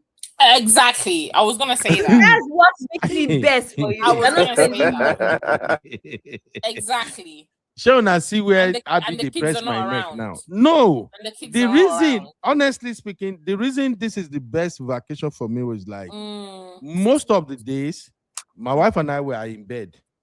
We'll just eat, we'll go gym, we'll do But you everything. can be in bed We are in in bed. Cancun too. You can No. be in bed in Cancun too. This one is different. We will be in bed, watching movie, doing everything possible, just talking and just laughing. Honestly, Do you even know that I was on my own one day? it's like we started bonding all over again. Honestly Do you even know speaking. that I was on my own one day? You be calling me to talk about Cancun. Now, Uncle Ben, after calling me for 2 hours about Cancun, you are not going to Cancun. We were gonna Uncle Ben, go. you I'm must go. telling you. See, Uncle Ben, you Abby, must you know, go. I told you. You know, I told you. Like, I put a question in the backstage. I was begging you that I wanted to ask a question. I guess nobody saw it. I don't know I what saw is it. I happening with replied you. women. I'm waiting for it now. I don't know what is happening with women with this perimenopause or menopause thing. It's like that in the My enter on our brain. God. Uncle I'm Beno, not telling you. everybody is on perimenopause. I don't even know what it Abby is. hasn't I just probably know that. even. I just know that right now I can't even predict my wife anymore. So sometimes she will just say, "Babe, we are not doing this again. This is what we are going." Me, I just play along. So when she said, "Babe, let's just stay around, let's stay home, let's not even do." Initially, I was not happy with it because I'm like, "Oh, we can go to the," but this is the best vacation. I don't want to go there. The amount Nobody of is fighting for your wallet. experience for this vacation, I've never experienced it since I've been in this America. And it's just because it's just the two of us around the clock alone. So, Uncle Ben, you must go to Cancun. staying at home for vacation is actually excellent if the children are not there. Honestly. Does Just anybody cuddle the remember? children. Does Just anybody send them remember somewhere. Uncle Ben's? Does anybody remember Uncle Ben's last holidays recap when he was telling us about how every time in that resort that they went to, every time they do something, they tap $20, $40. Uncle Ben. Yep. Yep. Uncle Ben, you must go to Cancun, Uncle Ben. I'm not going again. I actually wanted us to go. I actually feel like, okay, babe, let your. But when she said, they go, I'm like, what is going on? What is going on? Until like 3 days in, and I just like, this is so good because honestly speaking, I slept well. I slept most of the time. We go, we play, and then, oh my God. I am having a blast. Sissy, stop saying vacation at home is not a vacation. Vacation at home is still a solid vacation. Uncle Phil, do you have my back on this one, sir? So, Uncle Beno, where are your in fact, children? I have the whole of your back. Uncle Beno, where are your children? Have they gone to a summer camp or? They're with family. Oh, I okay. don't even know where they are right now. I just know that today alone, they've collected that $120. They collected $70K from me, $70 from me. They got $50 from their mom. I don't know whatever they are doing. I'm just happy that they are not here. And it's just me and my baby. I'm telling you, they will be back tomorrow anyway. But you see that parents are very funny. Last week, Uncle Ben said, I'm feeling somehow. I'm telling my you. children don't need me anymore. Baby, is this how it is? I don't know. Uncle Ben is going to get worse because they'll go to college. Say, Abby. Now, this week, nobody cares. Nobody loves me. Uncle Ben, I bet we'll go sleep now. I'll too much. Anyway, let's go back to your girl. Honestly speaking, Abby. Oh gosh. Why you say, oh gosh? Welcome to UB Reactions, the place where we keep it real. Today, we've got some hot topics, so let's jump right in. It's recap central. I be in the building, giving us the juice and the gist. Bring the gen vibes on the rock. Recall central. So let us wrap up by talking about Chanel. Abby, is it Chanel or Chanel? Well, how do you pronounce it? Chanel. Oh my God, Uncle Beno, you not here. And H is like S and H. Chanel. Is it Chanel or Chanel? Call it whatever you like. Anyone you like. Anyone you like. Anyone. Okay. Chanel, Let's talk about Chanel. How you call her now? Abby, Chanel. Chanel. Right? Chanel. Okay. Let's talk about Chanel. Abby, you are the branding ambassador. My own manager that wanted to roast my gospel career. The manager, the gospel manager. Abby is the worst manager you can have. Abby is too specific. Oh, you are too specific. Your attention to detail can literally frustrate your client. But that's the point.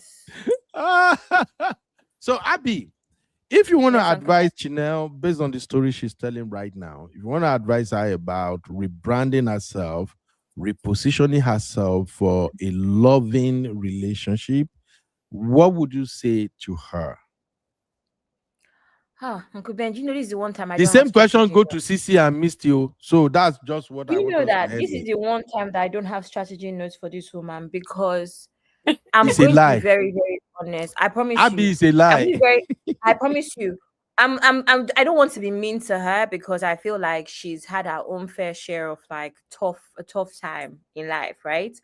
But I actually feel like Chanel's social media career may be done. Um and it's unfortunate. There's some people that will keep pushing. They have they have numbers, but it will never reflect. You have 400, I think she has 400 and something, you almost 500K subscribers on YouTube. You would, except you do something controversial, you won't get more than 1,000 views, 2,000 views. And I've said this before, that there's a reason why there's certain people that will come on and do an unboxing video of an expensive bag and you would enjoy it even if you can't afford the bag. And there's other people that you just roll your eye and be like, why do you even need this expensive bag? It's because some people you can tell that they are authentic, and others you can tell that they're just faking it for the gram or for social media and stuff. And when you do it for so long, you lose what is supposed to be your core audience. And she's been around for so long that core audience have pretty much left for the most part. They're only here for gist and drama and gossip, to be very honest. Because I saw that her views, of course, with the sort of topic that she had, of course, her views went up. But for Chanel has been around for so long that even for viral content, people most likely can recognize you because you've been around for so long. They can say, oh, is that woman that okay, even if they don't follow you, actively. So I don't even know what Chanel can do. She's doing a lot in Ghana, but even that Ghana thing, I have a feeling that it's one of those ones that is more PR than substance or substantial. That happens a lot in our Nigeria, Uncle Ben. It's very easy for someone to look like a successful entrepreneur in Africa. They'll say they are doing this one, doing that one. They're not doing anything. They're not doing, they're doing nada. You're not doing anything. And I'm so sorry. Chanel gives me that vibe of someone that even the stuff that she claims to be doing in Ghana is not as substantial as she's putting it forward. And you know what? It's not the worst thing. That's what content creators do. It's make believe, isn't it? So I don't know what I'll say to Chanel. I just think that the one aspect, I don't know if it was addressed, is a very tricky aspect, and I don't even want to talk about it for too long. But it's the aspect of the accusation of her, what's the word? Of her not abandoning her kids, but not being available for her kids. I would do something that's sustainable. I don't know, because her businesses did not go well. So I don't know if she has loyal subscribers that believe in her business powers either. So if she puts out a business, can she use her platform to push the business? I don't think so. But I really just want Chanel to really be a mom and build her family and all of that stuff. But all these things that she's doing in Ghana, she's leaving her children with her mom and all. I don't know. It's one thing to go on holidays, another thing to leave your children for months and months. I don't quite like it. It's not the first time that she's being talked up. That's come up, isn't it, TC? They talked about it as well, where you're building this grand kitchen, doing this whole decoration thing, your kitchen, your auntie room, your living space, but your children's room, the day that people got a glimpse of it, people were very shocked that even one of your children was sleeping on the floor, on a mattress on the floor. So I'm just explaining to you how far Chanel has gone with this content thing, where your house is so grand except your children's room. Now, Yeah. nobody's saying children's room has to equally be grand, but your child sleeping on the floor, but you're showing us this 30-inch tall vase with this amazing huge console table that is covered in Range marble. Rover. Fake life. Do you understand? So exactly, Uncle Bear. And then I don't even know how that room leaked or how she mistakenly vlogged to the point of the room. And people are like, wait, hold up. Is No, that a no, mattress it's on because she put her house was on sale. Remember, she was Oh yeah, selling they her now house thought because of the I divorce, but remember. she hadn't come out to say that she was getting a divorce, or she And was they now saw separated, this and her stuff. house was found on. And obviously, because she's done all these people that love to show their house tour, and so obviously people who know maybe her content, all these beady-eyed people, they noticed that this house is Chanel's house that she was posting on her socials, because she did a whole house tour. She had like a barbecue for her son's birthday. She did a lot of content in her house. So I think people that were very beady-eyed, they knew that this house was Chanel's. And obviously, if you're selling your house, you're going to have pictures of your home. Of your And she was house. still very much living in that home. And there was a picture of her son's bedroom, or one of the children's bedroom, and it was literally bare. And she's been living in that house a few years. So it's not like, oh, I moved in and I've not like decorated. You've There not was finished nothing that in the part room. yet.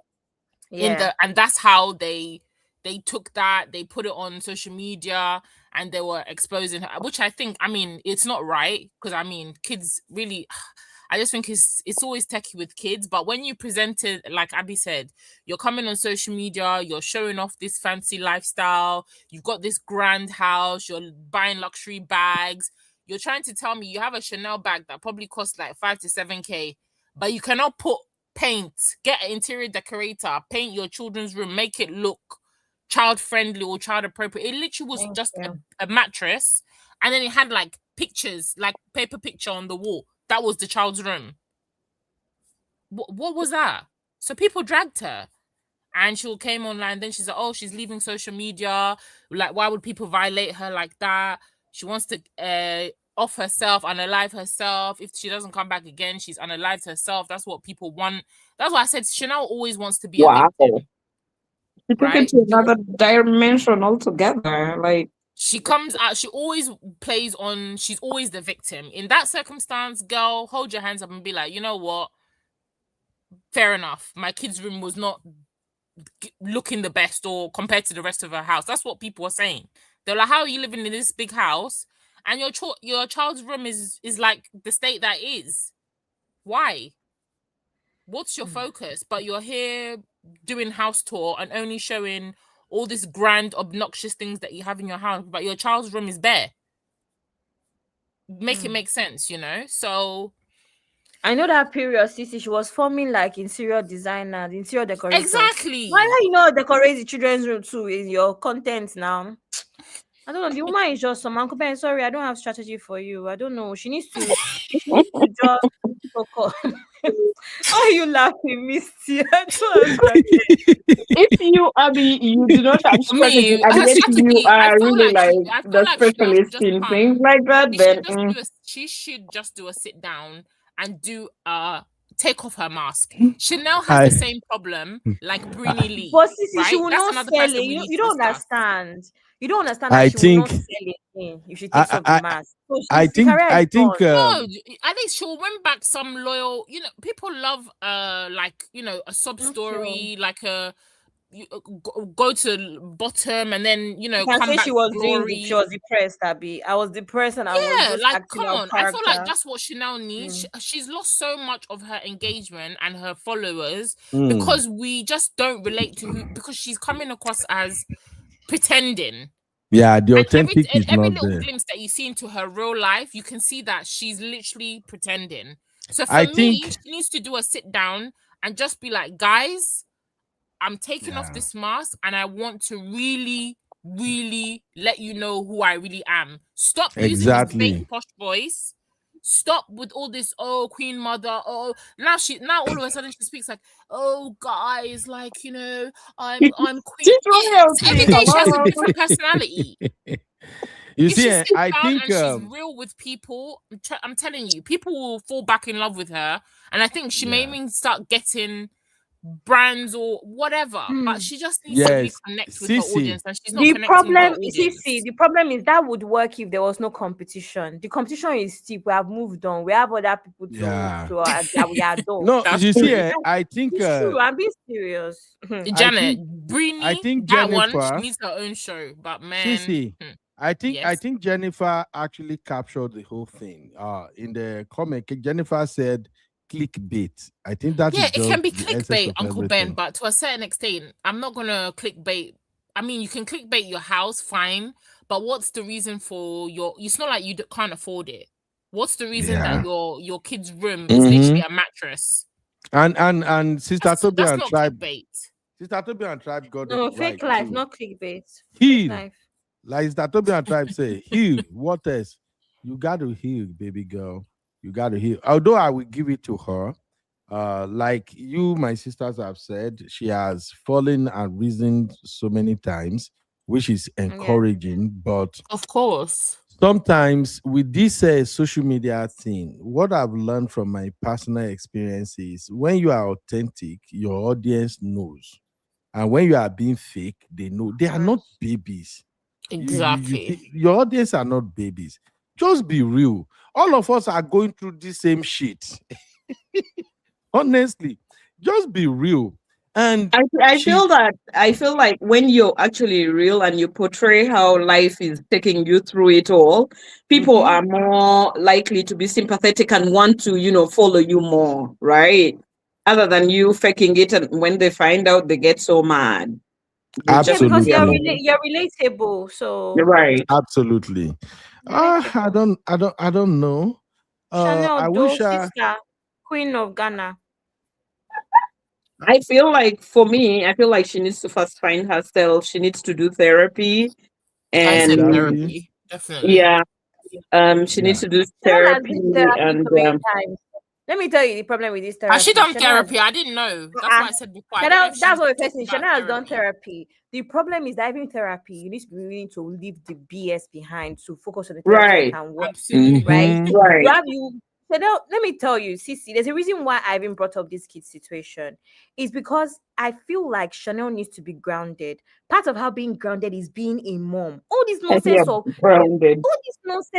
you leave your children with your mom for months because you want to go and flex. That's what Chanel was doing.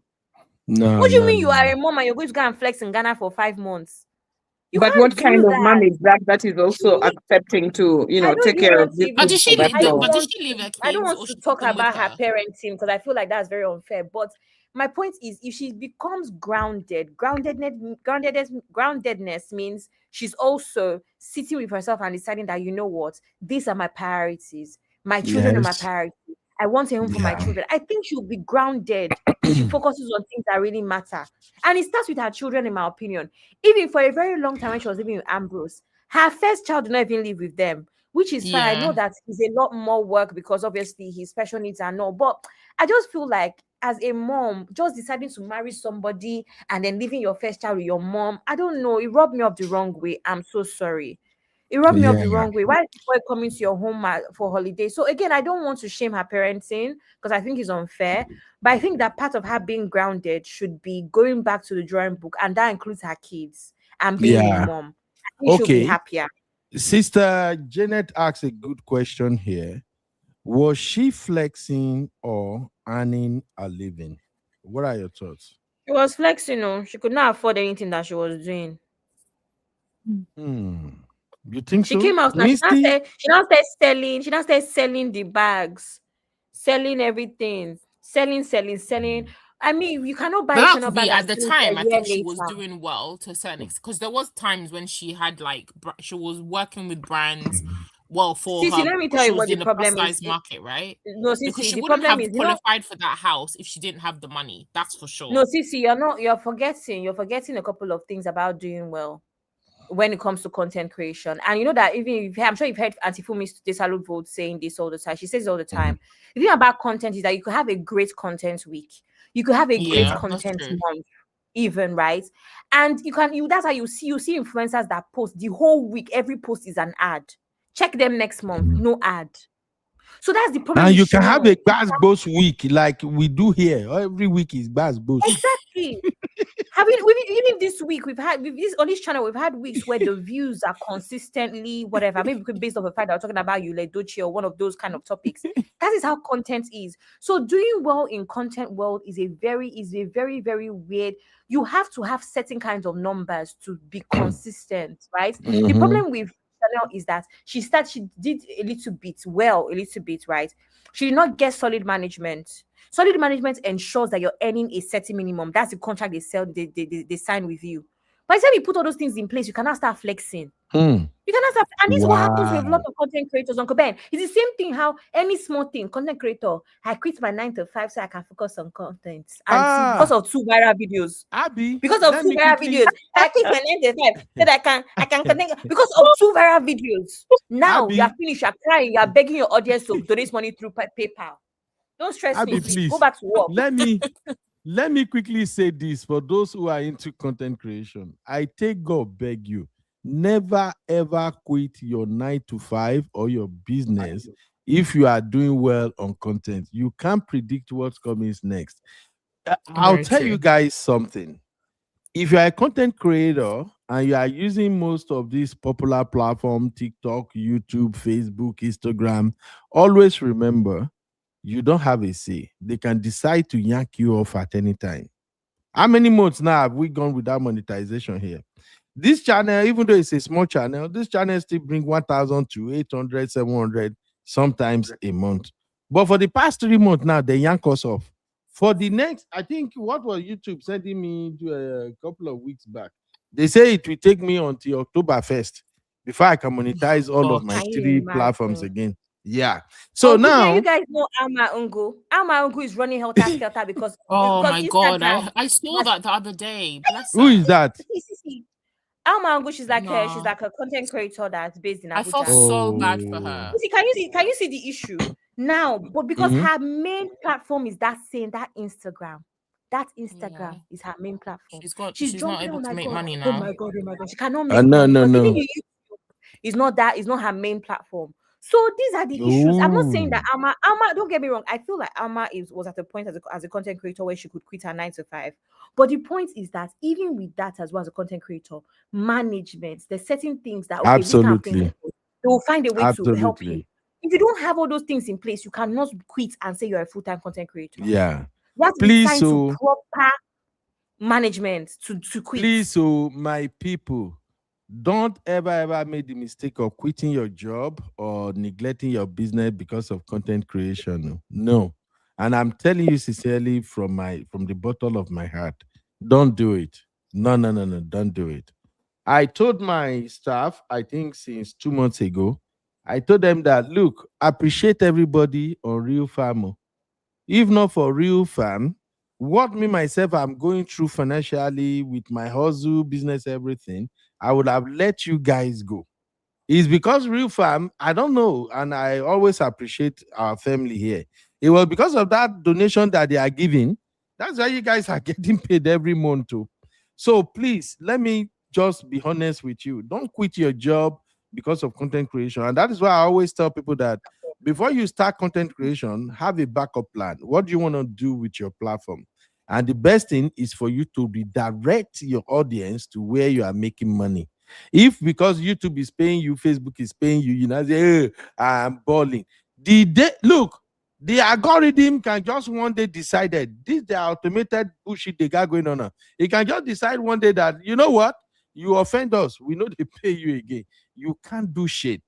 So please don't do that. And so far, I've always told people, if you want to go into content creation, make sure you enjoy what you are doing. You know, I spend a lot of time here. All of us, sometimes we are here 7 hours, 6 hours. It's because I enjoy the community. It helps me personally. Once I'm here now, I'm catching cruise. I'm having fun. Even though Abby will press my I'm neck. stressing Abby. Misty will come and stressing press. me gives you blood. Sissy will be And throwing you will blow. not bless us. You will only wait for Uncle Phil to bless. God bless him. And then you clap. You send all that sound for Uncle Phil.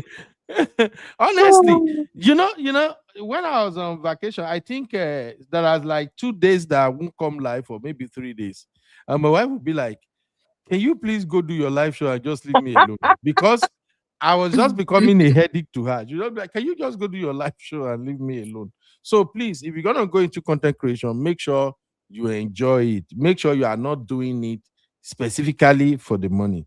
The beauty of content creation is that it can make you blow at any time. But please ensure you enjoy it. You have passion for it. And don't fall into the temptation of I have to go viral all the time. That can drive you to become a stupid non-entity on this social media space just because you are looking for virality. Honestly, just do your Look at all your thing. family members anyhow on socials. Just be like Uncle Beno's favorite person, Pella, and you'll just go viral. Don't just pick your phone and say what's on your mind. Come with me to slap my mother-in-law. Spend a day with me while I insult my in-laws. That's what you'll be doing. You just be doing some stupid content. Oh my God. And you know, the funniest part is there are too many way intelligent people on social media. They can see through you. If you are pretending they know. If you are just you, they know. If you are So for me, me, it's that trolling that really gets to me, because you really don't know me. You don't know my actual struggles in life. You're insulting my mother. You're insulting my father. You like, I will want to get you and choke you to. I cannot take it. I cannot. Mm-mm. Oh my God. Me too. Now you know Anyway, that Uncle this Ben. You know the lady. number of times that Uncle Ben has called me to tell me, Abby, you know, as it is, you cannot say that Uncle Ben. Why can I not insult somebody back that insulted me first? I did not insult them. Abby, you cannot do that. Even 2 days ago, I told somebody, you know that if I insult you, you'll be able to sleep for 3 days. I told the person, I don't know if anybody saw that comment. Why are you insulting me? What did I do to you? I don't like it. And the one that Missy talked about, the one where you be on your own, they will say your mother, your father. What did my parents do? One day, I made a comment on this some forum, and then this is obviously I should have never actually even entertained that forum. Niger, oh my God, this person insulted my mother. Abby, I cried. I was No, it's not funny. That passed thing. away, That thing is and actually you're not funny. freaking telling me you don't even know. I cried. I was like, this person doesn't know my mother, and they are insulting. I was so happy. Oh my I God. don't go on Niger forums. I don't. If Oh, I go, sorry. I'll just watch whatever and never really say anything because I have seen it a number of times. They will insult your mom, your dad. Listen, and anyway, it's more painful because under normal circumstances, like social media is a leveler. If you saw me outside, you dare not. You can't say this to my face. So that's why most of the time I cannot catch you commenting on Insta blog because don't come and insult me because normally we don't know each other. It's social media that is making us be on the same level. So please. Right. Okay. I don't comment. Now, I don't comment. for us to wrap up, I know you guys will not agree with me on this one. Can Oh you, my sister, God. please talk to your fellow sister to stop using their husband as content, especially when it comes to divorce? Will you agree to talk to your sisters? We are Well, but tired. Uncle Bono, you cannot stop people from telling their stories. If they went through some toxic relationships, you cannot stop them from telling their Missy, stories.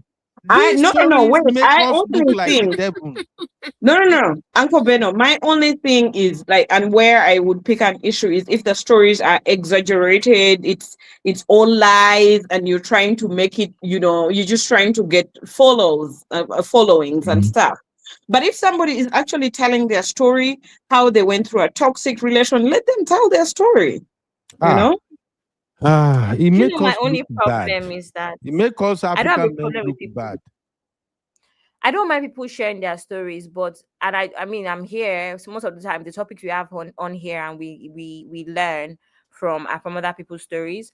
But the problem I have is that I don't know why you're telling these stories. Do you think people care about you? Most of the time, people are just laughing, gossiping. I don't know. So Sister long Mary. term, I can't So for really. me, I don't see the Abby, benefits long term. So Yes, for me, sis. Abby, my thing is, you know how people come out and they actually like reveal all these things? I'm usually thinking, my mom is not here right now, but if she were alive and she learned about it, how much she would beat the living daylights out of me. Like what? I went out to tell family stuff. Oh my God, Understand? Missy. I always think whenever I see some people doing something, I say, where are your family members? You don't have people don't have family members. People There don't are have family things which members I now. have gone through in life that other people, even some of my friends who I went, to school with and stuff, and we're still family friends, they could never know. I could never say it out aloud. Never. I think people have just this social media thing has made people lose their heads because you cannot come out and say everything about yourself, your ex-partner, or even your current, and they just talk and talk and talk and talk, and women they'll just talk too much and not even know when to stop. It's And the horrible. internet does not See. forget. I've seen women that say certain things, right? And let's say they say certain things about their exes. They move on to a new relationship. The whole comment section is about that ex. That's the problem I have. Is the internet, they're waiting for an opportunity to remind you of what you told them 2 weeks Right. ago. Yeah, If you come on the internet to Exactly. ask, if you come on the internet to ask for money, even 2 years after you've gotten back on your feet and you buy Range Rover, they will remind you that 2 years ago they contributed to your Give you GoFundMe. money. they are your sponsors. No, Okay. that's the problem I have. Sister Janet said, no, we don't agree. People have a right to talk about whatever they want to talk about. Switch off.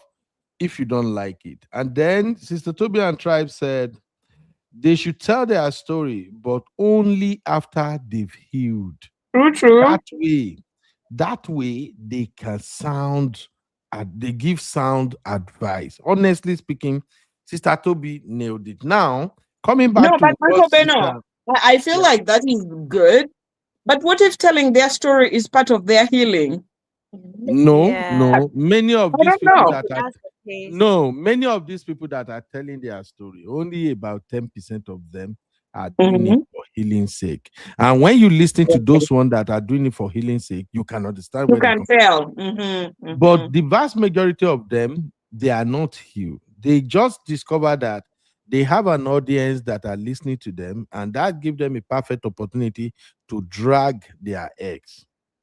And the reason I'm begging that sisters you start talking to each other to tone it down is because for us Nigerian men, it actually make us look terrible. It make us look bad. That a lot of upcoming young girls are now beginning to have this feel that Nigerian men are bad. And I can tell you this for free. But Yeah, I what? can seriously, I can tell you this for free. One of the best men you can marry in this world are Nigerian men. Oh my God. CC. Oh my Tell me God. I'm lying. Oh my God, Uncle Beno. Wait. Uncle Beno, have you yourself dated all the men in the world? CC, tell me I'm lying. Uncle I Ben, want to hear it's not CC. because they're Nigerian. It's just the type of man that he is. That's all. That's what I'm saying. It just so Yeah, but it's not happened because of that Nigerian or not Nigerian. it just so happened that all of them are Nigerians. True. We have a lot of good men in Nigeria, great men in Nigeria. This rhetoric And yet the today, internet tomorrow, is saying something different as well, right? because of Which the is making negative. you concerned. Exactly, because of the negative publicity, they make all So of us there's look no smoke bad. without fire. Yeah, no. In this case, there is fire without smoke. I'm telling you, there is fire without smoke. Bye, Uncle Bedo, you're something else. No. They have to turn it down. Sometimes it gets to me, and I'm beginning to feel like when these women tell their story, remember, men don't come out and speak. So people get But to Uncle run Beno, one-sided when story. you listen all these years, when we listen to Auntie B, making like she's enabling these women to tell their stories, and they've pretty much been married to Nigerian men. What for somebody who is not a Nigerian woman, who is not Nigerian, I'm not even West African. What do you think I would think about Nigerian men? Okay, now let me answer you this way. Did you know that for every one Nigerian women that came out to tell the story of how their husband has been terrible, there are 20 Nigerian men who are actually treating their wives right? Did you But know that's that? not the picture I get from there. That's the point. That's why I said they have to turn it down. It's Mm-hmm. becoming it's becoming discouraging. And that is why I love my Auntie B. Auntie B will always bring balance. And I love what Auntie B is doing on our platform. Like I said, listening to Auntie B, listening to many of these people that have amazing platform where women can express themselves, it helped me personally a lot. Because when I hear those women speak, I'm beginning to see what I was doing wrong, and then I learn how to do it right. I am not saying it's a bad thing. And like I said earlier on, those women that we listen to a show, they called in and they tell their story. Those women are being genuine most of the time. The ones that are doing the bad jobs are the ones that actually own a platform, and their platform is based on tarnishing the image of men, especially Nigerian men. Just because they were married to one that treat them bad, they now generalize that to all of us. Me, I don't agree to that. Those one that owns platform are the one that are supposed to be learning. I don't know if you get what I'm saying, Misty. Those ones that own platform are the one that are supposed to be sharing authentic stories being fair and balanced, not them re-engineering or structure their platform to make us look bad. That's what me I'm fighting against. I can't take it. Enough is enough. I know as many good, great Nigerian men who treat their wives right than the one that treat their wives terribly. Are you getting what I'm saying now? So that's true. And I on this understand. internet space, negative story flies a lot. Let's be honest. One of the things I love about my Sisi is the fact that Sisi is from Uganda. Sisi is with my brother who happens to be a Yoruba man. And every time, Sisi don't even share most of the things she enjoy. You know, Sisi is also private. It's a lie, oh. It's a lie, oh. Now, Sisi, you have entered part 2 with me. So you are married to my brother, and you are like this with me. Okay, let's go. So Sisi have my brother now, and all of a sudden, Sisi begin to see that, oh, really, this man that I'm with is not really behaving like many of the story I had. And anytime Sisi had the opportunity, Sisi will share that, hey, see what I'm experiencing, see what this love looks like. That's what Uncle I'm talking Ben, about. I've always said that I've taken the last good Nigerian man. The rest of you are all the best. I've always said that, right? But honestly, jokes aside, it's not about it's not about either he's Nigerian, he's not Nigerian, he's not this. He's just that because that is the type of person that I selected and the type of person that I connected with. It's really not about the person being Yoruba because really, or even Nigerian to be honest, because the man that I have, he's a mix of a bit of everything, right? Yeah. So I wouldn't say he's 100% a traditional African man. No, he's very, very different, and that's what I wanted, and that's what I prayed for, and that's what I got. So absolutely. So at the end of the day, it boils down. That's not to say that they're not bad you choose. Nigerians and they're not good ones. They're good ones, but each to their own, isn't it? But I'm not the going to vouch for rhetoric- all the Nigerian men just because I have Sissy. one good one. Yeah. But Sisi, the rhetorics on social media is Nigerian men are bad. That's the impression everybody is having. And Okay, but where are the good ones that are coming out? If your the voices of the good ones are not loud enough, then of course the bad Sissy, there are- bad No, but stories if we have to be very honest though, I feel like that is false. It's one of those ones where, first of all, I say this all the time, for every information you hear about Nigerians, you have to consider the fact that our population is ridiculous. So where you're going to have like 5 bad Congolese men, for instance, in quotes, there's going to be times 5 of that because there's just too many For Nigerians. Nigerians, in the world, exactly. right? One. Sorry, that was actually very random. I'm not even going as No, I know. I'm just, thinking aloud. I shouldn't have said it. Okay. Our population is ridiculous, but also, Uncle Ben, you're saying this, forgetting that the same Nigerian men also have really good PR for so many other things, right? Let's be honest, you guys are still some of the most wanted, most cherished men for whatever reason, best known to women. I'm not aware of. But wait, Abby, wait. Abby, like don't problems. clap You don't for want me. us I'm to not Yo, Uncle Ben, if you really want to make me happy, it's that Chike song you're supposed to play, not this clapping.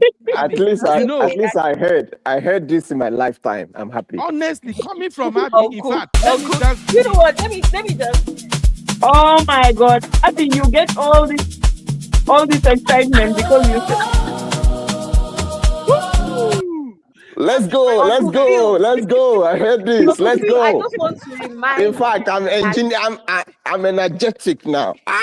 Wonderful. Uncle Phil, is that why you refuse to go on that vacation?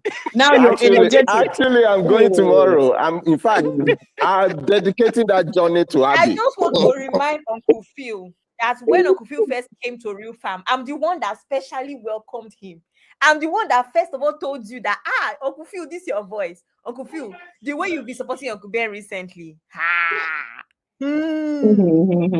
No, there's a way reality just check you, right?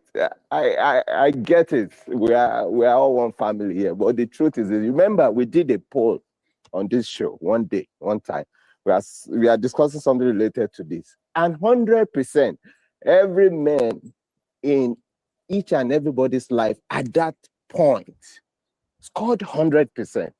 And to back up what Uncle Ben is saying, I keep asking myself that question. Are we that bad, Name? If we can score 100%, even on a show like this. 100%, where?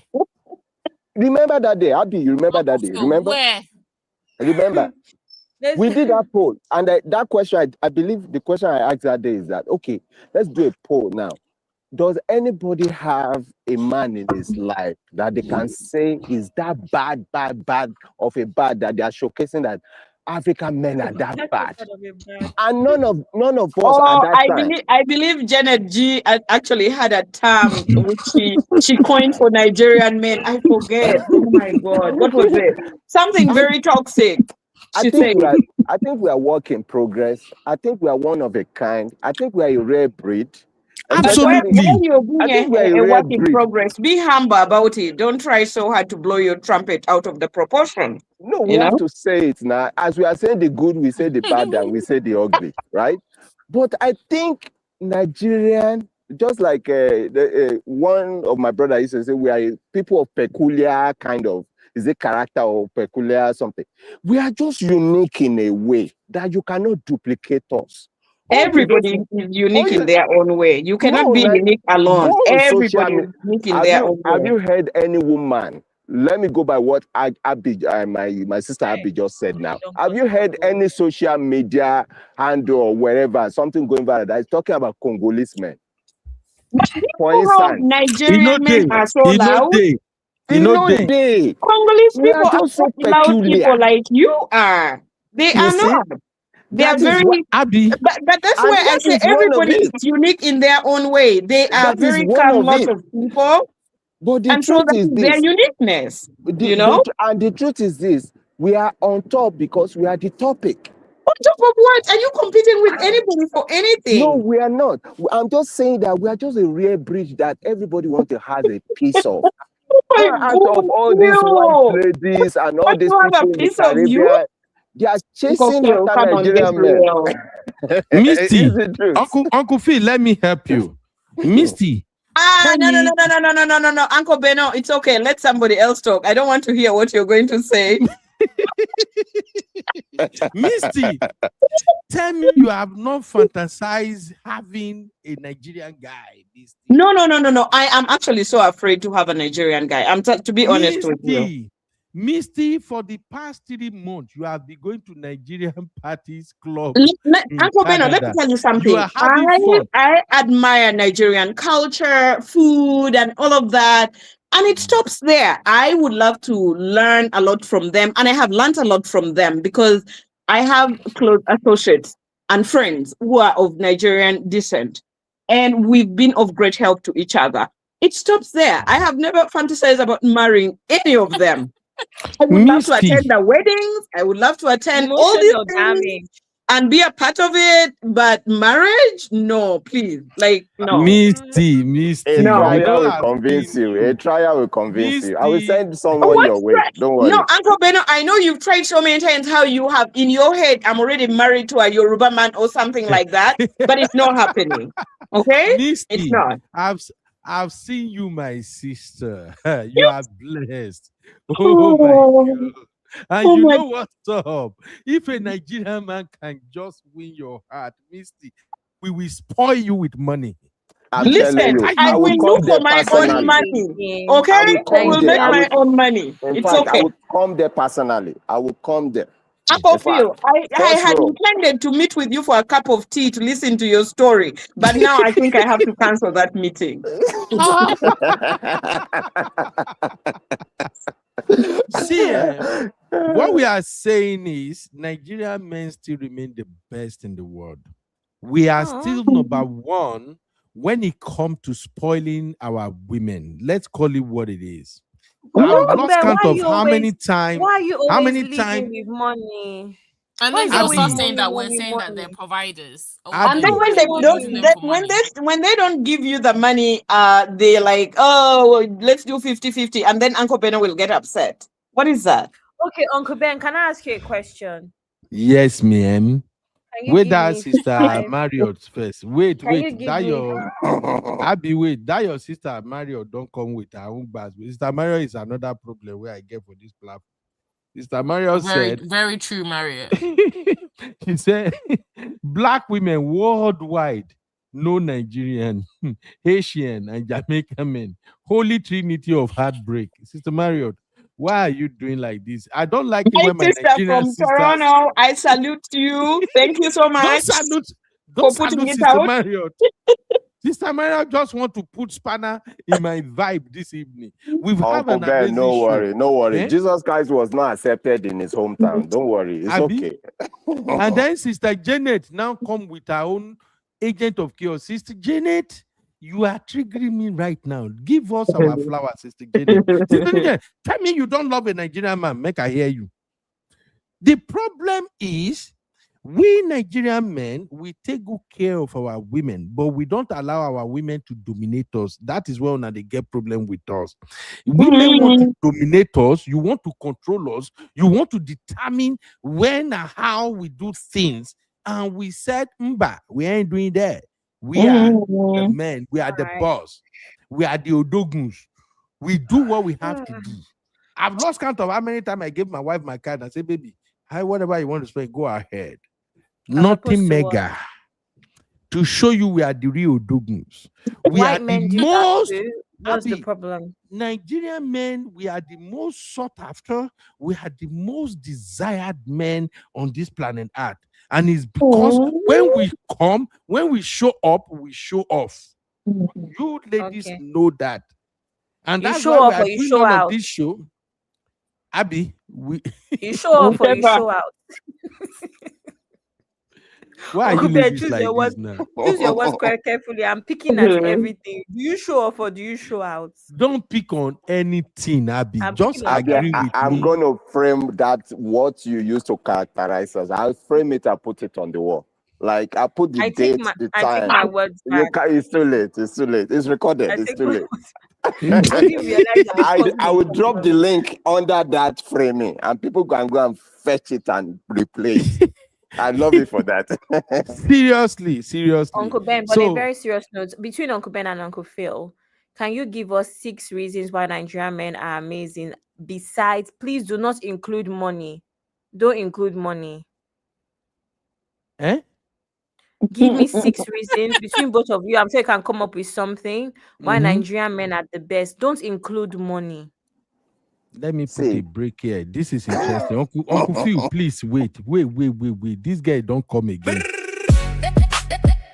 It's recap central. I be in the building, giving us the juice and the gist. Bring the gen vibes on the rock. Recall. So, Uncle Ben, Abby, please don't include money. Don't include provision, please. okay. Toby and Tribe. First of all, Are you reading her comments? Uncle Phil, do you want to go first or I should go first, sir? You can go first. I'm with you. I'm backing you up. First of all, Nigerian men are raised to be husband material. What is husband material? That is very vague. It's vague, Uncle Ben. Please do better. Sisters, what are you sisters doing now? It's I vague. just said it. First of all, vague. Who raises them Nigerian to be men, husband material? Nigerian men are raised to be husband material When? by provision, by She said not. No, you protection. cannot mention provision and cannot providing. I didn't money. mention money. I said provision. She I said said no you cannot provision. mention provision and Provision money. is not limited to money. Uncle Ben, good night. Yes. Failed.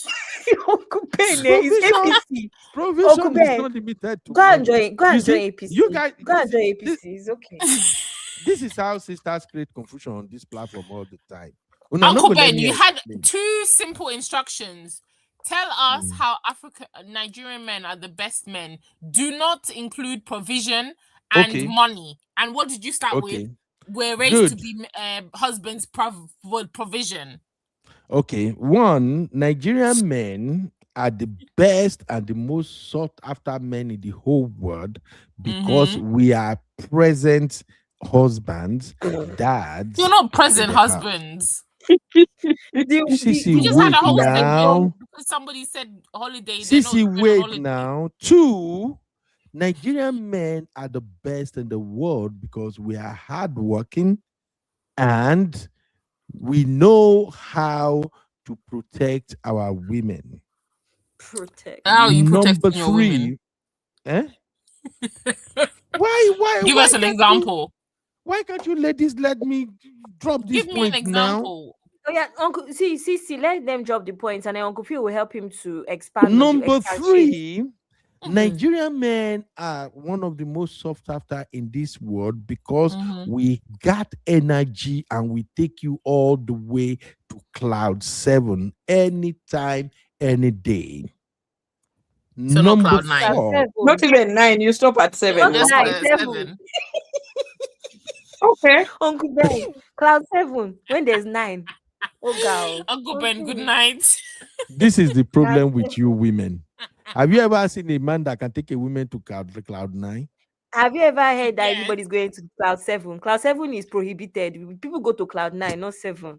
Uncle Ben, you have scattered this thing. Why are you guys like this? Number 4. If there's a Nigerian taking anybody to cloud 9, I'll take him. Cloud Number 7 is the 4. cloud of confusion. Maybe that's why you're taking women there. Number 4. Nigerian men are the most sought after. We are the best in the world because we look good, we dress good, we speak Okay, good. we give you that. We give you that. You agree, Sissy? Thank You God. whatever. Lord of Zechariah. Whatever else. Uncle Phil, you What want next? to add the other 2 or I should No, continue? you're adding. Add it. Uncle Phil is for expand shades. Number 5, Nigerian men are the best because we are masculine and at the same time we are domesticated in our own way. Which domesticated? When you don't want to wash dishes, you are fighting day and night while they told you to go and wash cup. Remove dishes. Number 6. Number 6. Do you really want to hear this? Go for I it. want to hear it. All this your preamble that uses to you start to think. Yeah, you start to think. Nigerian men are the best because when we got married, it is together forever. I rest my case. Okay. I rest my case. Any Together pushback? forever. Abby, I had a lady, an old lady, do that in a movie just this week. I laugh. I remembered you. Uncle Ben, you don't even believe everything that you said. That's why you were taking so many breaks.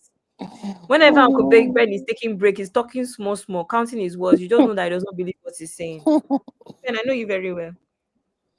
Uncle Phil, please help your brother Odo. They have failed woefully. No, we have Revive not failed it. woefully.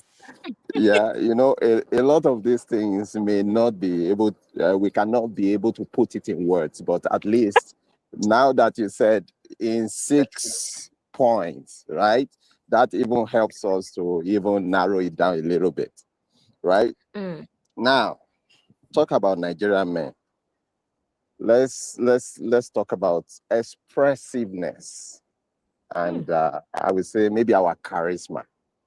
We are highly verbal, we are very bold, and we are forward. We are known for confident communication and grand gestures. Even if I was a woman, Even the way you're expressing yourself now, we can tell.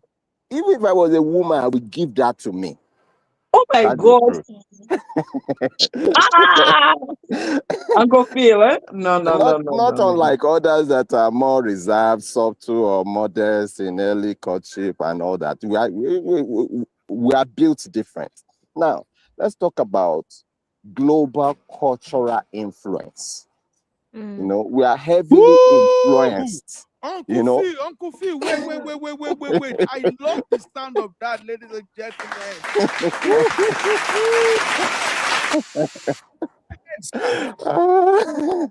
See, our influence, I mean, you can tell a lot. You go to Afrobeat culture, go to, well, Uncle Ben mentioned that. We are fashionable. But is that particular to men, though? That's the Yeah, I Nigeria. know, That's I the know, I country. know, I know, I That's know. the country. Talk about men, Uncle Phil. No, yeah, that's the men we are talking about. I mean, we are in a country, right? We have to come from a place, right? Talk about, we are even in Nollywood. Look at how Nollywood is celebrated. Both men and women contribute to Nollywood. We agree to that. But now that we're bringing it to a particular space, look at the role we have played. Equally, women too play their role in Nollywood. I'm just using that as an example. Look, go into music.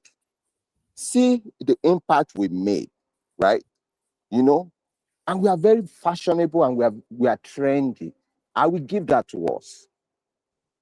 In Nigeria in Uncle Ben general, said we that are one always already. like that. So yeah, that's what I'm saying. So now, that's about that. Then how about social networking and community? You know, we build massive and highly vocal extended networks. You know, our celebrations are large, loud, and communal. You know, that still amazes me, and I'm proud to say I'm a Nigerian man. Now, let's move on to my other point. I would say adaptability and travel. Let me use that. We are exceptionally globalized. As you can tell, we're almost everywhere. Well, Indians are everywhere too, but I mean, in our own way, we are exceptionally globalized. We quickly adapt to Western or foreign culture. And also at the same time, we try to retain our identity. And that is the truth. It's the truth. And that is why we keep having all these conflicts about, now you're in this part of the world, you should behave like, no. We don't, we always want to be tied to our roots. And that can be, you can draw that from how we want to raise our kids, how we want to run our homes, how we want to run our family. Just like Uncle Ben said, we don't want to be toward over. We are kings. And we only fight to remain that king because we want our women to continue to be queens. If you dethrone us, you have dethroned yourself as a queen. Absolutely. That is the truth. And that's why we always have this overly protective nature to protect what we have, to dominate what we have. Because we see you through us. And if you, our women, sometimes when you move in certain ways, we look at you and say, no, you are my queen. You can't be moving like that. You are an extension of me. So carry yourself like you are my queen.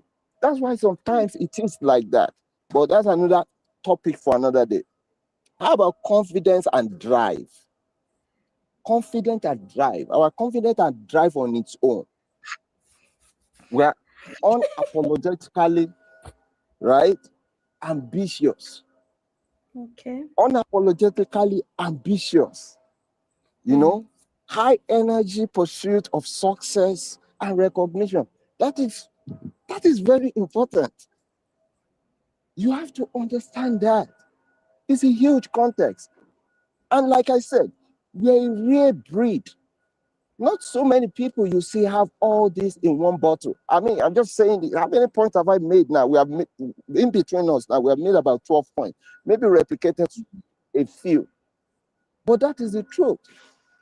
That is the truth. We have what most people call ego now. It can be misconstrued. It can be misconstrued, but it is just the way we are built. We are built different. We are built different. And this uniqueness is hard to see it anywhere. I stand corrected, and I'm saying not that we are 100% there yet, just like in every other culture. But this uniqueness stands us out from any group. I'm sure Abi has been to some marriage settings. In fact, that helps us to forget our sorrow and see the uniqueness in who we are. Say, go to the north, go to the proper core Nigerian north men. East, they have it, they hold it down. Even the west, Abi can bear me witness. They hold it down. Yeah, true. I'm not saying we are there in every other sphere, But this, so if I was a woman, I will give it to our Nigerian men in all of this. You cannot compare to others that often they lean towards more localized or traditional styles. They are less driven by global pop culture. Even okay, let's go to sports. We may not be in the World Cup, but whatever. But when we step on the field, look at our style. Even our women in soccer. Uncle Phil, but you know that the context is relationship. Why are you bringing Super I Eagles into get it. this? What I'm trying to help you see is the uniqueness. You know, before you walk into a relationship, you must bring something with you. You must carry an aroma with you, right? If you're bringing salt to a soup, there's an expectation at the back of your mind, right, on how it should turn out. And if you put a certain brand of perfume, even before you have it on your body, you're already thinking at the background of your mind that this is how this thing is going to show me off. That's the aura we carry. You get what I mean? So we are not there yet to perfectly balance this. But the truth is we have these things going for us. I can go on and on and on. And that is the truth. I'll rest my case. I mean, look, I have not even looked at the screen now. Look at this. Even ChatGPT or whatever that created this image that Uncle Ben put here now, even agrees. Look at who will look at this and will not say, this. Where can you see this type of collection of people? Look at that image for a second. Nigerian men are the best. Look at that. Even white people try to duplicate this. They'll put Nigerian music and they'll be dancing calypso to it.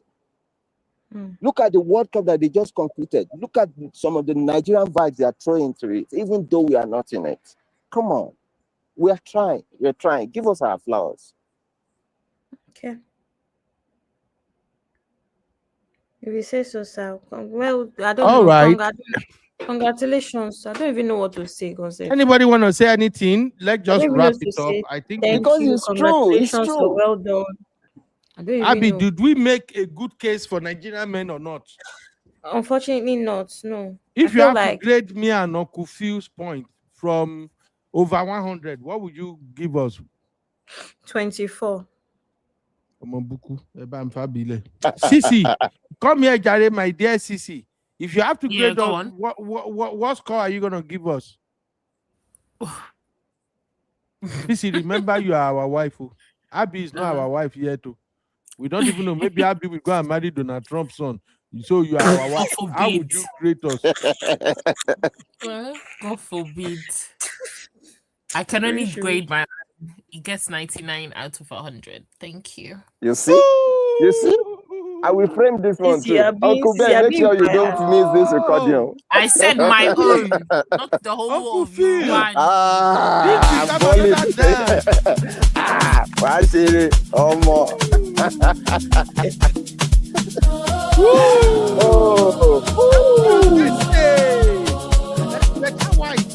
I'm happy today.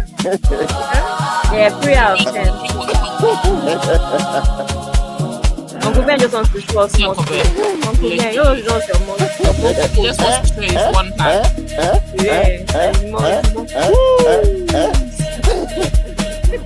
Wow. Uncle Ben, let me just tell you something. I like this Toby's 3 out of 10, which is 30 over 100, because actually I have to give you, for boldness, the confidence in which you have audacity. Spoke. Audacity. We have to give you something. That's Misty. Abby, I know they listen to you. You never rate us well any time before. Misty, what would you score me and Uncle Phil, please? I cannot score you guys because I have no statistics. I haven't had that, like, the kind of relationship you're talking about with Nigerian men. I haven't had it. So I have no data to speak to. So I'm not an authority whatsoever. Okay, Misty, you've been to Nigerian parties, you've been to Nigerian lounges. How do you feel the vibe? Don't get me wrong. I told you, I enjoy the culture, the food, and all of that. Beautiful. I just haven't explored the other side of, like the relationship, and I don't see myself going there. Yeah. Gigi said, I think a lot of the points made are cultural influences on Nigerian I men. agree. Thank you. Statobia tries to say most need therapy. Can you people please stop? Statobia, when I say this thing, we don't need therapy. We are Nigerian men. We are alpha male. That's the difference. We are alpha male. We don't allow women to dominate us. That does not mean we are a bad set of men. We are the best. Thank you, ladies and gentlemen. I think we had a very fantastic show today. Sisi, you are the best Niger wife ever. Your wife, our wife. Our wife. Abby is So coming when up. they say our wife, it means many Abby is things. coming up. Abby is coming up. Don't worry. No, Uncle Fee, don't count Abby as our wife yet. Too. Abby is looking for a billionaire. I want more Donald Trump. I want more Jeff Bezos. I can find me. But I'm sure there are many billionaire Nigerian men Abby will meet, So just link her up. Abby is too smart for those ones. They go to fight. Those Nigerian billionaires and Abby, they go fight. They may not invest their money right, and Abby will start project management on them. Wahala go start. Oh, Sisi, thank you very much for spending time. You see, you are my fantabulous co-host. Abby is my best co-host. Nam, your Abby is fantabulous stressing me. co-host. Oh, you are the baddest co-host. Even Uncle Dayo. Uncle Dayo run away from Abby today. See, everybody, I can't wait. That's when you're complimenting people. I can't wait for something like what can carry me away for a long time, like honeymoon or something. Uncle Ben will be Go crying where? every day. Your honeymoon. Away from the channel for a long time. All this my 1 day, 2 days. Clearly, I can't wait. Let's see how Uncle Ben will cry. All this Abby stressing me, Abby. You will look for that stress.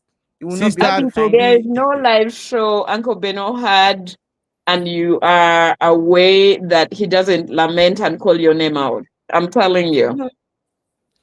Is no wonder I'm always because coughing. It's Uncle And Ben then that's calling my name. if he knows that you're not actually going to come in, he'll start cursing you. Wherever she's at, whatever she's doing. Misty, don't do this. Thank you, everybody. Misty, I have to report to you. Uncle Ben. Bye, everyone. Have a lovely time. Good night. Uncle Ben, thank you so much for Bye. having me. Appreciate you. Thank Yes, you, sir. Misty. Misty, I Thank love you, you. Uncle I know Phil. you and I, we Thank you, started off Abby. on a very tough foot on this one. But honestly No. speaking, Misty, Uncle I Beno, love you I very actually much. I felt so deeply and so strongly about my point when I started on the show, and I really strongly hope that you do understand where I'm coming from. I do understand, And you 100%. appreciate that. Yeah. And you know how I hold some of those views very dear and close to my heart, and you actually know where it's coming from. Absolutely. Absolutely. I There you feel go. you. Honestly, Mhm. I feel you, my sister, and I know where you're coming from. Thank you. Yeah, I 100% know where you're coming from. You understand. You see, that's why you are our Pro Max. I will still use that name until I come up Uncle with Ben, my please go and find your own name. Stop being a copycat. I'm going to sue you for intellectual property theft. See, the name I have for Misty will sue me if I give her that name. Why? Oh my God. Is it a bad name? It's not a bad name. Misty. Is it from Ondo Village? Ooh, Misty, if you walk into a club and every man pick up their Uncle Beno, it's okay. Don't talk about Uncle Beno. It's okay. I know where you're going. It's okay. Be quiet. It's fine. It's fine. That's why I say you will sue me. That's why I say you will sue me. I wanted to give you an Igbo title. An Igbo title. The ones beating their women left, right, and center. No, that's why I say social media is dangerous. Don't listen to those women. Don't They are listen not to that beating one. any That's woman not left, We right, we and have to have some conversation. There's a lot happening in that part of Nigeria, and it doesn't. No. Seriously, I feel like you know the Igbo men I have come across, like in Nigeria here. Oh my God, the way they treat their wives, beautiful. So That's why what I'm I'm saying seeing don't is listen. really shocking to me. that they are even doing, like we are even seeing these things coming out. So I don't don't know. listen to most of those stories that you heard. The Why real not? Igbo men, those ones that really have money, that have really done something for themselves, they don't beat their wife, honestly speaking. Now, if you say Igbo man demand a lot of respect from their wife, I would say 100%. Igbo men don't beat their wife like that too. You get the ones that will be say they are moving mad, but it's not as bad as the social media make it to looks like. So Okay. the social media is exaggerating it. Yeah, if we have like 10 cases, the way it drops and the way people kind of promote it, it will make it look like that is what all Igbo men are doing. It's not like that, honestly speaking. Igbo men take care of their wife. Igbo men really adore their wife. One thing you should know is this: when Igbo men are successful, they marry the best. So they usually cherish their wife. Now, if you say they are patriarchal, they are like, oh, I'm the head, and I agree. But that of domestic violence is everywhere. It's not just like Igbo people. So I don't. Do you understand what I'm saying now? Yeah. I see where So you're coming from. yeah, social media amplified everything, but it's not really like that. Really bad. Real Igbo men, successful Igbo men, don't even have time to beat their wife.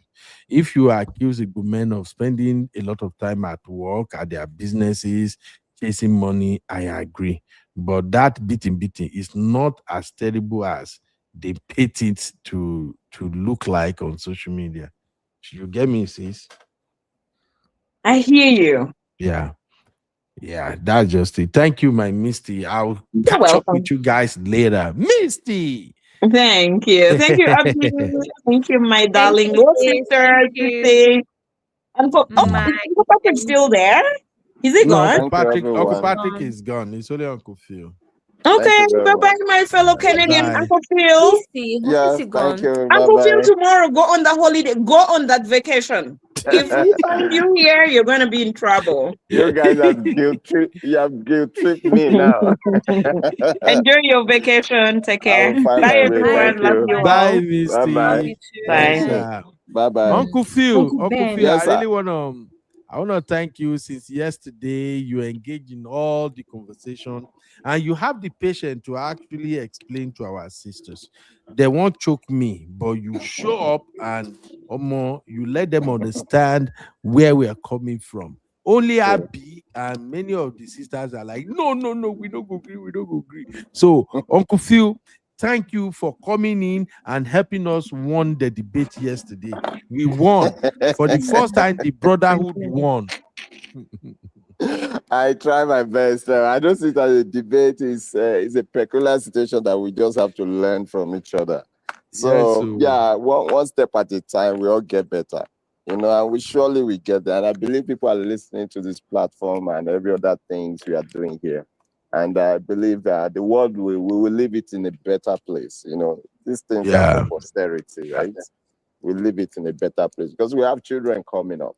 And we have to teach them all these things. They are the realities. These are the life and the world, that is ahead of our children, right? Absolutely. So let's just try and make it better in our own way. I mean, this is the little we can. If everybody in the world is doing this, a bit of their own, the world will be a better place. But a lot of people are just dropping the ball and hoping everybody picks it up, right? Yeah, right. So, we are just doing our best. God help us. So thank you, Uncle Phil. Say hello to my sister and go join them for that vacation. Or else this sister, they're not gonna let you hear the blast of it. They will always be asking Uncle Phil. If anybody not ask you, Misty, we ask, have you gone joined them at the vacation? I have to. Yeah, they don't know. They don't know I'm gonna show up, but I'm gonna find my way there. Please do, sir. Thank you. Uncle Ben, so after this thing that Uncle Phil said, you still think that brotherhood won? For sisterhood to be able to influence Uncle Phil that already made the decision is not going. He's going. Uncle Ben, sisterhood supremacy. Always. Abby. Abby, we are a winner. A win for us, a win for you. A win for us, a win for you. Absolutely. She's not expecting me, for instance. If she sees me, do you think that will not rub off on her? They see it from that Yeah, that's angle. what And we're that's the saying. way Now, I for see it. sisterhood to get together and convince you, guilt trip you to the point where you are deciding to go, it means that it's sisterhood supremacy forever. I'm still not Sisterhood gonna go triumph. regardless. I'm still gonna go regardless. But I mean, you just put a little bit of gas in my tank right now. You get what I mean? Absolutely. Yo. All right. Thank you, Uncle Alrighty. Phil. Let me go eat dinner. Thank you. Have a good night, sir. Thank you, Thank thank Good you, night, sir. Uncle Ben. Good Good night, night, everybody. good night, Bye. Abby. Good night, everybody. Yeah.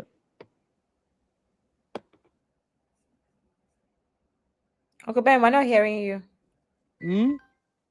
Uncle Ben, we're not hearing you. Uncle Ben, turn off your camera. You say what?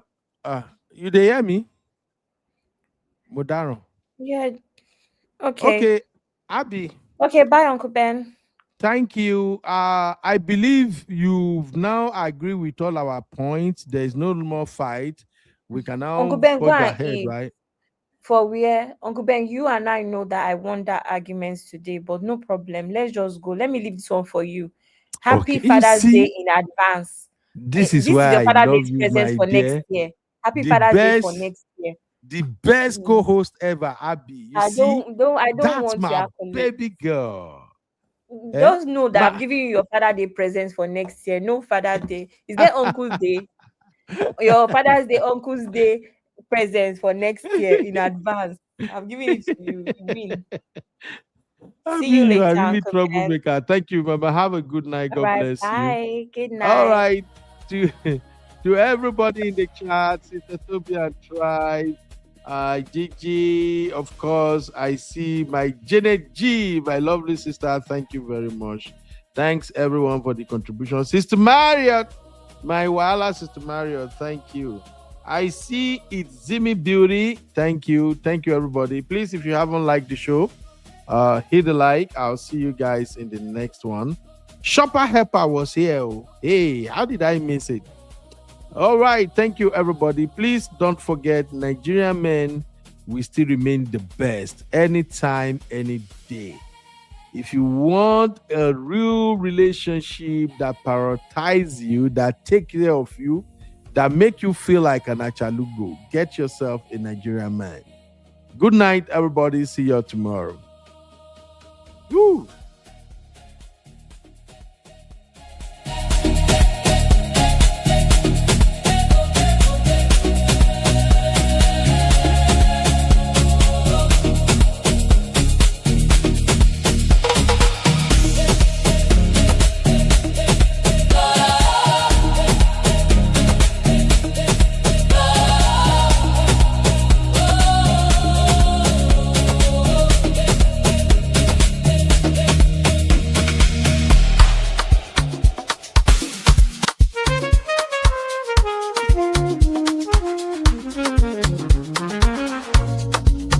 Yeah, yeah, yeah. You be in the building. Hey, vibe with Uncle Beno. Let's go.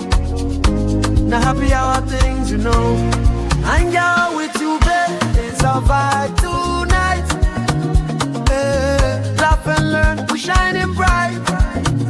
Oh yeah, you be stories, life lessons time. On the Uncle Beno show, everything feels right. From the streets to the world, we talk real talk. Vibes on the beat make the whole place rock. Happy hour flow with smiles non-stop. Sip and chill with you, be the energy on top. You be stories dropping them every day. Wisdom for life, the African way. From the grind to the glory, hear what we say. Tune in now, don't delay. Hang out with you, be it's a vibe tonight. Hey, laugh and learn, we're shining bright. Oh yeah, you be stories, life lessons time. Hey, on the Uncle Beno show, everything feels right. Join the sister circle. Oh, what a scene. CC Inca, honey baby, and I'll be so clean. Talk love, talk life, talk dreams supreme. Empowerment vibes, like a royal queen team. Apollo Sunday school when the beat gets low. A moment of reflection, let the spirit flow. Men of God speaking wisdom, you should know. Faith and vibes on the Uncle Beno show. Hang out with you, B. Come catch that light. You are watching Trending Vlogs with UB.